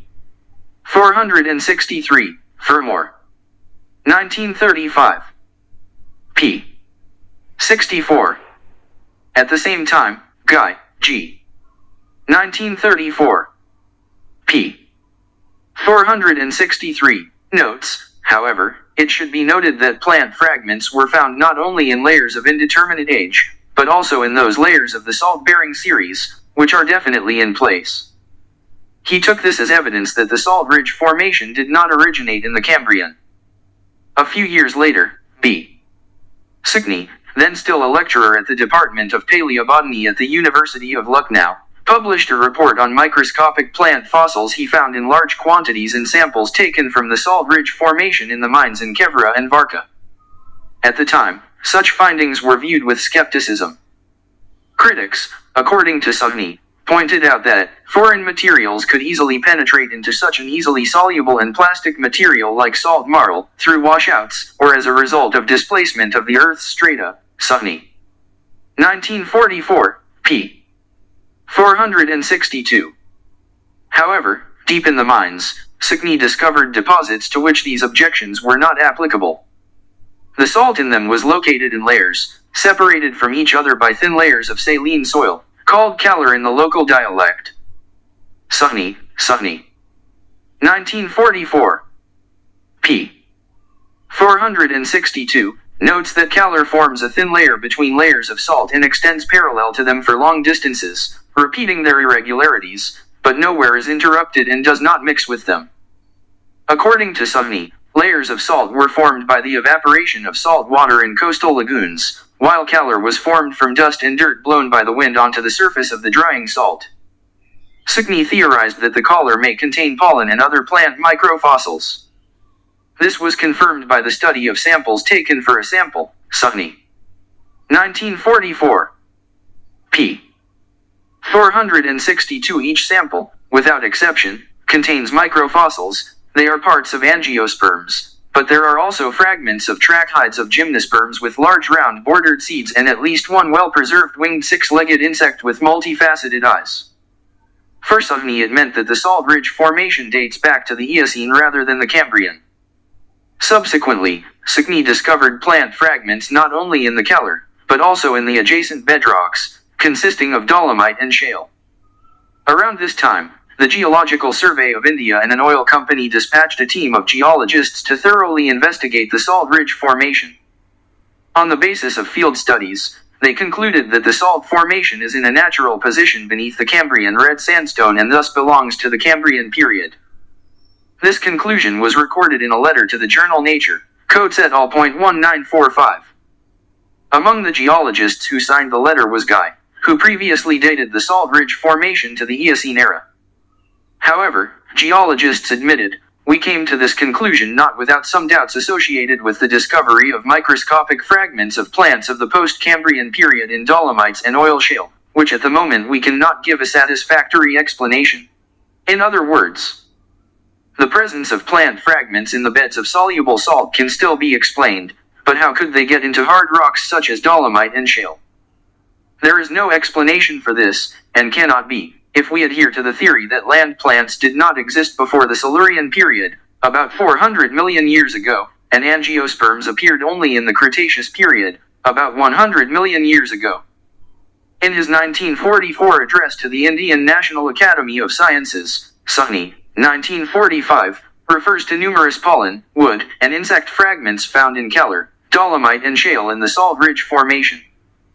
In this address, Sahni reports on the stringent precautions he took during his research to avoid contamination of samples with modern organic materials, Sahni. 1945. p. X. He also emphasizes that the samples were taken from locations where geological conditions excluded the intrusion of foreign elements from younger formations. The laboratory technologies used by Sahni and his assistant B. S. Trivedi met the most stringent requirements. To illustrate this, Sahni gave the following example. In a small piece of dolomite, a carbonized piece of wood was found. The dolomite was cut and sanded on all sides to show no holes or cracks visible even under a strong magnifying glass. Then the block, as usual, was fired and immersed in a filtered HCl solution, Sahni. 1945. p. 14. In his report read to the National Academy of Sciences, G. 1945. p. 293, concludes that the Salt Ridge Formation is normal sedimentary sediment and is initially located under a layer of red sandstone. This means that it belongs to the Cambrian or Precambrian period, G. 1945. p. 305, while the Salt Formation in Kohat belongs to the Eocene, which is contrary to the statements that he put forward earlier, attributing the formation of the Salt Ridge to the Eocene, G. 1934. G did not find any traces of massive thrusting in this region, G. 1945. p. 305. Pascoe, who first supported the idea that the Salt Ridge Formation was an Eocene sediment covered by an overwhelming stratum, later placed this salt formation in that section of his Geological Directory of India. Guy came to the conclusion that the foraminifera typical of the Eocene, which he found in the Salt Ridge Formation, were not there initially, as he had previously believed, but came there from younger strata. Regarding plant fragments, Guy notes, G. 1945, p. 296 in the course of further investigations of clay samples from the Katko mine containing plant fragments, 1 or 2 small leaf impressions were found, which were attributed by Professor B. Sahni to acacia leaves, acacia, still growing in the Salt Ridge region. At the same time, in the case of the finds in the mine in Kevra, the presence of a significant thrust in this area, running parallel to the veins of rock salt, provides an alternative explanation for the presence of plant fragments. Guy believed that they got into the salt layers much later. Regarding the finds in the mine in Ketka, he proceeds from the assumption that the acacia as a species exists recently and could not grow in the Cambrian period. As for the finds in the Kevra mine, Guy uses the existence of a thrust fault in the area to explain the presence of developed plant fragments in a formation that he attributes to the Cambrian period. But he does not indicate how close the thrust is to the place where the samples were taken, and whether the bedding was visibly reflected in the structure of the salt layers. The fact that the salt is intact at this location suggests that plant fragments were found in situ. Guy considered Anderson's found leaf prints unconvincing, calling them unidentifiable brown markings, possibly of organic origin, G. 1945, p. 297. Guy observed signs of organic deposits in shale and dolomite from the Salt Ridge Formation, but described them as too primitive to include well-preserved plant tissue for research, G. 1945, p. 299. However, Guy was deeply concerned about Sugney's discoveries through meticulous research and laboratory work. Sugney provided evidence for the presence of advanced plant remains, including woody tissue, not only in salt and dolomite deposits in the Salt Ridge Formation, but also in other rocks such as shale. As for salt and dolomites, Guy suggested that plant fragments got into them with leaked water. But such an explanation, according to Guy himself, was not applicable to the extremely water-resistant oil shale, in which Sugney also found microfossils, g. 1945. p. 307. As Guy notes, if Sugney is correct in attributing the Salt Ridge Formation to the Eocene based on plant fossil studies, then it will be necessary to reconsider our understanding of the fundamental characteristics of normal sedimentary and tectonic contacts, g. 1945. p. 306. According to generally accepted geological concepts, the presence of this kind of fossil is characteristic of the strata of the Cambrian period. At the annual meeting of the Indian National Academy of Sciences in 1945, the Salt Ridge Formation was once again the subject of lengthy debate. Sugney. 1947a, Sugney. 1947b, reported new finds of fossil remains of angiosperms and gymnosperms in salt marl, oil shale, and dolomites at all levels of the Salt Ridge Formation. Microfossils of advanced plants have also been found in cores from deep boreholes in the Kevlar salt mine. Sugney. 1947b. pp. XXXI30, gave convincing evidence that these microfossils were not brought from outside. Moreover, at scientific meetings in Great Britain, Sugney. 1947. p. 36, demonstrated his laboratory technologies to his colleagues and, in their presence, extracted fragments of wood tissue from samples of oil shale and dolomite. Sugney adds that several microfragments of wood were found in a sample of material recovered by Mr. Anderson. Sugney. 1947a, p. 243. This is another argument in defense of Anderson's findings, made in the Kevlar Gorge and identified by him as leaf prints. Sugney, along with Guy and other scientists, visited the place where Anderson made his findings, but did not find such samples. However, Sugney. 1947b. p. XX, notes that this circumstance in no way casts doubt on the fact that Anderson's find is an imprint of an oak leaf. Sugney. 1947b. p. XX, also writes, as it turned out later, we were looking in the wrong place. Anderson found an oak leaf print below and slightly away from where Sugney and GI were being searched. Regarding the development of plants and insects, whose micro-remains were found in the formation of the Salt Range, Sugney. 1947b. pp. XLVI, notes, quite recently, Mr. Guy put forward an alternative explanation for these findings. He argues that angiosperms and gymnosperms, as well as insects in the salt-bearing series, can represent the highly developed flora and fauna of the Cambrian and Precambrian periods. In other words, he hints that these plants and insects appeared in the Salt Ridge Formation several 100 million years earlier than in the rest of the world. It is hard to believe that such a hypothesis in our time can be put forward by a serious geologist. Having questioned the main provisions of the theory of evolution about the development of life forms on Earth, Guy proposed another possible solution to the dispute over the formation of the Salt Ridge. Until that time, the relatively late appearance of angiosperms and gymnosperms, as well as some species of insects, was considered proven. Their presence in the salt formation of the Salt Ridge was explained by 1. The penetration of their remains into the Cambrian strata from the outside, or 2. Their initial presence in the stratum, which in this case was dated to the Eocene. And its position under the Cambrian layer was explained by a massive thrust fault.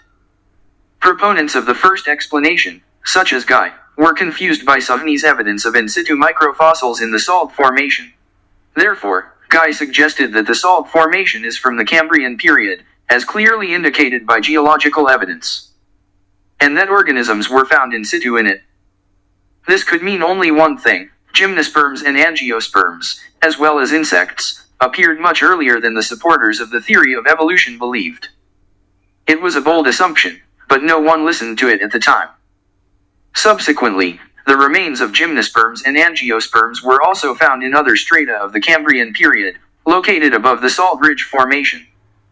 These included fossil microparticles of gymnosperms and angiosperms from pseudomorphic salt beds, gauche, Bose. 1947, gymnosperms from a layer of red sandstone, Gauche et al. 1948, wood fragments from shale deposits and magnesian limestone, Gauche et al. 1948.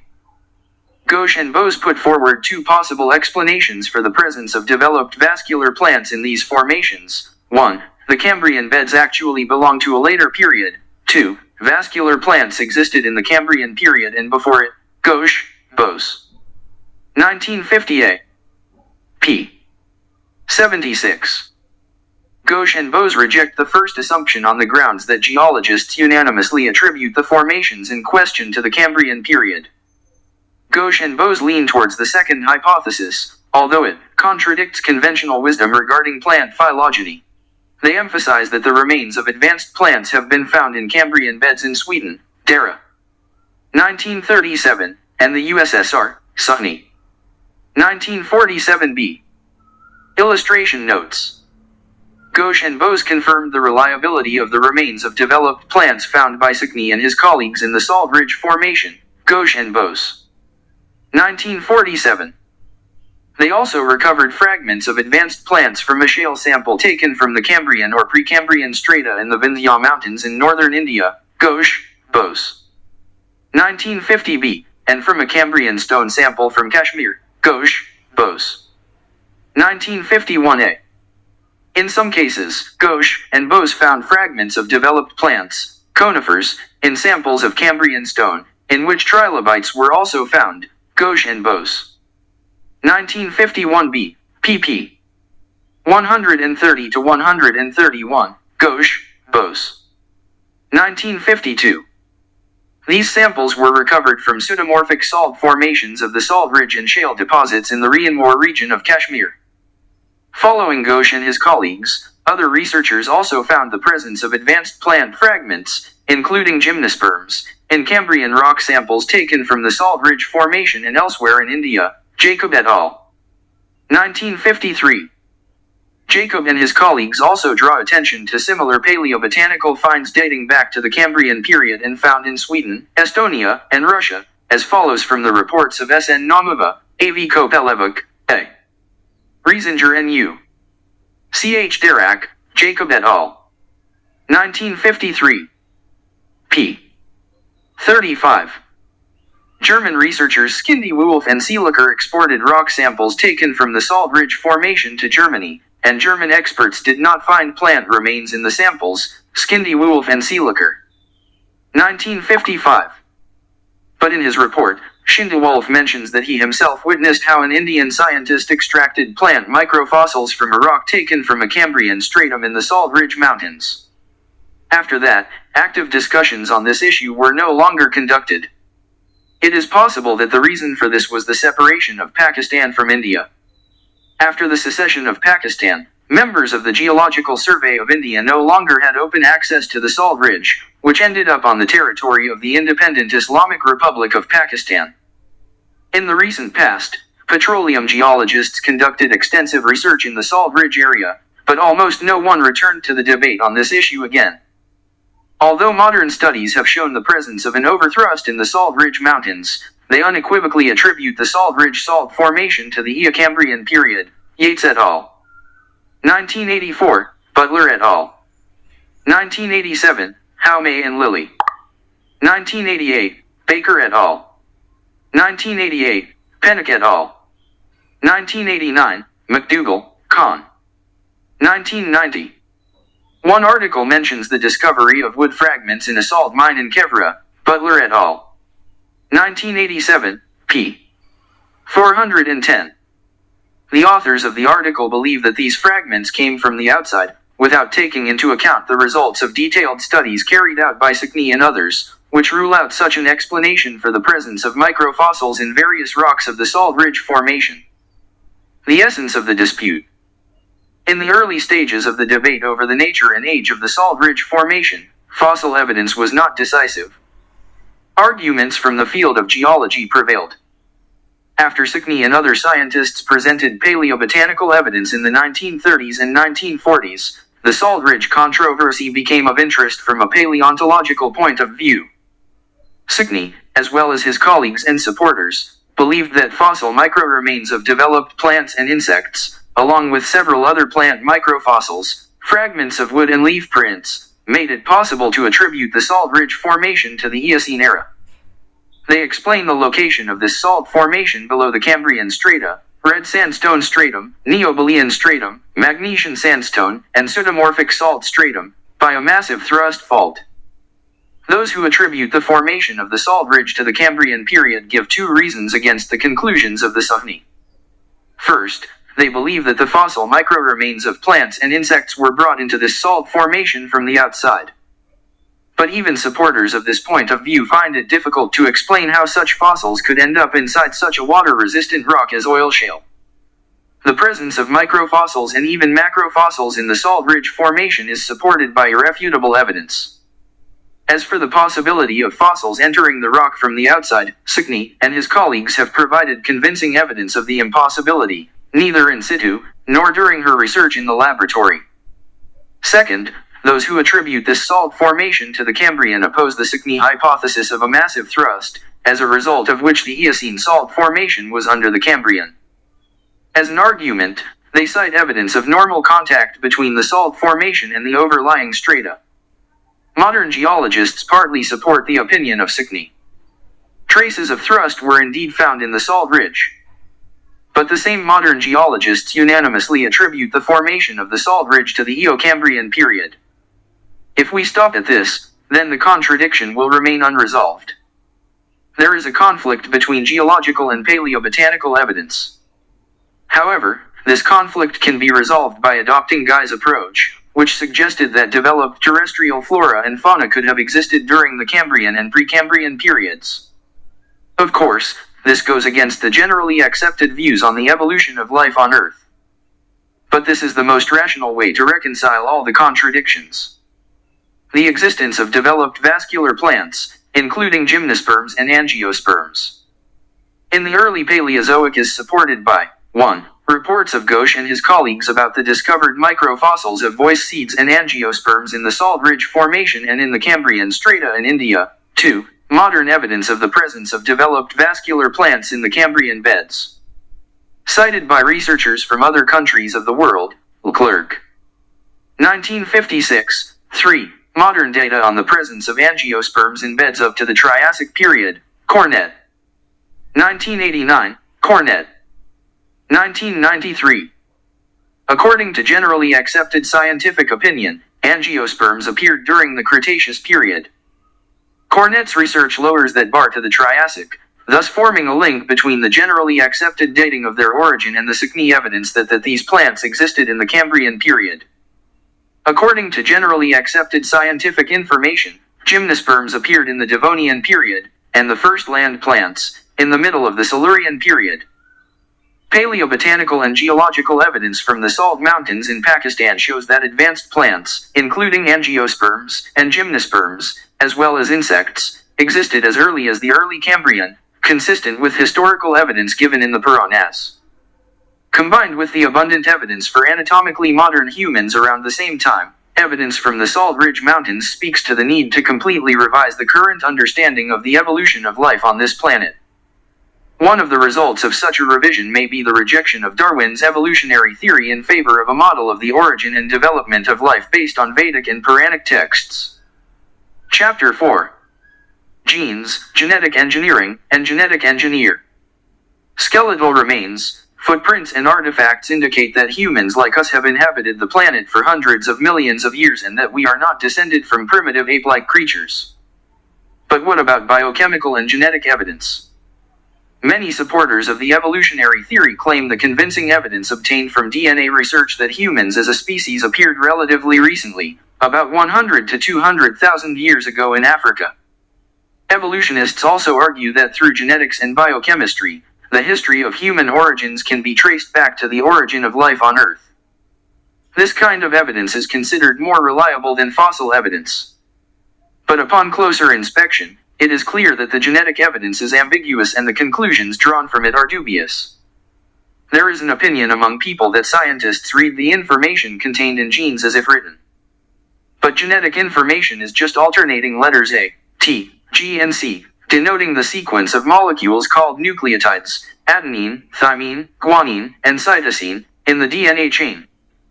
In an attempt to draw from these sequences of letters a picture of the origin of man, scientists rely on numerous speculative conclusions and assumptions. Therefore, in the words of anthropologist Jonathan Marks, the notion that by itself, the genetic code can provide the necessary information about human origins is pseudo-scientific and pernicious. Marks. 1994, p. 61. Marx argues that genetics is one of the fields of science, in which negligence in calculations and inferences may go unnoticed, and therefore, others can only guess about the epistemological basis of any scientific conclusions based on genetic data. Marx. 1994. p. 61.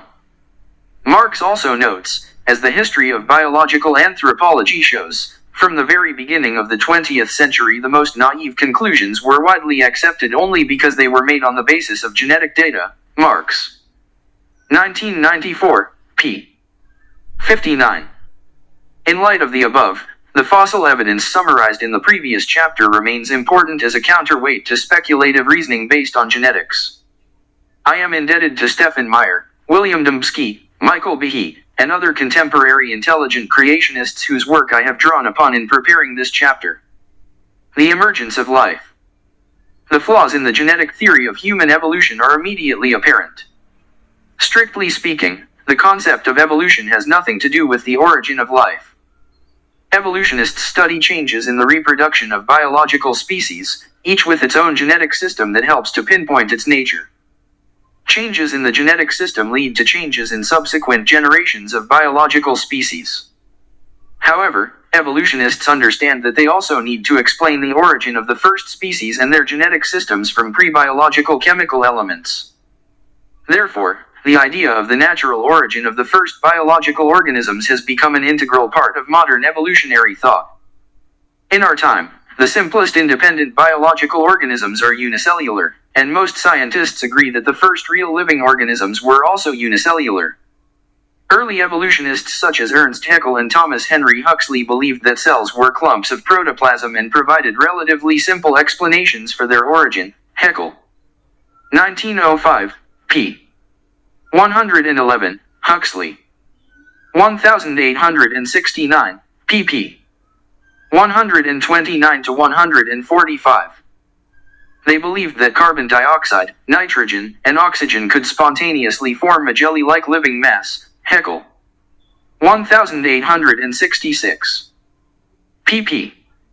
179 to 180. Haeckel. 1892. pp. 411 to 413. Over time, scientists began to realize that even the simplest cells are more than just clumps of protoplasm.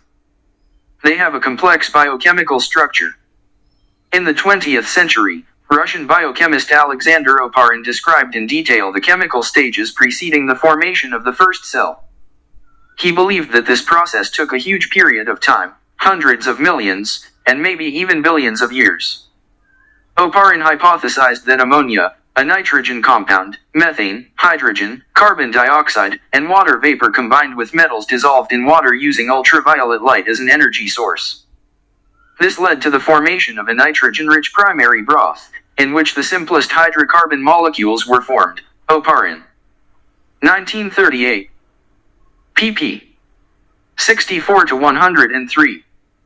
Combining, these molecules, in turn, formed amino acids, carbohydrates, and phosphates, and proteins were formed from the latter. Oparin. 1938. pp.